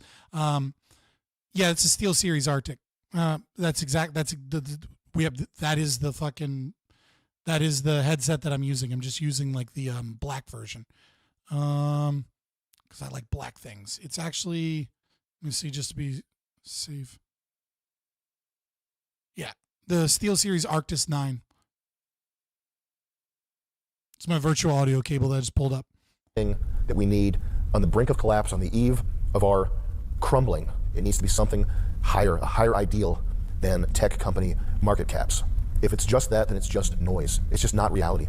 Reality is the... Well, you can't use government to create culture.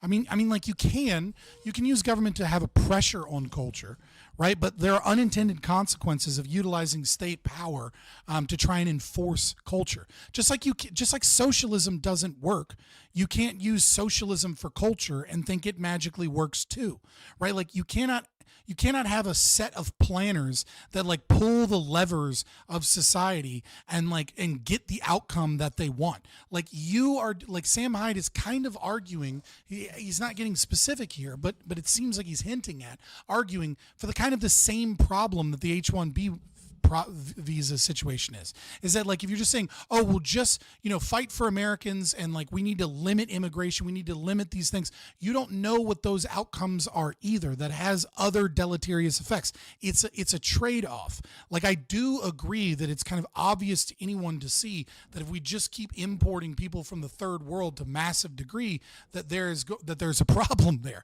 right? And we're all going to pay for that problem.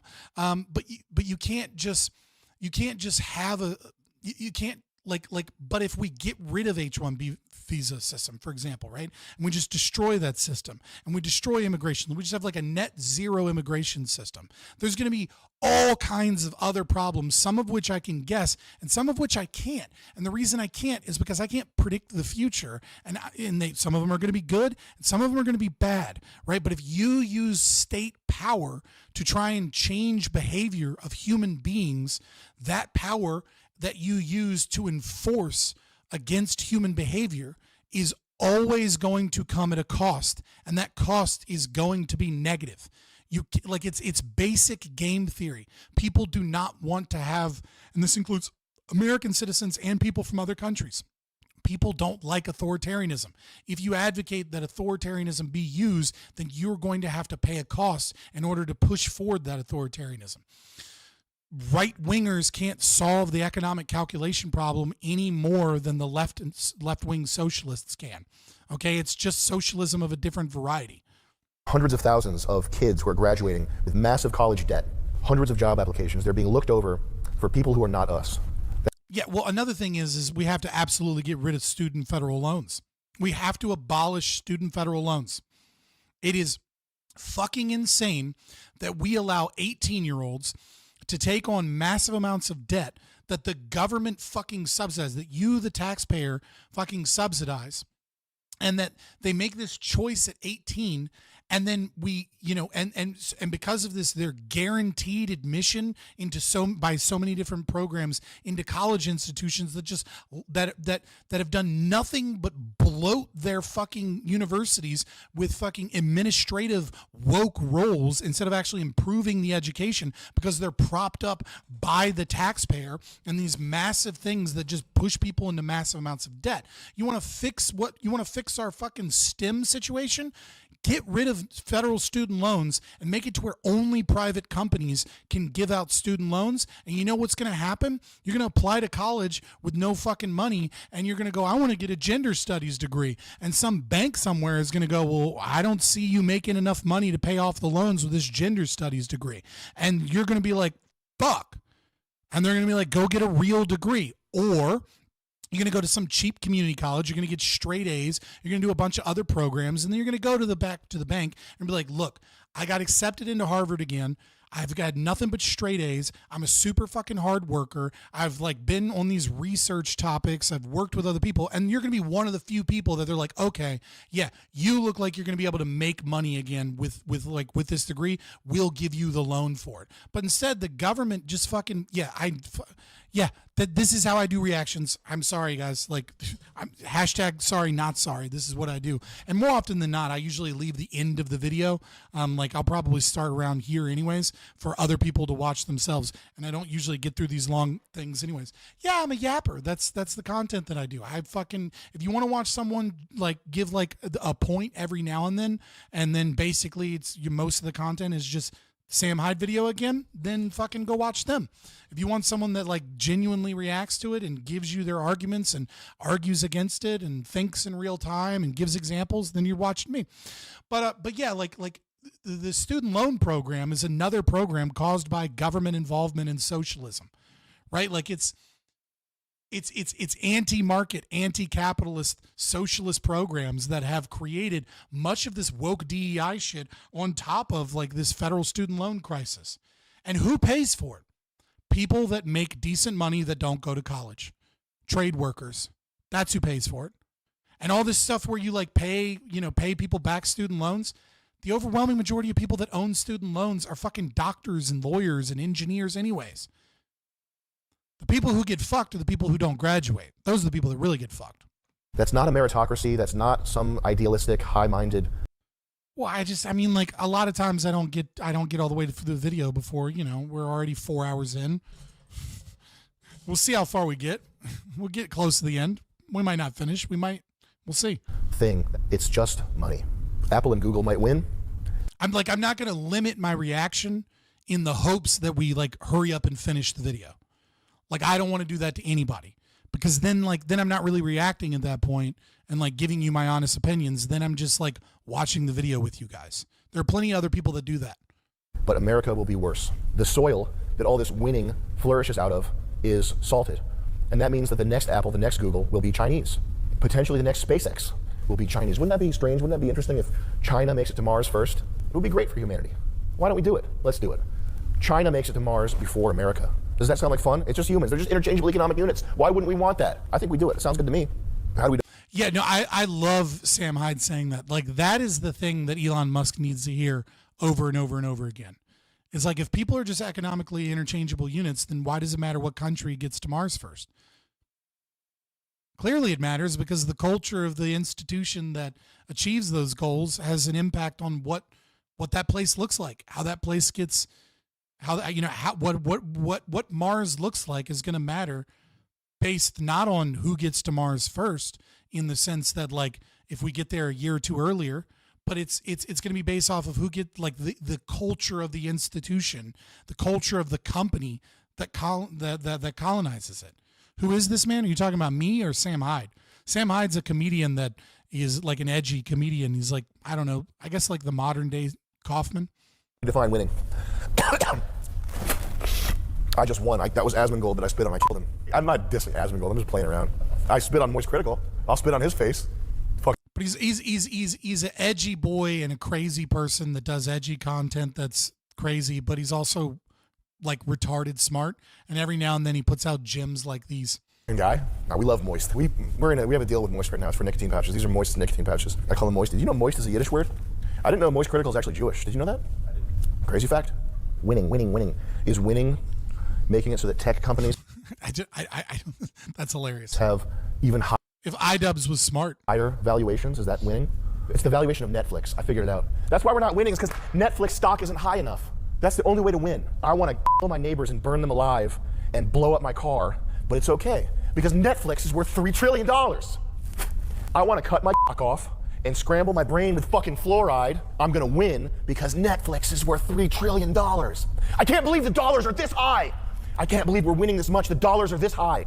We have such good drones and spying technology. We're winning. That's the most retarded thing I've ever heard.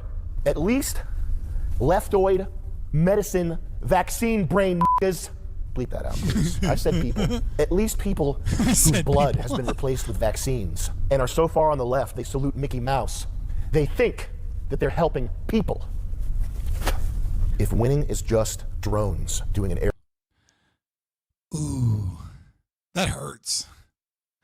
That's gotta hurt. Like at least the left is deluded into their ideology of thinking they're helping people. I don't agree with that, but it is a thing that they have sold well.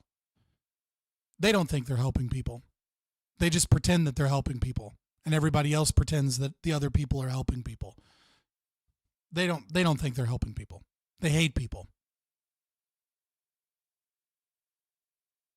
I know. I used to be one. Trust me. They don't think they're helping. Aerial display while a robot jerks me off to sample my DNA. I mean, he's playing a character, yeah. Then everything's lost. I killed a homeless person today, Chris. Did you know that? It was free speech. I said, you fucking dirty ass bum ruining my street. I'll kill you. And then I used a speech gun to shoot a speech bullet into his speech head. I ripped an NFL cheerleader team. Where is the origin of the word virtue signal? Let's see.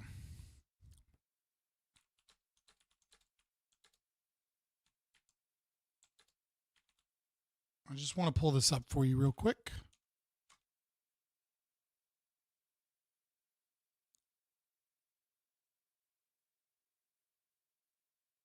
No, it says it's from an article in 2015. Maybe. I'm pretty sure that it started in Soviet Russia, but nevertheless. The guys, too. I used free speech on them. Do they have male cheerleaders in the NFL? They National Flag League.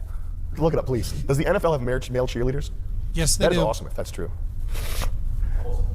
A third of the league is male cheerleaders. America is the greatest country on earth. I mean, male cheerleaders are basically necessary for some of the cooler cheerleading shit, even if they're gay as fuck. Here's your male cheerleaders. Is everybody on fentanyl? Everybody working at D'Angelo's? Everybody working at the mall? They're all retards? Everybody who's had their lives destroyed by Big Pharma, by the grist mill of inflation and taxation, everybody that's been betrayed by their leadership in this country, are they all retards? Is everybody who's got, and this is a lot of people, who has $400 in their bank account and is getting hit with overdraft fees and has the landlord from hell, are they all retards? You work at a sub sandwich shop. You couldn't invent PayPal.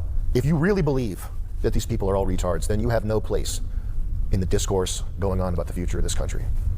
Yeah, no, obviously they're not retards. I mean, IQ is the biggest predictor of success, followed by personality trait conscientiousness. Some people slip through the cracks, obviously. But yeah, I get what he's trying to point out. He's trying to point out like this elitist kind of idea of like, oh, we can't help out and, our own people. We'll just import, the smart people elsewhere because we're doing great things. And, you paupers will pick up the breadcrumbs from America winning because you'll have cheaper gadgets. And I understand like it's disconnected from like other things that ought to be valued. But again, like the state isn't going to have a good effect on the culture. No matter how much you try, it can have some positive effect, but again, it's a trade-off. It's a trade-off with what is required. Like the culture needs to fix itself to fix the culture. And you're not going to be able to legislate fixing culture. It's like a common right-wing, for lack of a better term, it is, reactionary, not in the Marxist kind of like perspective, but in like the common usage of reactionary, right? It's a knee-jerk reaction to like a failing, crumbling society is to utilize the power of the state to fix the culture. Except it doesn't work. That's not how cultures heal.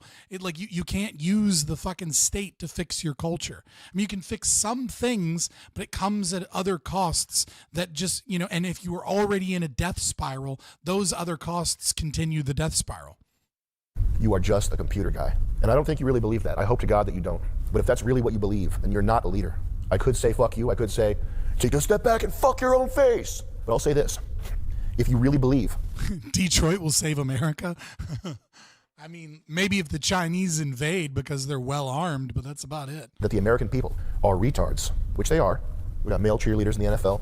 But if you really do not have in your heart grace and respect for the Homer Simpson, vinyl siding, economy shitbox driving retards who make your dream possible, if you have a heart, if you are a human being, then that will sting harder than telling you to go fuck yourself. You can do the go fuck yourself all day. I tell myself to go fuck myself. You can say that all day. Fuck you, fuck you. I say that in the mirror when I wake up, and when I put makeup on. Who gives a fuck? If you believe these people are retards and you don't have any goodwill towards them, then you're not a leader. you're just a nerd. And there's plenty of those. There's plenty of nerds who got lucky. I bought Bitcoin, Magic the Gathering online exchange. I got lucky. There's no shortage of nerds who got lucky. There's this disturbing idea from the BoomerCon. True. I mean, but like Elon Musk clearly got more than just lucky. Like, I mean, it goes beyond that, obviously.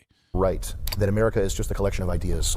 Like, I mean, he got lucky on top of a lot of other things. And you bring everybody in the world, the teeming masses who are desperate for a half gallon of milk, you bring them here and all of a sudden they're hit like lightning with this idea that makes them able to make this country stronger. This country's never been weaker, and it's never been more open to foreigners who... Okay, pause. This country has been weaker before. Like, that's silly. But since this country became a global empire, this country has never been weaker. Agreed. Also, like, you can assimilate people. The problem is that you can't assimilate people in one generation, and you can't assimilate them if you refuse to assimilate them. If you don't if you bus fucking a third of the population of Springfield, Ohio, in with Haitians, which is like probably one of the worst cultures in the entire world, into a town, and then just fucking give them money, yeah, you can't fucking assimilate those people. You're not even fucking trying. The only thing you're doing is destroying Springfield, Ohio, so that you can get cheap labor in these factories. And then the factories are like, I love these people. They work so hard. Aren't they great? Don't pay no attention to the fucking, destroyed neighborhoods. Pay no attention to the rising crime. Pay no attention to the skyrocketing car insurance, because these people lived in a country where like 1 out of every 500 people owned a car, and now we just gave them fucking driver's licenses and they're fucking wrecking, school buses. Like, yeah, you have to assimilate people, and again, it is a long-term thing. They do not become American in one generation. They don't even become American in 2 generations. It's not until that 3rd generation, 60 years later, that they actually become a net benefit, culturally speaking, to our country.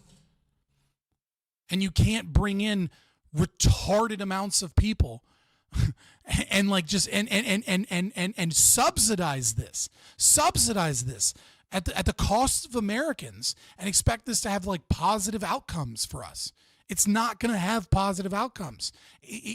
Like I expected to be against Sam Hyde in his discussion here far more than I have been. Part of it is because Sam Hyde's not actually giving policy prescriptions. He's just critiquing, and many of his critiques, I would say most of his critiques, are fucking spot on. Who aren't us. These two things, they're not unrelated. They're directly related. Would Ben Shapiro say the same thing about Israel? Israel's just a collection of ideas. Would Vivec say the same thing about India? India's just a collection of ideas, really good ideas. That's why they're doing so good. Grope women on the train. That's not a glib remark, by the way. I make a lot of jokes about Indians in my stand-up act. I had an Indian woman come up to me after a show. I thought she was going to chew me out and beat my ass, ear-beating Indian style, for the jokes that I made. She said to me, "Thank you for saying that. I went there with my 13-year-old sister, and they pulled her pants down on the train." Is that an Indian idea? When we bring them over, does that idea suddenly vanish and they get the neural net download of American ideas? Is that how it works? Yeah, I mean,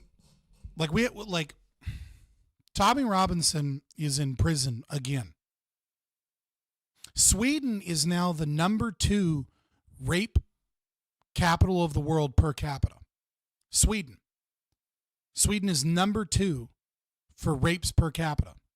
Sweden's also the number 1 for grenade attacks, weirdly enough. But that's because grenade attacks are so fucking rare, except for the mass immigration that they brought in. Like in the UK, you have Sharia courts that are handling basically all divorce. There's like 81 of them, all divorce and inheritance laws. People are going to prison for speaking out against it. And if you keep importing people from third world countries to such an extreme degree, you are going to get and then subsidizing them, and then not integrating them, and then after like a 5-year window allowing them to become citizens and allowing them to fucking vote, you're going to see the same thing in America. You're going to see rape gangs. You're going to see You're going to see a lot of bad shit because you're importing bad people. And it's not like every fucking person is bad because they come from a country. It's because these people come from a fucked up culture. And it's like we're not allowed to say that, you know, fucking Somalia is not a good place. Like, what the fuck is wrong with you? Civil war will break out in the UK in the next election, in the next year prediction. I don't know. I feel like there are so many cucked people in the UK that they might just accept it. It's hard to tell.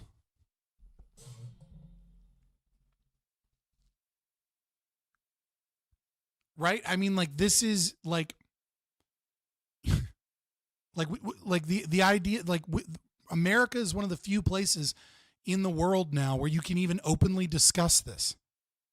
Like, much of the UK much of Europe, it is becoming increasingly illegal to even have that conversation. People from the UK should be treated the same way expats from California are treated, but worse. The moment you hear a British accent, you should say, I don't want you here. You're weak. Your people are weak.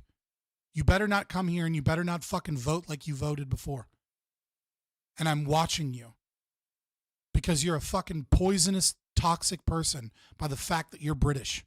Because you have cucked yourself to such a degree that you have allowed your nation to fall into rape gangs of children, and you do nothing to stop it. And America is very, very close to heading in that direction. And you can't just continuously import massive amounts of people and then maintain that use the power of the state to keep Americans from discriminating against these people. Like, we have laws set up that say that you can't discriminate. In Texas, too. It's illegal to discriminate in hiring these people. It's illegal to discriminate in giving these people car insurance. It's illegal to discriminate in selling goods and services to these people. It's illegal to discriminate in renting to these people.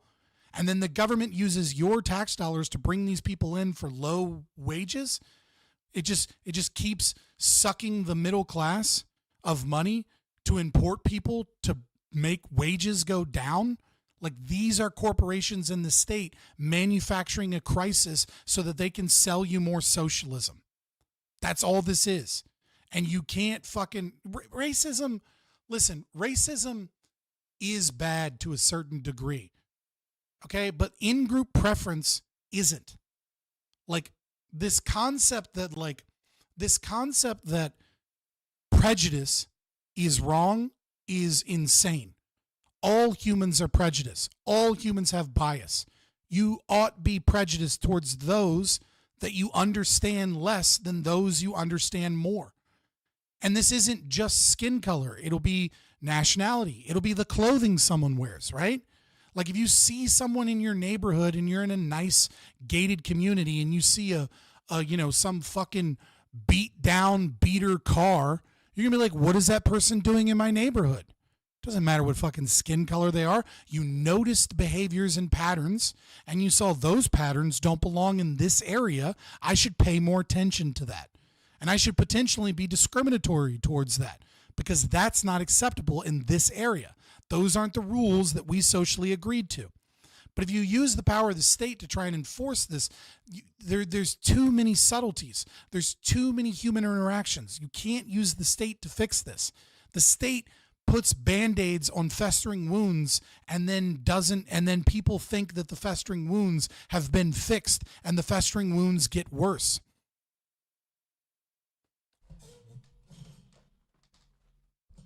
I have a daughter. I have a son. But God damn it, I have a daughter.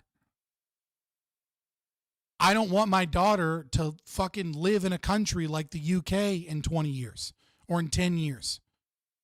When my daughter is a fucking teenager and I don't want fucking my town, my city to have imported and forcibly integrated and not fucking not fucking done a goddamn thing about it, made it more and more illegal for me to speak out or say anything about it. And then the police fucking cover and protect as like fucking rape gangs walk around my city or town. And now I have a fucking daughter.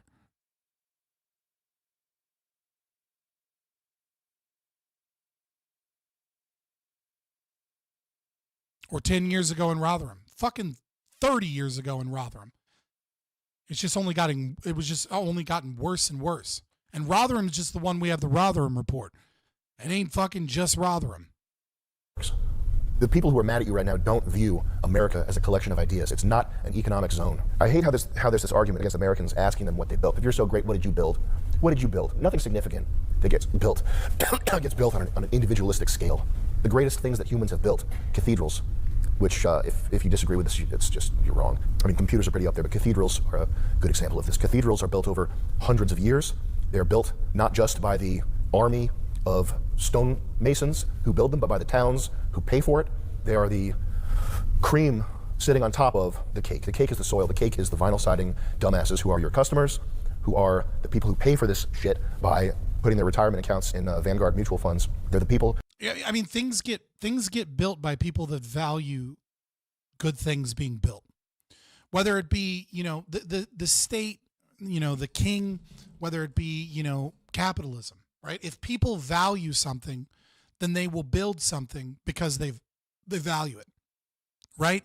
If they don't value something, then they won't build something great. And if you keep importing people that don't value great things, then you're not going to have great things being built.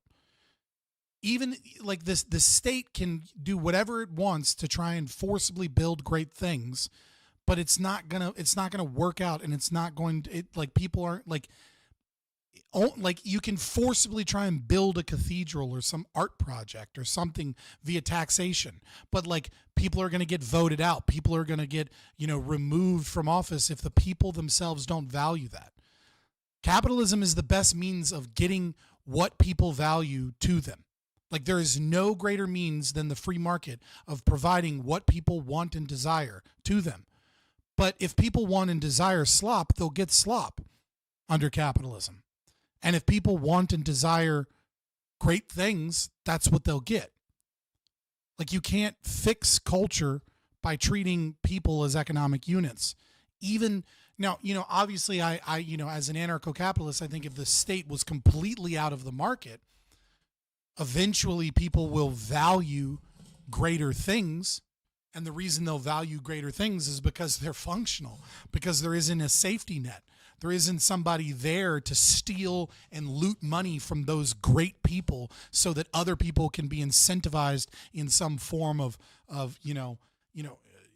so that I don't know, like Atlas Shrugged, like the more you steal from great people to subsidize other institutions, the more you slow down the growth of building great things.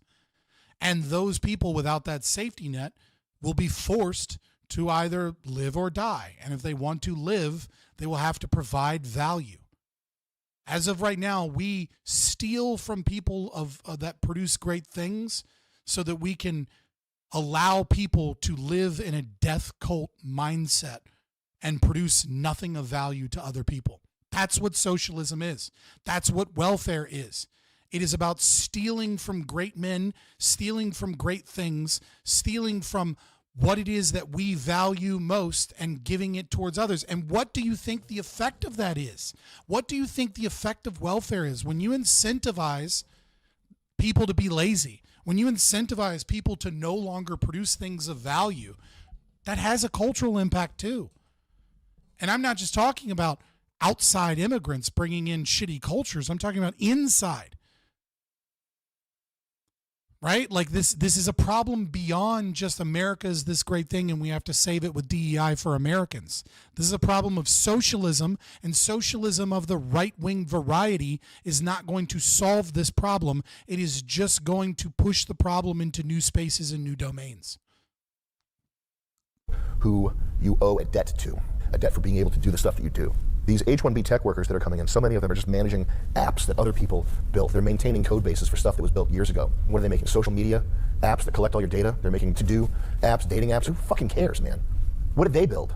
Mobile phone games? It's just stuff that feeds more into consumerism. It's not actually making life better for anybody. The sentiment that Americans aren't good enough, that's one of the darker things that has happened here. Yeah, the consumerism thing is like, I don't know. I don't know that I have the time to touch on that. Underage gambling is though the root. CSGO is perpetuating it. If you want my opinions on CSGO gambling, load YouTube. Stop being weird. It's probably Opera. I gotta switch back to Brave. I really do gotta switch back to Brave. Like this is getting to be a problem.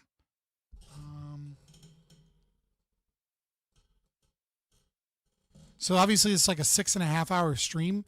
It's gonna be like probably around like the 4 hour mark, somewhere around there. You'll have to switch around. I didn't mark the video. I probably need to go back sometime this weekend or something and go back and mark some of these videos with timestamps.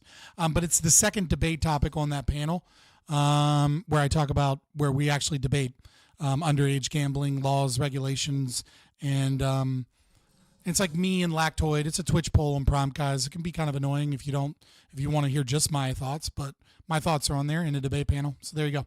I know that Vivec Ramaswamy does believe it to be the case, and for him, this Twitter bomb was a mask-off moment in a way that I hope it wasn't for you.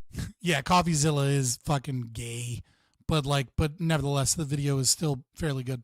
But that sentiment and the Twitter deboosting, algorithm change, blanket ban, all that stuff, those are the darker things in the sense of not good for humanity, not good for the future. Running Twitter the same way your enemies did before you bought it from them. Is that what you wanted when you bought this thing? I mean, he's not running Twitter the same way his enemies did. Obviously, there's been substantive changes, but he is going down that path. He is like the song of the siren is certainly calling him, and it is bullshit, and he needs to fix it. And he also needs to look into, the amount of small accounts that get banned because of AI bots and fucking the same lefty fucks that work in that industry, right? Like he's too disconnected and doesn't realize what his own employees are doing, because there's still a lot of leftists in X that are fucking banning people that have smaller accounts that don't make a fucking wave.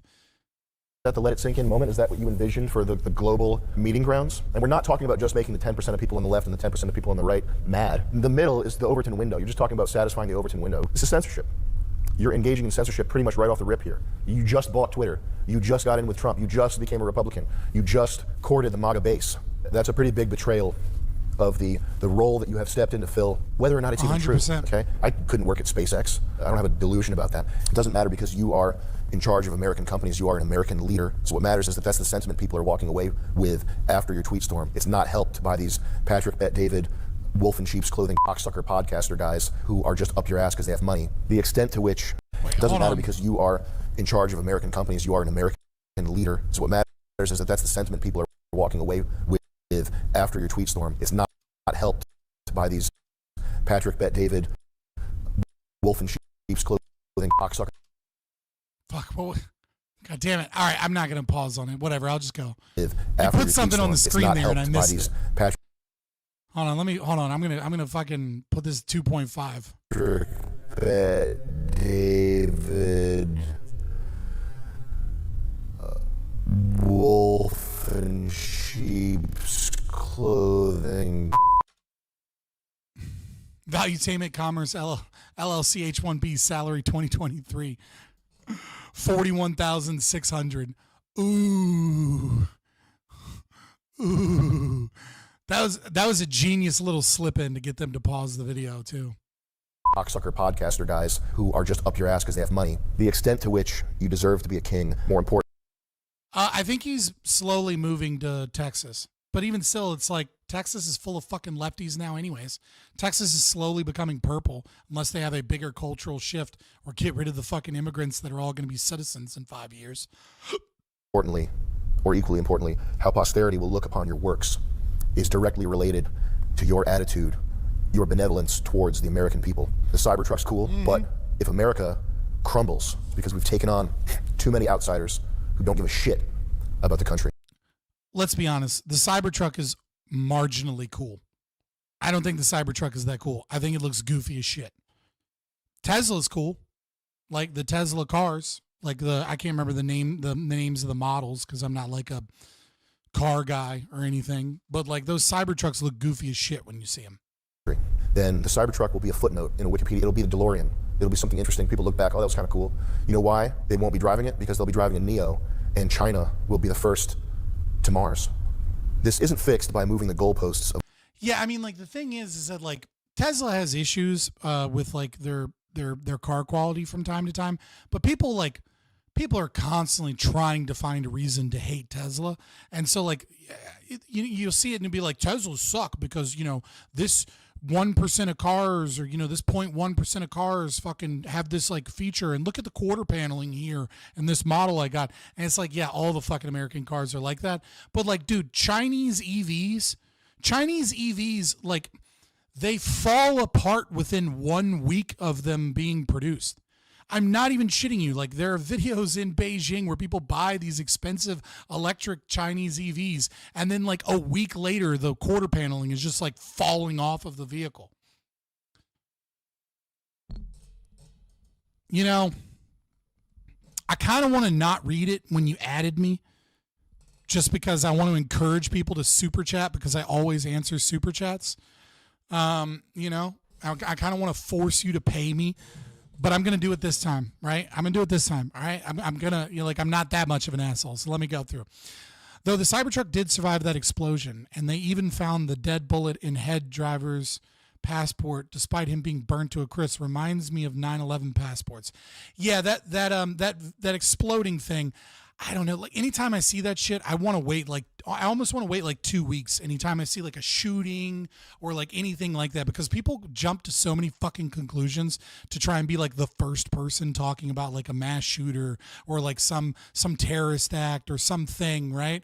And then like it takes like a week or two, and then we're like, oh, did you know that he was known to the FBI and he was in a Discord server with a retired FBI agent, and like there was another guy, you know, named the Sandman that like helped him write his manifesto and pick out his guns. You know, it's like there's too many people jump to conclusions on the story, and then by the time the real info starts to leak out, nobody cares about the story anymore. And so like usually when I talk about things like that, I'm more invested in like waiting a week or two. Hey, thanks for joining. Only $3.99, and you get cool things like the glowy emoji and the helicopter emoji, and that's about it, because I don't gatekeep content, mostly because I don't have an editor and I don't have the money to gatekeep content just yet. If I had more money, then maybe I would eventually gatekeep content buying memberships. Thank you, Scott. My man needed to talk some stuff out. I'm finishing a response now. Some things are more important. Hell yeah. I mean, like, you're way behind in the stream. So when that happens, yo, holy shit. Thank you very much. Thank you, bunches. I mean, fuck, dude, you didn't have to spend $40. But I appreciate it. I hope some people got some memberships and got some fun emojis to use. Dude, seriously, with like YouTube needs to fucking learn, like Neil Mohan. I know you're not watching Neil Mohan, but just in case you are watching Neil Mohan, okay? I know you're an ad guy. I know you like to make money with ads. Okay, some of us are limited ad review, and all of our videos go into the hole in the algorithm, all right? Please, for the love of God, take it from Twitch, okay, and allow memberships to cut ads off of live streams. Allow people to buy a membership so that there's an incentive to buy the membership, and that incentive to buy the membership is that it gets rid of ads, okay? I understand that you want to put more ad revenue out there, but most of your fucking platform is in short form content now and in fucking videos that people watch, okay? Just do what Twitch does in that, okay? Figure out what the minimum membership price needs to be for that to work and get it done, because the ads are a disruptive thing, and if you can give people an incentive to pay money, you will make more money. Like, I know how, no, it's not about YouTube being greedy. Listen, I know how much money, I know how much money a video makes on ads, okay? Like, one viewer is paying me like 2 pennies if they watch the entire fucking stream. If they watch all of my streams, they're paying me like 50 cents in ad revenue. Okay. And if you make them pay $5 so that they don't have to watch ads anymore, and YouTube takes like half of that and I take half of that, I'll get like $2.50 and YouTube will get $2.50, and they'll make 5 times the amount of money they would have made on ads. Okay. Like, it is like YouTube will make money. Trust. You'd make more money on the VOD with YouTube. Yeah, except I'm in limited ad. Well, first of all, I'm in limited ads.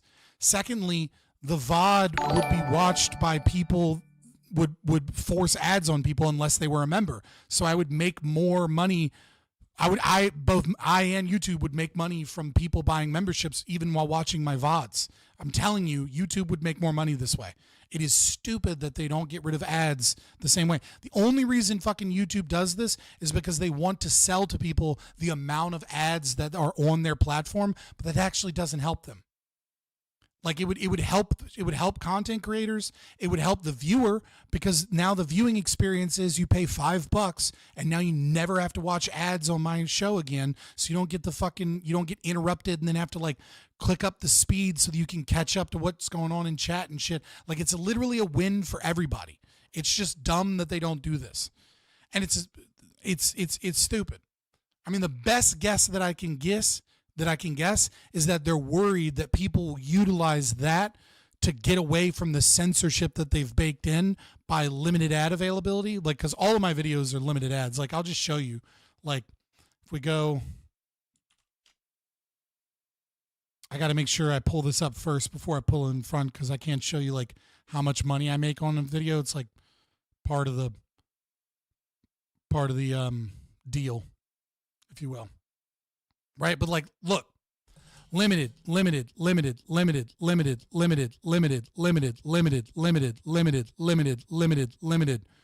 this one's on limited.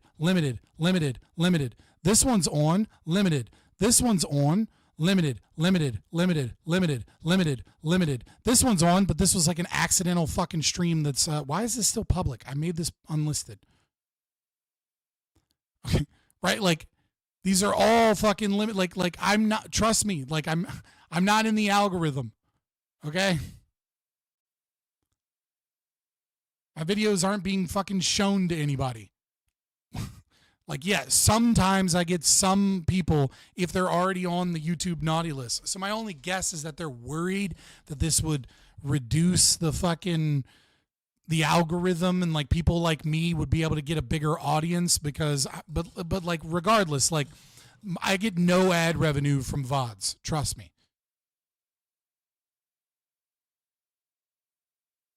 Yeah, I mean it'll get better nevertheless, but then but again, it still comes down to the individual basis. Like I'm telling you, YouTube, everyone would be better off if they just made channel memberships get rid of ads, only for that person.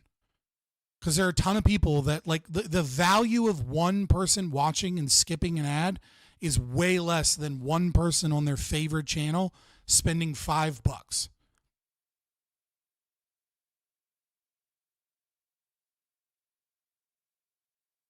Yeah, absolutely. It would be a disincentive against YouTube Premium. I totally get that. But people would YouTube Red or whatever. But again, you can do both. Of what an American is. It would be a lot easier if an American was just an Indian with an Ivy League degree. Also, let's be honest, everybody that is like watching live streams on YouTube to an extreme degree, most of them have an ad blocker. Goalposts of what an American is. It would be a lot easier if an American was just an Indian with an Ivy League degree. It would make this whole problem go away instantly if that worked. If you could just wave your hand and say that an American is a Guatemalan who was born here, that's an American. We wouldn't have to have this painful conversation. It would be so easy if you could do that, if it were a computer simulation. That's Marvel movie shit. An American is who? Yeah, I mean, it is a Guatemalan that was born here. That is what an American citizen is, technically speaking, but it isn't... but it's not true. It's only true if they're third generation, and it's only true if their fucking parents were forcibly assimilated and their grandparents were forcibly assimilated. That's when you're truly an American. I'm sorry. You're not a fucking American just because you come over here, live here for 5 years, and take a citizenship test. A retarded easy citizenship test, by the way. You could do that if it were a computer simulation. That's Marvel movie shit. An American is whoever... Ad blockers do work on mobile, but you know, you gotta do a lot. You gotta jailbreak your phone to get the APK files that fucking work as browsers for that. Movie shit. An American is whoever Doctor Strange brings through the portal to beat Thanos. The new Spider-Man is an American. It's a lesbian from Sri Lanka who just came here to start up a cupcake business. But she listened.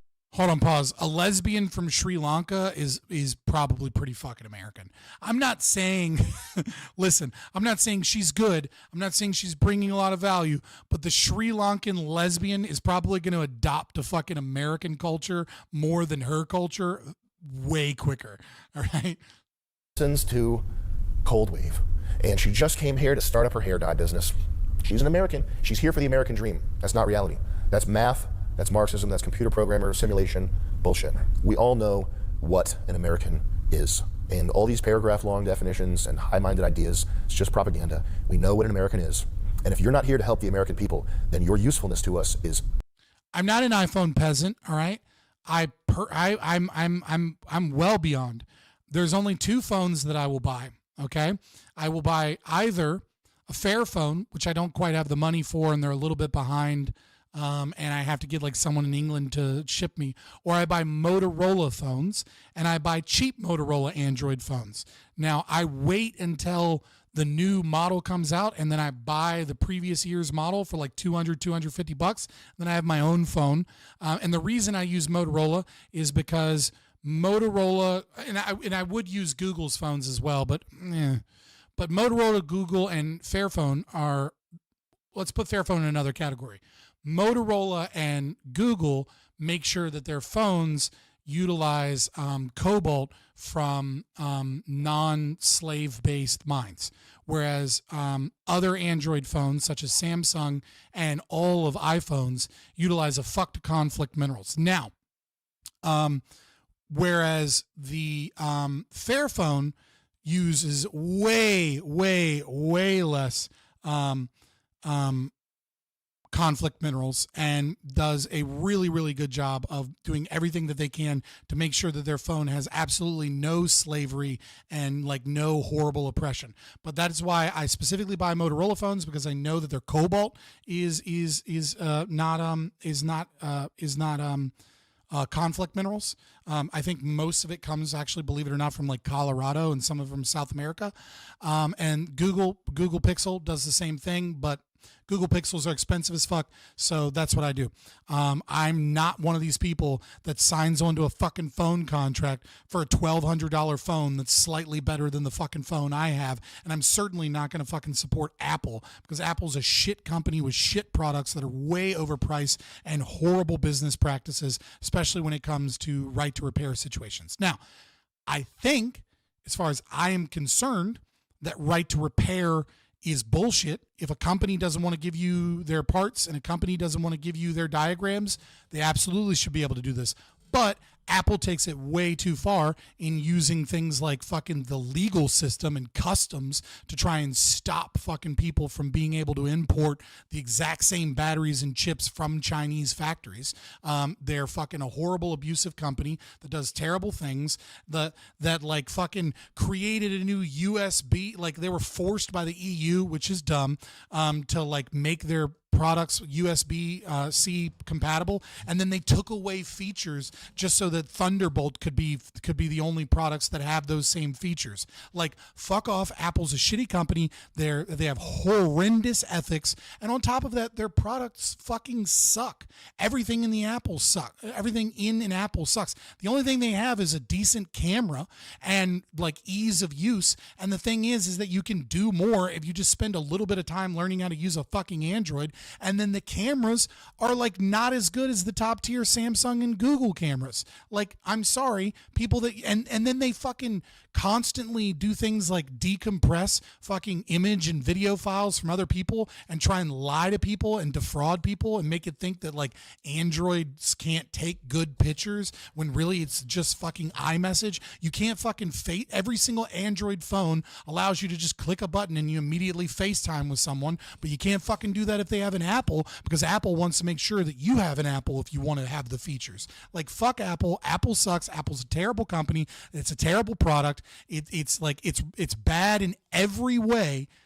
And the only thing they kind of have going for them is a camera that other companies do better, and like their cloud services not giving shit over to the FBI. Cool, but their fucking iCloud gets hacked all the time anyways, so it's not like that's even fucking impressive from a security standpoint. They suck. They suck in every way. Their Chinese factories suck. Fuck Apple. I am an Android boy all day long. I want my dream phone is Fairphones, because then I get to flex on all the Apple people that their phones were made with slavery and mine isn't. But I will take Google Pixel and Motorola phones in lieu of them, and I have like a Motorola phone that has every fucking feature that your Samsung, your Android has, with one exception, which is that it doesn't have wireless charging. Like, the camera works fine, everything on it works fine. I have a real fucking professional camera if I want to fucking if I want to take fucking photos. So like, no. Over with. The right wing, Republicans, conservatives, etc., they are trolls and memers and shit posters, and they have acerbic ideas, and they're also the most forgiving people. They're the most forgiving people. Anytime anybody does anything remotely. Hey, I appreciate all the new viewers. Consider liking, subscribing to the channel. I do streams every Wednesday and Thursday. Obviously, I didn't do it on fucking Christmas. We do Sunday fun days, where we like play games and shit, and just hang out and bullshit. Mondays, most Mondays, like 95% of the time, I'm on Prime Guys doing debate panels. So if you come hang out, you'll get pretty much guaranteed twice a week. Some weeks is 4. Now, with the Sunday Fun Day, I only do those every other weekend, because I am an every other weekend dad, and my son is autistic. And so with 2 toddlers and one of them being autistic and me being like a single dad, it is like I get no sleep that weekend. And so like that Sunday after I drop the kids off, like I'm exhausted. So like I don't usually have the energy to stream. Every now and then I'll stream on a Sunday with the kids. But yeah, come check it out. Come join the Discord. That's how you're going to know that you're going to get the go live, because a ton of people do not get my go lives. But if you hang out in the Discord, we can chit chat even when I'm not streaming. And there's like 600 people in there, but there's probably only like 30 or 40 like truly active users in there. But still, you can argue with people about politics or other things and come hang out, and you'll always get the go live. Appreciate it. Appreciate everybody that came in for the stream tonight. We're going to get back to the video. Based. They are absorbed by the right. Ancapistan talking about not feeling safe in her neighborhood. That's based, man. Dude, megapixel is like such a bullshit term. Like, picture quality is like, megapixel is like one of many things that goes into picture quality, just to be fair. Sparring was red pilled this whole time. I can't believe it. Damn. People, broadly speaking, do not. It's like saying my 4K fucking webcam that I got before I got this mirrorless DSLR camera was better because it gets more frames per second in 4K. It's like, yeah, my webcam got more frames per second in 4K. This camera is clearly better, right? Like, it's a real fucking camera. It like, you know what I mean? Like, megapixel is just like one measurement. I'm not trying to shit on you, Silver Ogre. I'm just saying. Ancapistan was red pilled this whole time. I can't believe it. Damn. No, Ancapistan was not red pilled this whole time. She just got groped by some fucking homeless people, and all of her left-wing friends called her racist for it, even though they were white. And so now she's kind of waking up to how insane the left is. But again, philosophy is the problem. These people never challenge their axioms. He does anything remotely based. They are absorbed by the right. Ancapistan talking about not feeling safe in her neighborhood. That's based, man. Ancapistan was red pilled this whole time. I can't believe it. Damn. People, broadly speaking, do not expect you to be full-on 1950s race. Then just real quick, the next Sunday Fun Day is probably going to be either Path of Exile 2, or it's going to be, or I might buy. I gotta like look at my finances and shit. Well, I'll be fine. I'll probably buy the Warhammer thing, mostly because I was gonna save it to try and talk to Counterpoints. But I just like shit on Counterpoints on like the last panel I did, so I probably burned that bridge already. So like I'm gonna put out a call in the Discord to see if anybody wants to, because like what I want to do is I want to bring you guys from the Discord and see if you guys want to talk about 40K with me, because like I'm just starting to learn 40K lore. And like I got the Horus Heresies on audiobook, and have been listening to some podcasts and stuff, but like I still don't know a lot, and I'd like to learn more and like chit chat about it, and like get more nerds talking about the game and like the actor in the game, and like tell me more about like the original Space Marine, so I don't have to play it, and like you guys can tell me like some of the context that I might be missing, and then we'll play like Space Marine 2. But I want to make sure that I have like a couple of people that are passionate, that like want to show up and talk about it, so that I'm not just like there and being like, oh, one person showed up and they're quiet. Like I want to get like a couple of people that want to talk about it. So that won't be this Sunday, but next Sunday. But if I don't get you guys in Discord to like DM me and be like, hey, I'll be there. I'm a 40K nerd. Like, let's talk. If I don't get enough people to do that, then I'll probably just do Path of Exile too. Racist Hank Hill, get him out guy. Get him out of here! That's not what they're looking for, okay? They're fine with the Silicon Valley tech version, the occasionally based, occasionally Neil deGrasse Tyson soy face. They love that Elon. It's this idea that Americans aren't good enough, this misunderstanding of what America is. You're just as bad as the people you bought the website from, if this continues to be the case. Are you able to listen to valid criticism? I mean, like, without a doubt, like, he's just as bad. I don't know that he's just as bad if he doesn't engage in, like, statewide algorithmic censorship, right? Like obviously there's something way worse that was occurring that hit a peak during COVID, right? Where, you know, CISA that was signed in 2019 under Donald Trump, right? The Cyber Infrastructure Security whatever Act, I can't remember the other S, right? Systems or some shit, right? Where we utilize the State Department to, you know, along with the CIA to, you know, engage in mass censorship, you know, and fund to the tunes of billions of dollars, some of which maybe even trillions, if we, you know, don't know where all that money that disappeared from every single audit the fucking Pentagon's ever done, right? So that, you know, the CIA and the National Endowment for Democracy and In-Q-Tel and all of these companies can, you know, have their Arab Spring, so that they can have their coup in fucking Ukraine, so that they can, you know, push universities and push online, you know, social media websites and push governments and push all of these different institutions that, you know, like that support the, you know, the institutions of democracy, so that they can topple these other countries and stop them from having right-wing populism, which is, you know, the new threat to the, you know, the World Economic Forum, etc. Like that, they were working in tandem with those people to utilize new researches, new technologies and new training to mass censor people for having the wrong opinions based off of fucking keywords. And like Elon Musk, I don't think is doing that. Is Elon Musk have some of the old guard there that are still a problem? Absolutely. Does he need to fix that? Absolutely. Is he engaging in childish and petty behavior, censoring people's speech? Absolutely. Is he fucking showing that he doesn't have the full commitment that he claimed to have on free speech? Absolutely. But like, it's not the same thing. And to pretend like it's the same thing is ridiculous. It's not from Russian bots. It's not a coordinated attack on you. It's tens of thousands of people pissed off because they think you betrayed them. Good night, Stacey. I hope to God you're a leader. The rest of you can keep watching this right now. Check it out. asmongold.com/ what's the guy's name? Moist Critical. That's the website. asmongold.com/ Moist Critical. You can now, if you're not. So someone, hold on. I want to see if someone has fucking. Hold on. asmongold.com/ Moist Critical. Let's see if someone bought that domain. Oh, it's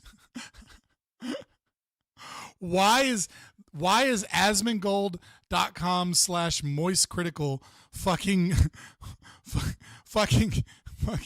why does this, it brings up World of Warcraft armory of someone's fucking, like, why is that domain go to there? It just brings up Asmongold's fucking, someone bought the fucking domain name and then fucking redirected it to fucking Blizzard, to fucking Asmongold's warrior on World of Warcraft. What the fuck is going on? That's hilarious. I don't know who did that, but that's hilarious. Not Elon, you can jump over to the regular video and start watching. What I actually believe, I think that the U.S. economy is grinding to a halt, and that the tech bros and investors, it's like someone tweeted about this, the bubble in the Japanese economy, where Japan was faced with the decision to either start importing people or get ready for a long winter. I saw that tweet and that immediately rang true. I think that these investor bros are like someone tweeted about this, the bubble in the Japanese economy, where Japan was faced with the decision to either start importing people or get ready for a long winter. I saw that tweet and that immediately rang true. I think that these. Yeah, I mean, Japan, despite doing all the right things, Japan has been hurt pretty bad by the COVID inflation system, and part of that is kind of their their system of immigration. But God, I hope Japan doesn't get too many fucking lefty girls, because it is growing in their country that try and push for the same shit the rest of the West is doing. I hope they figure out another way to deal with their population issues. Hopefully, it means more free market capitalism and less of this bullshit that is, bullshit welfare programs that are causing it. These investor bros are counting on AI to offset the loss in productivity of this dying empire. It's slowly being realized that AI is for all intents and purposes, a glorified spell checker. I use AI all the time. I'm a pro subscriber to ChatGPT and Perplexity.ai. I have Perplexity AI as my default search engine, and it's about as good as searching forum posts was 20 years ago. Yeah, I would say Grok works pretty well, to be honest with you. Like, I honestly find Grok to be better than ChatGPT. Like, there's a lot of competition. I mean, I just use Grok because I'm already paying for fucking Twitter Premium anyways, so it's just convenient for me. But Grok's pretty good. Grok is actually amazing if you know how to ask questions the right way, right? So, like, if I ask Grok, like I'll go to... Like, if I ask Grok, what is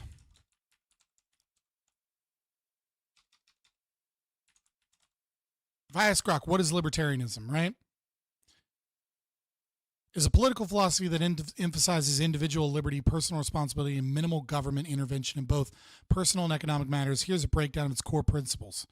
Limited government, free markets, voluntary association, property rights, non-aggression principle, right? It's a pretty shit answer. Criticism of authority. What, like, no, it's not. It's none of those things. Right. But if I go, what is libertarianism according to the, from the perspective of Hans Hermann Hoppe, especially in a theory of Socialism and Capitalism, 1988.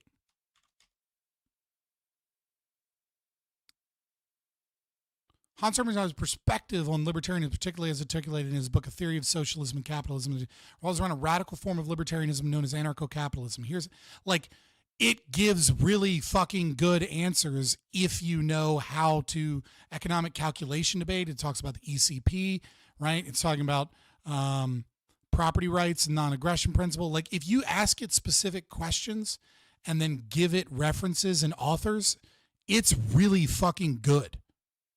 Like, it gives way better answers than any search engine or Google ever could. Right? So it's like, if you're going to use AI, you have to understand that you have to feed AI the answer that it ought to give.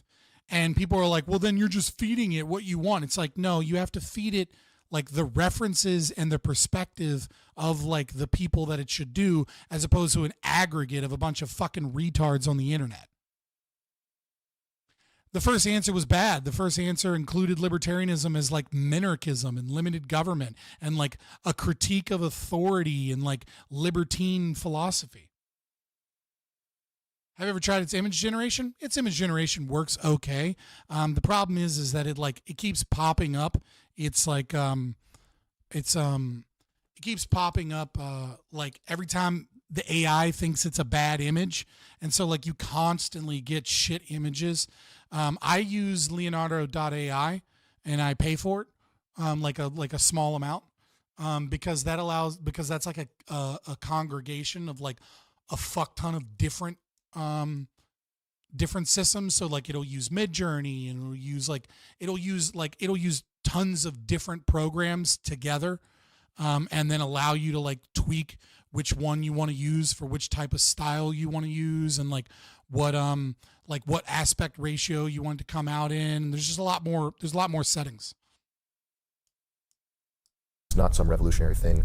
It's extra dimensional autocomplete. The words have weighting and tone and various other dimensions that are vectors, and what you get at the end of it is an article that can almost fool a computer into thinking it was written by a human. I think there's a game of musical chairs going on with money, and people are desperate for a way to keep that game of musical chairs going, even if it means fucking us over. You just described why the government is a fucking problem, right? Because every large corporation with a ton of fucking power and every special interest group with a large voting bloc is like competing to fuck over other portions of America and other portions of the economic sector so that it can get the regulations that fucking destroy its competition in lieu of its system. Like it is our economy is held down and bogged by so many regulations, and that's, you know, it's cool that Elon Musk and Doge and Vivec want to like reduce that to some degree, but like, you know, it's I don't know if it's too little too late. We'll see.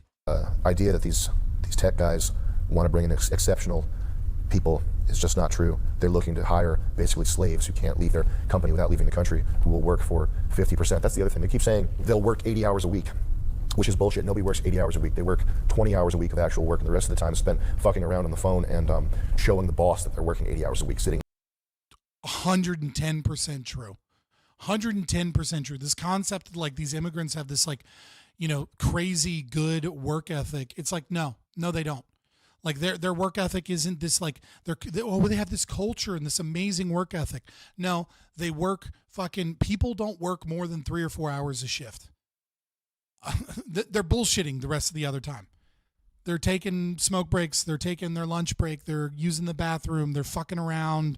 They're like thinking about what they want to do. They're daydreaming to a certain degree. You're not getting more than 3 or 4 hours of work out of anybody in a day. You're not.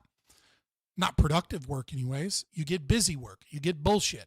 You get, you know, complete task to check box. But you're not getting any real work out of them other than that. He's 110% right here. And the difference is that those in the American vein of culture will tell you that. Right? Like Americans will be like, why do you have me doing all this bullshit busybody work? And people from other countries that you've imported aren't like that. They'll just do it. And part of it is that fear, you know, that H-1B system is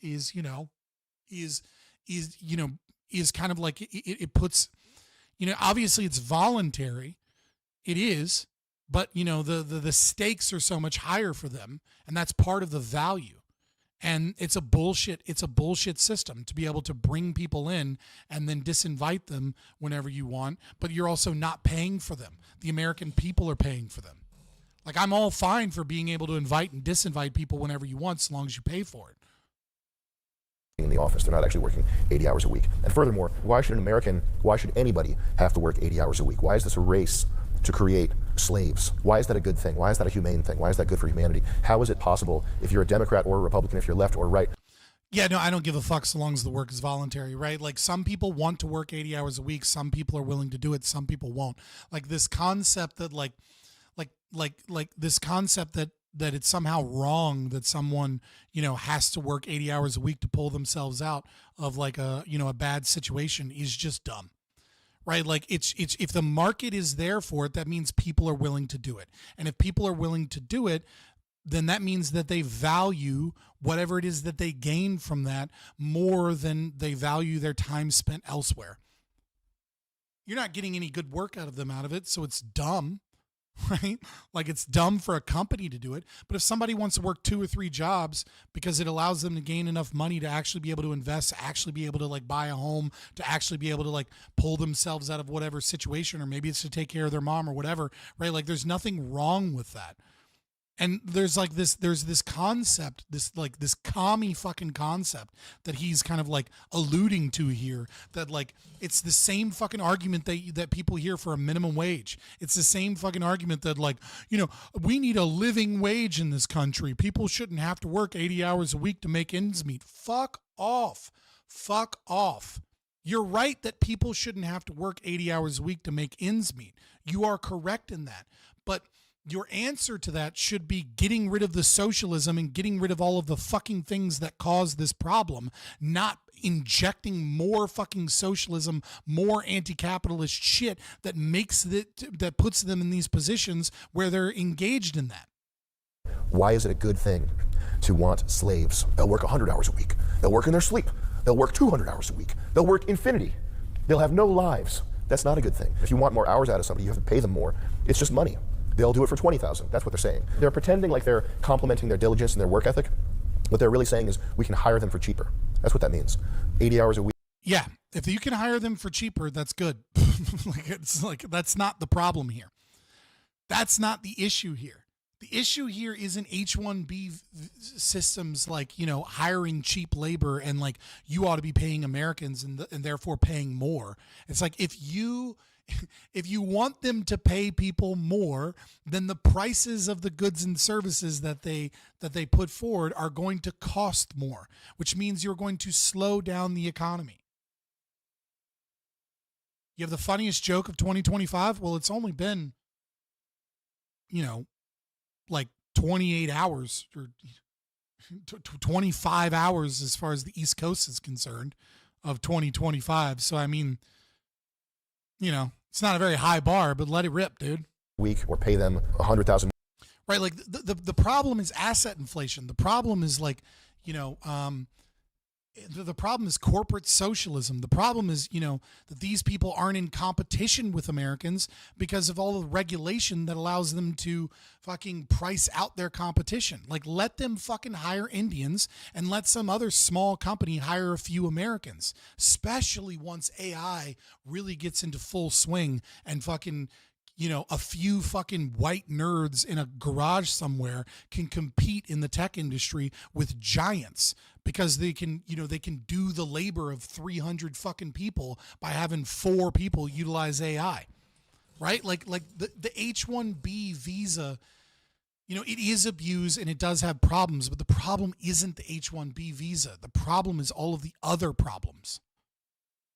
More years, the same thing. They're just saying you can pay these people $150,000 instead of. I mean, but again, you ought to be able to discriminate. That's the other half. You as a landlord ought to be able to say, I don't want Indians in here because every time you guys come in here, I have to spend fucking $5,000 fucking deep cleaning and painting the walls and the tile and all this other shit to get the smell of your food out. And I don't feel like paying that. So I'm not going to put Indians in the fucking building because everybody complains about the food you make.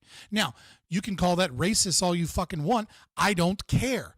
That is a human right for someone that owns property to discriminate against you. Okay? Like that's the fucking problem. Okay? The problem is that the problem isn't that companies are allowed to bring in employees because they work cheaper. If they're diligent workers and they work cheaper and they do the job, then that's good for literally everyone.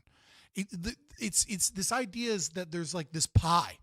And for every, H-1B visa person that they bring in, for every person that they fucking, every employee that they hire that isn't an American, that an American lost the job. That's what they're saying, is that you stole an American job. No, you fucking didn't.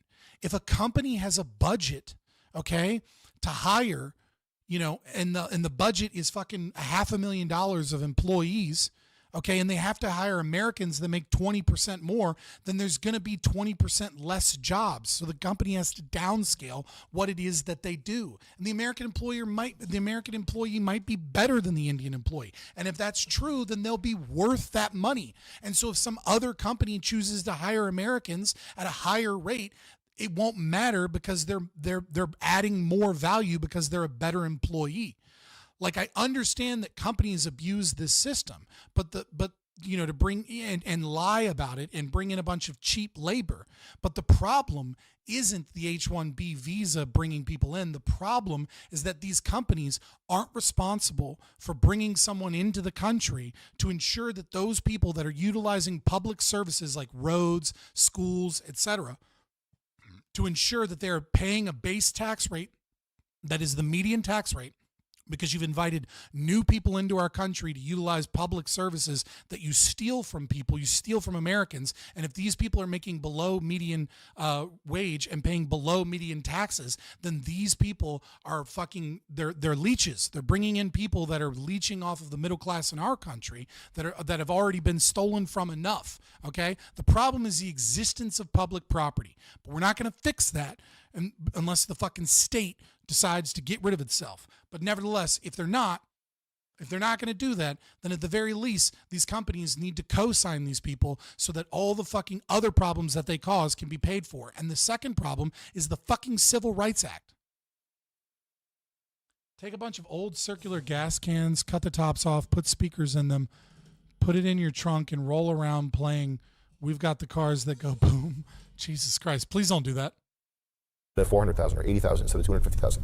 It's just money. Any system that gets set up is going to be gamed. This one is gamed by Indians who are master gamers. Pull up the Cognizant article. This is a company that was found guilty of setting a pattern and practice of discrimination against non-South Asian and non-Indian workers. That's not the intention of the program. The intention of the program is to create a meritocracy. But like Thomas Sowell said, you have to judge things on their outcomes, not their intentions. You can make a law called the everybody good, free money, everything good law, but if the end result is that quality of life goes to shit, that's what you have to judge it on. And so this H-1B... Yeah, I mean, there are problems with empiricism and being able to draw those conclusions, right? Sometimes it's just correlation, but like I'm not a fan of, you know, the Chicago school libertarians, you know, which is funny that he's talking about, you know, Thomas Sowell while also shitting on libertarians and saying that libertarians have this economic idea, whilst all then quoting fucking libertarian economists, even though he's a small L libertarian in Chicago school. But nevertheless, yeah, I mean, like you're mostly not wrong here. You kind of, I would say it's better to do it praxeologically, and praxeologically is, you know, if you have a system where individuals are not forced to pay for these people if they commit any problems, therefore they're not liable for any problems that they cause within the culture, within the community, and you have a system where it's illegal for people to discriminate against these people, then obviously they're going to bring their culture over here, and that culture is, you know, it's going to be difficult to assimilate people when they fucking ignore me. LOL. Yeah, fair enough. I mean, like I read super chats. I never ignore super chats, for the record. But like, yeah, so obviously that's going to have the cultural impact, unless you have some form of like racism and or legal discrimination against them, that kind of forces them to assimilate. But also, you know, bringing in cheap labor is not the problem, right? Like the problem is like, but again, like if you have a company that, you know, brings in so much Southeast Asians, you know, or so many Indians that they then stop being a meritocracy and start only hiring Southeast Asians and bringing in those people. Well, do we have a competitive market? And the question is if we don't, why? And the answer is almost always going to be regulation and socialism that favors these corporations, and makes it harder for other individuals, you know, and small entrepreneurs and small businesses to enter the market, right? It makes it a bad investment for investment firms to engage in that because of the high costs and, you know, to enter into the market. Okay, so get rid of that. And if we get rid of that, then we have a competitive market. And if we have a competitive market, then we'll see who wins. Is it the nepotistic companies that only hire other Indians, or is it the people that only hire Americans? Let's find out who's better. Okay? And if and we're going to find out one way or the other. And if the nepotistic fucking Indians, it turns out that they have so much cohesion and the people are willing to work for so cheap and they still put out a superior product, well, guess what? The American public will have cheap products from companies that dominate, and that'll be good. And if it's the American citizens that want a little bit more money, but it turns out that they work harder and it turns out that they're more diverse because they're not nepotistic, so therefore they have a larger pool to get better employees, so they put out a higher quality product, or at the very least, you know, they push out more of that quality product, then guess what? It'll be fixed. We'll know, right? The answer isn't DEI for Americans. The answer is, if a company is going to import cheap labor, they need to fucking pay. They need to pay for those people that they're bringing in to use roads, to use schools, to use city buses, etc. And if those people commit crimes, they need to pay for it. And the answer is to get rid of regulation and the competition of Silicon Valley. And then the third answer is to get the fuck rid of social security and welfare programs that incentivize low IQ retards to breed and disincentivize people from having large families in the middle class to breed. And then the fourth thing is to abolish the Civil Rights Act, so that if communities and like people that collectively come together and decide that they want their town to look one way or the other, they can discriminate against these people if they don't like them, if they don't feel like they fit in their culture, if they want a community with these people that aren't part of them, or they can choose not to discriminate against them. Bring back freedom of association, get rid of the socialism and welfare that is destroying families and destroying our birth rates, get rid of the socialism that's stopping competition, and then make sure that if you you bring immigrants in, that whoever is bringing them in is willing to pay for them if they're not paying enough in taxes compared to the median average salary, and also pay for them if they default on loans or destroy private property or they do anything like that. Period. Do those things and we'll fix this problem. But this concept that we'll just get rid of H-1B visas and we'll have DEI for Americans and that's somehow going to be positive is fucking retarded and economically illiterate. And I'm not saying that that's what Sam Hyde's saying. He seems to just be doing a critique of Elon Musk's fucking elitism and bullshit, so he's mostly right. But you can tell that he's hinting at some dumb shit. The big, beautiful wall. You're a motherfucking genius? Well, I don't know why you're a motherfucking genius. Do those workers not pay for it by contributing to the economy?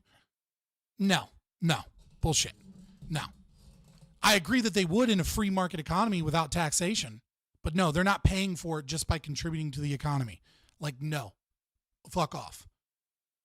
Not if other people, other Americans are paying for public roads and public services.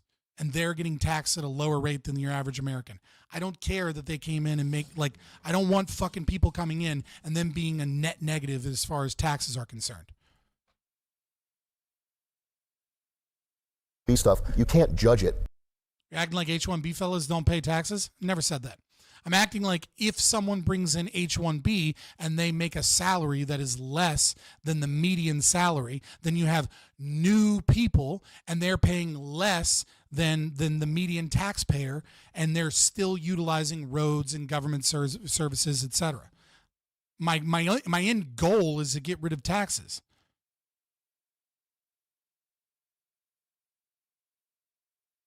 Is that quality of life goes to shit. That's what you have to judge it on. And so this H-1B stuff, you can't judge it on the floral.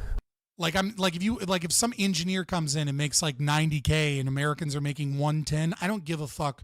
Like they're paying just as much, if not more, than the median person, right? But if Disney ships in fucking Guatemalans to work for like $27K and uses the H-1B visa to have like these people working in the kitchens and in the back rooms of fucking, of Disneyland, and then they're still using all this other shit, like fuck right off with that. Shit. That's what you have to judge it on. And so this H-1B stuff, you can't judge it on. I wouldn't fund the government. I would destroy the government. I am an anarchist. I am an anarcho-capitalist. I am a real libertarian as set forward by Murray Rothbard. That is what libertarian in the American vein means. Not this bullshit Cato reason, limited government, low taxes, fucking libertine bullshit. I mean fucking true free market capitalism and private property rights and the non-aggression principle. Taxation is theft. Fuck the government. Obviously, it would be replaced by other, systems of corporations, etc. On the floral, high-minded, beautiful, humanistic language that's used to sell it. That's just propaganda. You have to judge it on the end result. Here's another one: hire workers at a fraction of the cost of American workers. Force them to work longer hours because they won't leave their job, because if they quit, they're gone from America. This is not helped by a government oversight committee or anything like that. It's just the case that when you set up a system that can be gamed, it gets gamed. That's how. I never watched somebody completely go against their whole point in less than 5 seconds. That has to be Guinness record. What are you talking about? Like, where did I go against my whole point? If you want to know like further thoughts on immigration, you can watch the rest of the stream, or you can watch where I, talk about open borders and why open. There, I have another video where I talk about you have to be sponsored. I'm not sponsored by anybody, dude. I wish I was fucking sponsored. If someone wants to sponsor me, please. I'm an ANCAP. If I wanted to grift, trust me, I wouldn't be a fucking ANCAP. Oh, I thought you were talking about me being sponsored. Yeah, no, I agree that you have to be sponsored. What I'm saying is it's bullshit that you can be sponsored, but that you're not fucking that you need to be a cosign as well.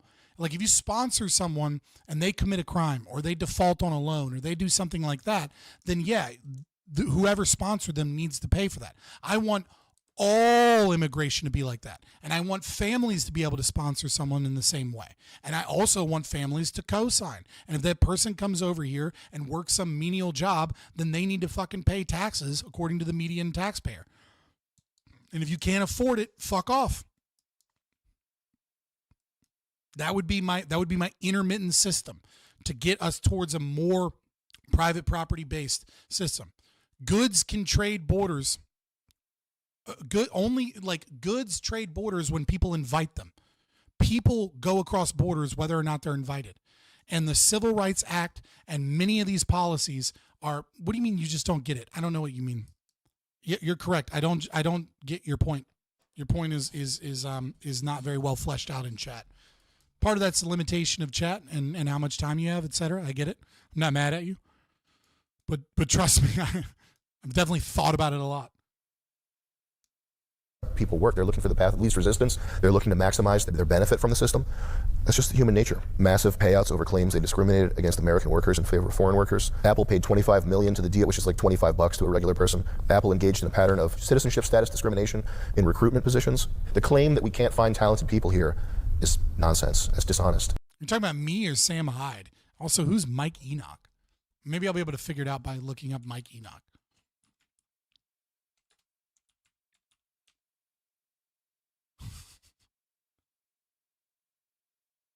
I Googled him and the first thing I got is a fucking him doing a Nazi salute in like Southern Poverty Law Center. Jesus Christ, Google is so fucking stupid. Mike Enoch is an American neo-Nazi, anti-Semitic conspiracy theorist, Holocaust denier, blogger, and podcast host. God damn it. Anytime I see that shit, I just immediately like kind of distrust it. Like I'm sure he probably is a fucking like neo-Nazi or something. But like they will use that label against fucking anybody. So at this point it just becomes meaningless. Like I'd have to actually do my research. In recruitment positions, the claim that we can't find talented people here is nonsense. It's dishonest. The claim should be that we can't afford to pay talented people. He's an ex-libertarian smarter than you. I guarantee, I mean, like he might be. I doubt it highly, right? Like there are plenty of intelligent people that have stupid ideologies, right? Post-libertarianism is a stupid ideology. Communism and neo-Nazis and fascism are all stupid ideologies.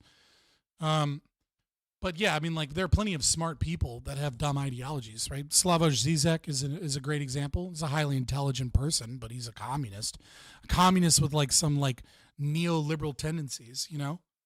Like there are plenty of intelligent people with dumb ideologies, so maybe he is smart. I don't know who he is. I doubt it. Most people are not smarter than me, but nevertheless. It's nonsense. It's dishonest. The claim should be that we can't afford to pay talented people enough, or we don't want to. Sorry for getting overly serious here with you. At the end of the day, I think you should buy Bitcoin. Well, yeah, communists can't hold stable beliefs for two reasons. One, their axioms are contradictory, and two, you know, socialism is a process. And so because socialism is a process, not a specific set of policies, that, you know, it takes on whatever vein within the context of the society that it's in. So it's like kind of like an undefinable, ever-moving goalpost. Or we don't want to. Sorry for getting overly serious here with you. At the end of the day, I think you should buy Bitcoin. There's this tendency to want powerful people or people in a leadership position. You get emotional when their every worldview doesn't line up with yours. You know, Trump's not based enough, or Joe Rogan's too whatever. But these are the men who define our times, and I think it's important you allow them to be flawed people to some extent, but also to push back when they go nuts. But in this case, I think that, I mean, it's critically important. It's moist critically important. It's moist critical. This fucking moist critically, and then switching to this camera constantly is fucking funny. Yeah, no, I mean, like, I agree with that. I do think he deserves pushback. I do think he deserves critique. I do think that he showed two things with this H-1B kind of situation. One, he showed his own elitism and his own, like, kind of like disconnect with like Americans and the American idea. You know, by this concept of like, oh, you know, like in his like callous economic kind of like autistic treatment of the situation. And then he showed, you know, exactly how committed he is to free speech, which isn't at all just getting rid of fucking, you know, anybody that disagreed with him and banning a bunch of groypers and pretending like he runs a free speech platform. Like, shame on Elon Musk and shame on all the Elon Musk dick riders for acting like this dude supports free speech when he doesn't. Just because, you know, it's like this idea that you can get rid of fucking the people that critique you and then still call yourself pro free speech is fucking insane. This is the whole thing that Moist Critical says every time we talk to him. He put it all. Okay, look, I got through it, all right, but it's 1:40 in the morning over here on the East Coast, all right? So I fucking stayed committed because you guys were still here, all right? On the line to become the free speech guy. and to turn Twitter into the global discussion space of the world. And No, I don't hate Elon Musk. No, hold on. I don't know if you're talking to me or someone in chat. I don't hate Elon Musk. I just think that he's a bullshitter. I think that I think that he believes his own bullshit often. And I think that, I think there's way too much dick riding and hero worship of a guy just because he's, he says the occasional based thing. And what he says isn't even really that based. It's just based coming from the richest man in the world and someone that has a lot of power and influence, right? And so, I think he does, I think he has some good ideas, and I think he has a bunch of bad ideas, and I think people dick ride him too much. That's what I think. You don't accidentally become adored by people. He can't just say, oh, I was just building a business and then I was saying stuff online and then I guess people looked up to me. No. There are plenty of quiet billionaires. There are plenty of quiet moneymakers, inventors. There are plenty of quiet engineers. I don't think Elon Musk is a midwit, right? I do think he's probably, I would say Elon Musk is not a midwit. I would say Elon Musk, if I had to guess, I'd say Elon Musk is probably around 130 IQ. Right? I think he is 2 standard deviations above the mean. I don't think he's a midwit. I do think, however, he's not well read in political philosophy. And I do think that he is really bad at communication. And because he's now in the realm of politics and has kind of thrown himself in there, he comes off like an idiot because he's bad at communicating, and because he also doesn't really have a commitment to being right in those regards. He kind of doesn't care. And so he'll retweet and quote tweet dumb shit and be like, is this true? Right. And he's just feeding the kind of the masses. So he behaves similar to midwits in that vein. But I think when he's in his area of expertise, which is, managing businesses in the tech industry and in technology towards success, I think you see that he's very clearly a genius, or maybe not a genius, but close to it. Like I said, 130 IQ. But I would consider midwits to be 100 to 115, maybe as high as 120. But in politics, he's very much like a midwit because of his inexpertise and his lack of caring and his poor communication. There are plenty of people who aren't going to the Met Gala in the Satan costume. Okay? There are plenty of people like that. Okay, but if you're 148, right? Assuming you are, I don't really care about IQ. Once you get to 140, 145, IQ kind of becomes a meaningless thing anyways because of specialization in knowledge. It stops tracking very well with G factor anyways. And it kind of becomes more of how good are you at taking the test. But let's say, 148, let's say that's true. Then 130 is not a midwit. That's just a standard deviation plus 3 more IQ points lower than you. That doesn't make him a midwit. It makes him, right? If we assume a standard distribution, right? Anything above 130, right? That's going to be 2 standard deviations above the mean. So that's what, 99.7 divided by 2? Or no, that would be 3 standard deviations mean. So it's 97%. So it's in the top 1.5%. If I'm correct, I'd have to remember what I'm forgetting. Yeah. Because it's 97 is 2 standard deviations, and then 99.7 is 3 standard, right? So it's roughly 3%, and then obviously you have to cut that in half because there's going to be people 2 standard deviations below the mean. So you're talking about 1.5%.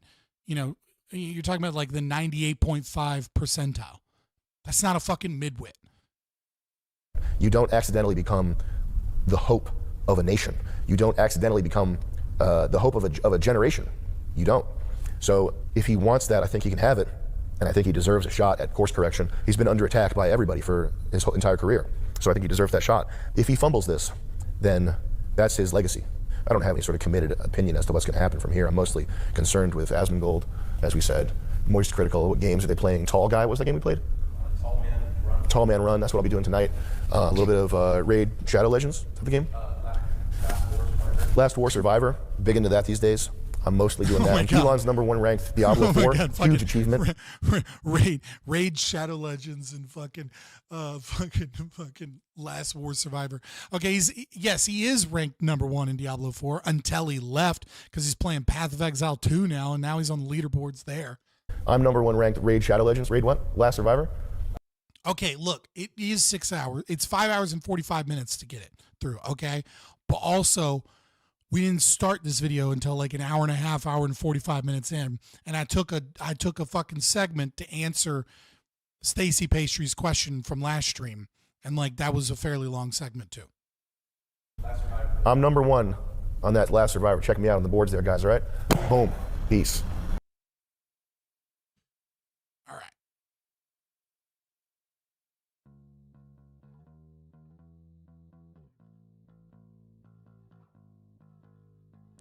I hadn't opened OBS in a while. I had to catch up to chat. Jesus Christ. Dude, I don't play chess. I don't get it. I don't understand why people love it so much. I think it's probably because my stepdad was he was a malignant narcissist. And I don't mean that the way like white girls mean it when they like break up with a guy and then all of a sudden they accuse him of being a narcissist. I mean like a genuine malignant narcissist that like, you know what I mean? Like, you know, not to go into too many details, but like did crazy shit. Like, you know, key my mom's car, you know, to pretend like someone broke into my mom's car, you know, so that he could like move because he didn't like living in the city. So like he vandalized her car and then the cops were like, we only found his fingerprints inside the car, but he owns the car. So we don't know. They must have worn gloves type shit.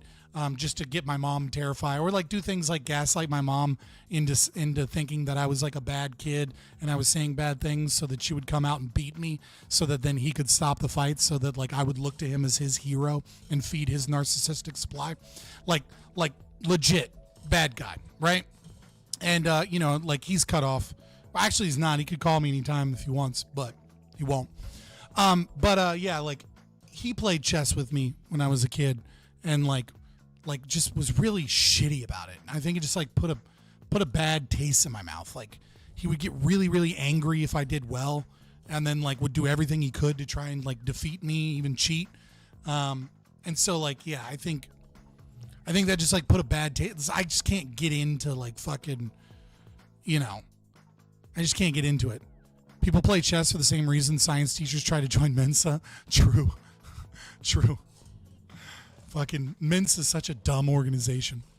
I mean, like, it's cool. Like, Mensa and other organizations, high IQ organizations, are cool sometimes for, like, gathering self-report surveys and data on, like, you know, political affiliation or, like, certain things like that. But even then, there's, like, this really bad self-selecting mechanism for, like, people that are in those organizations. Like, this, the personality traits that gets people to want to join those organizations, like, because they're all just like a bunch of autistic people trying to fucking have some type of like networking and or social organization, and it's like ugh. I could never join Mensa. Like I have no desire to.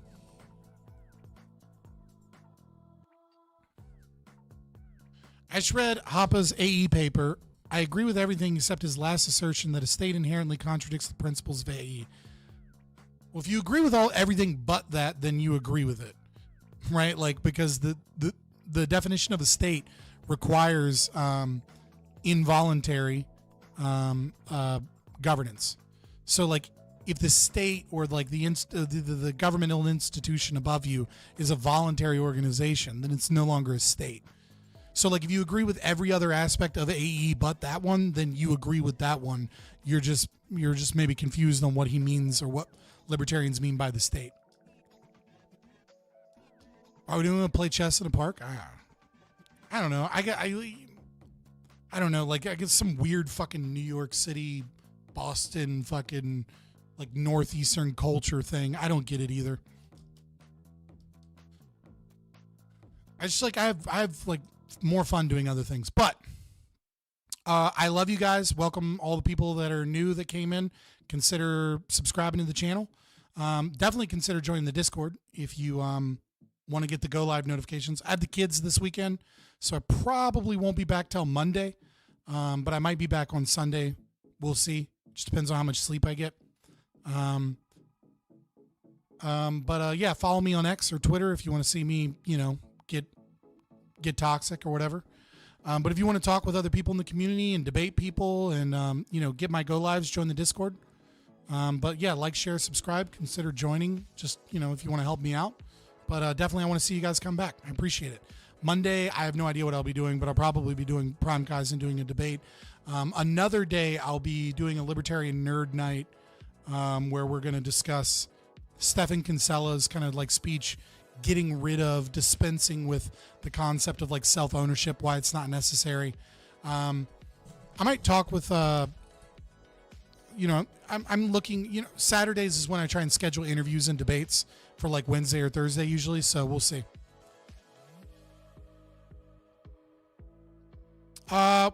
Well, Brian, playing guitar like that's like it's mostly subjective. So even in competitions where it's like mirroring each other, you know what I mean, it would still be predominantly subjective in execution. So yeah.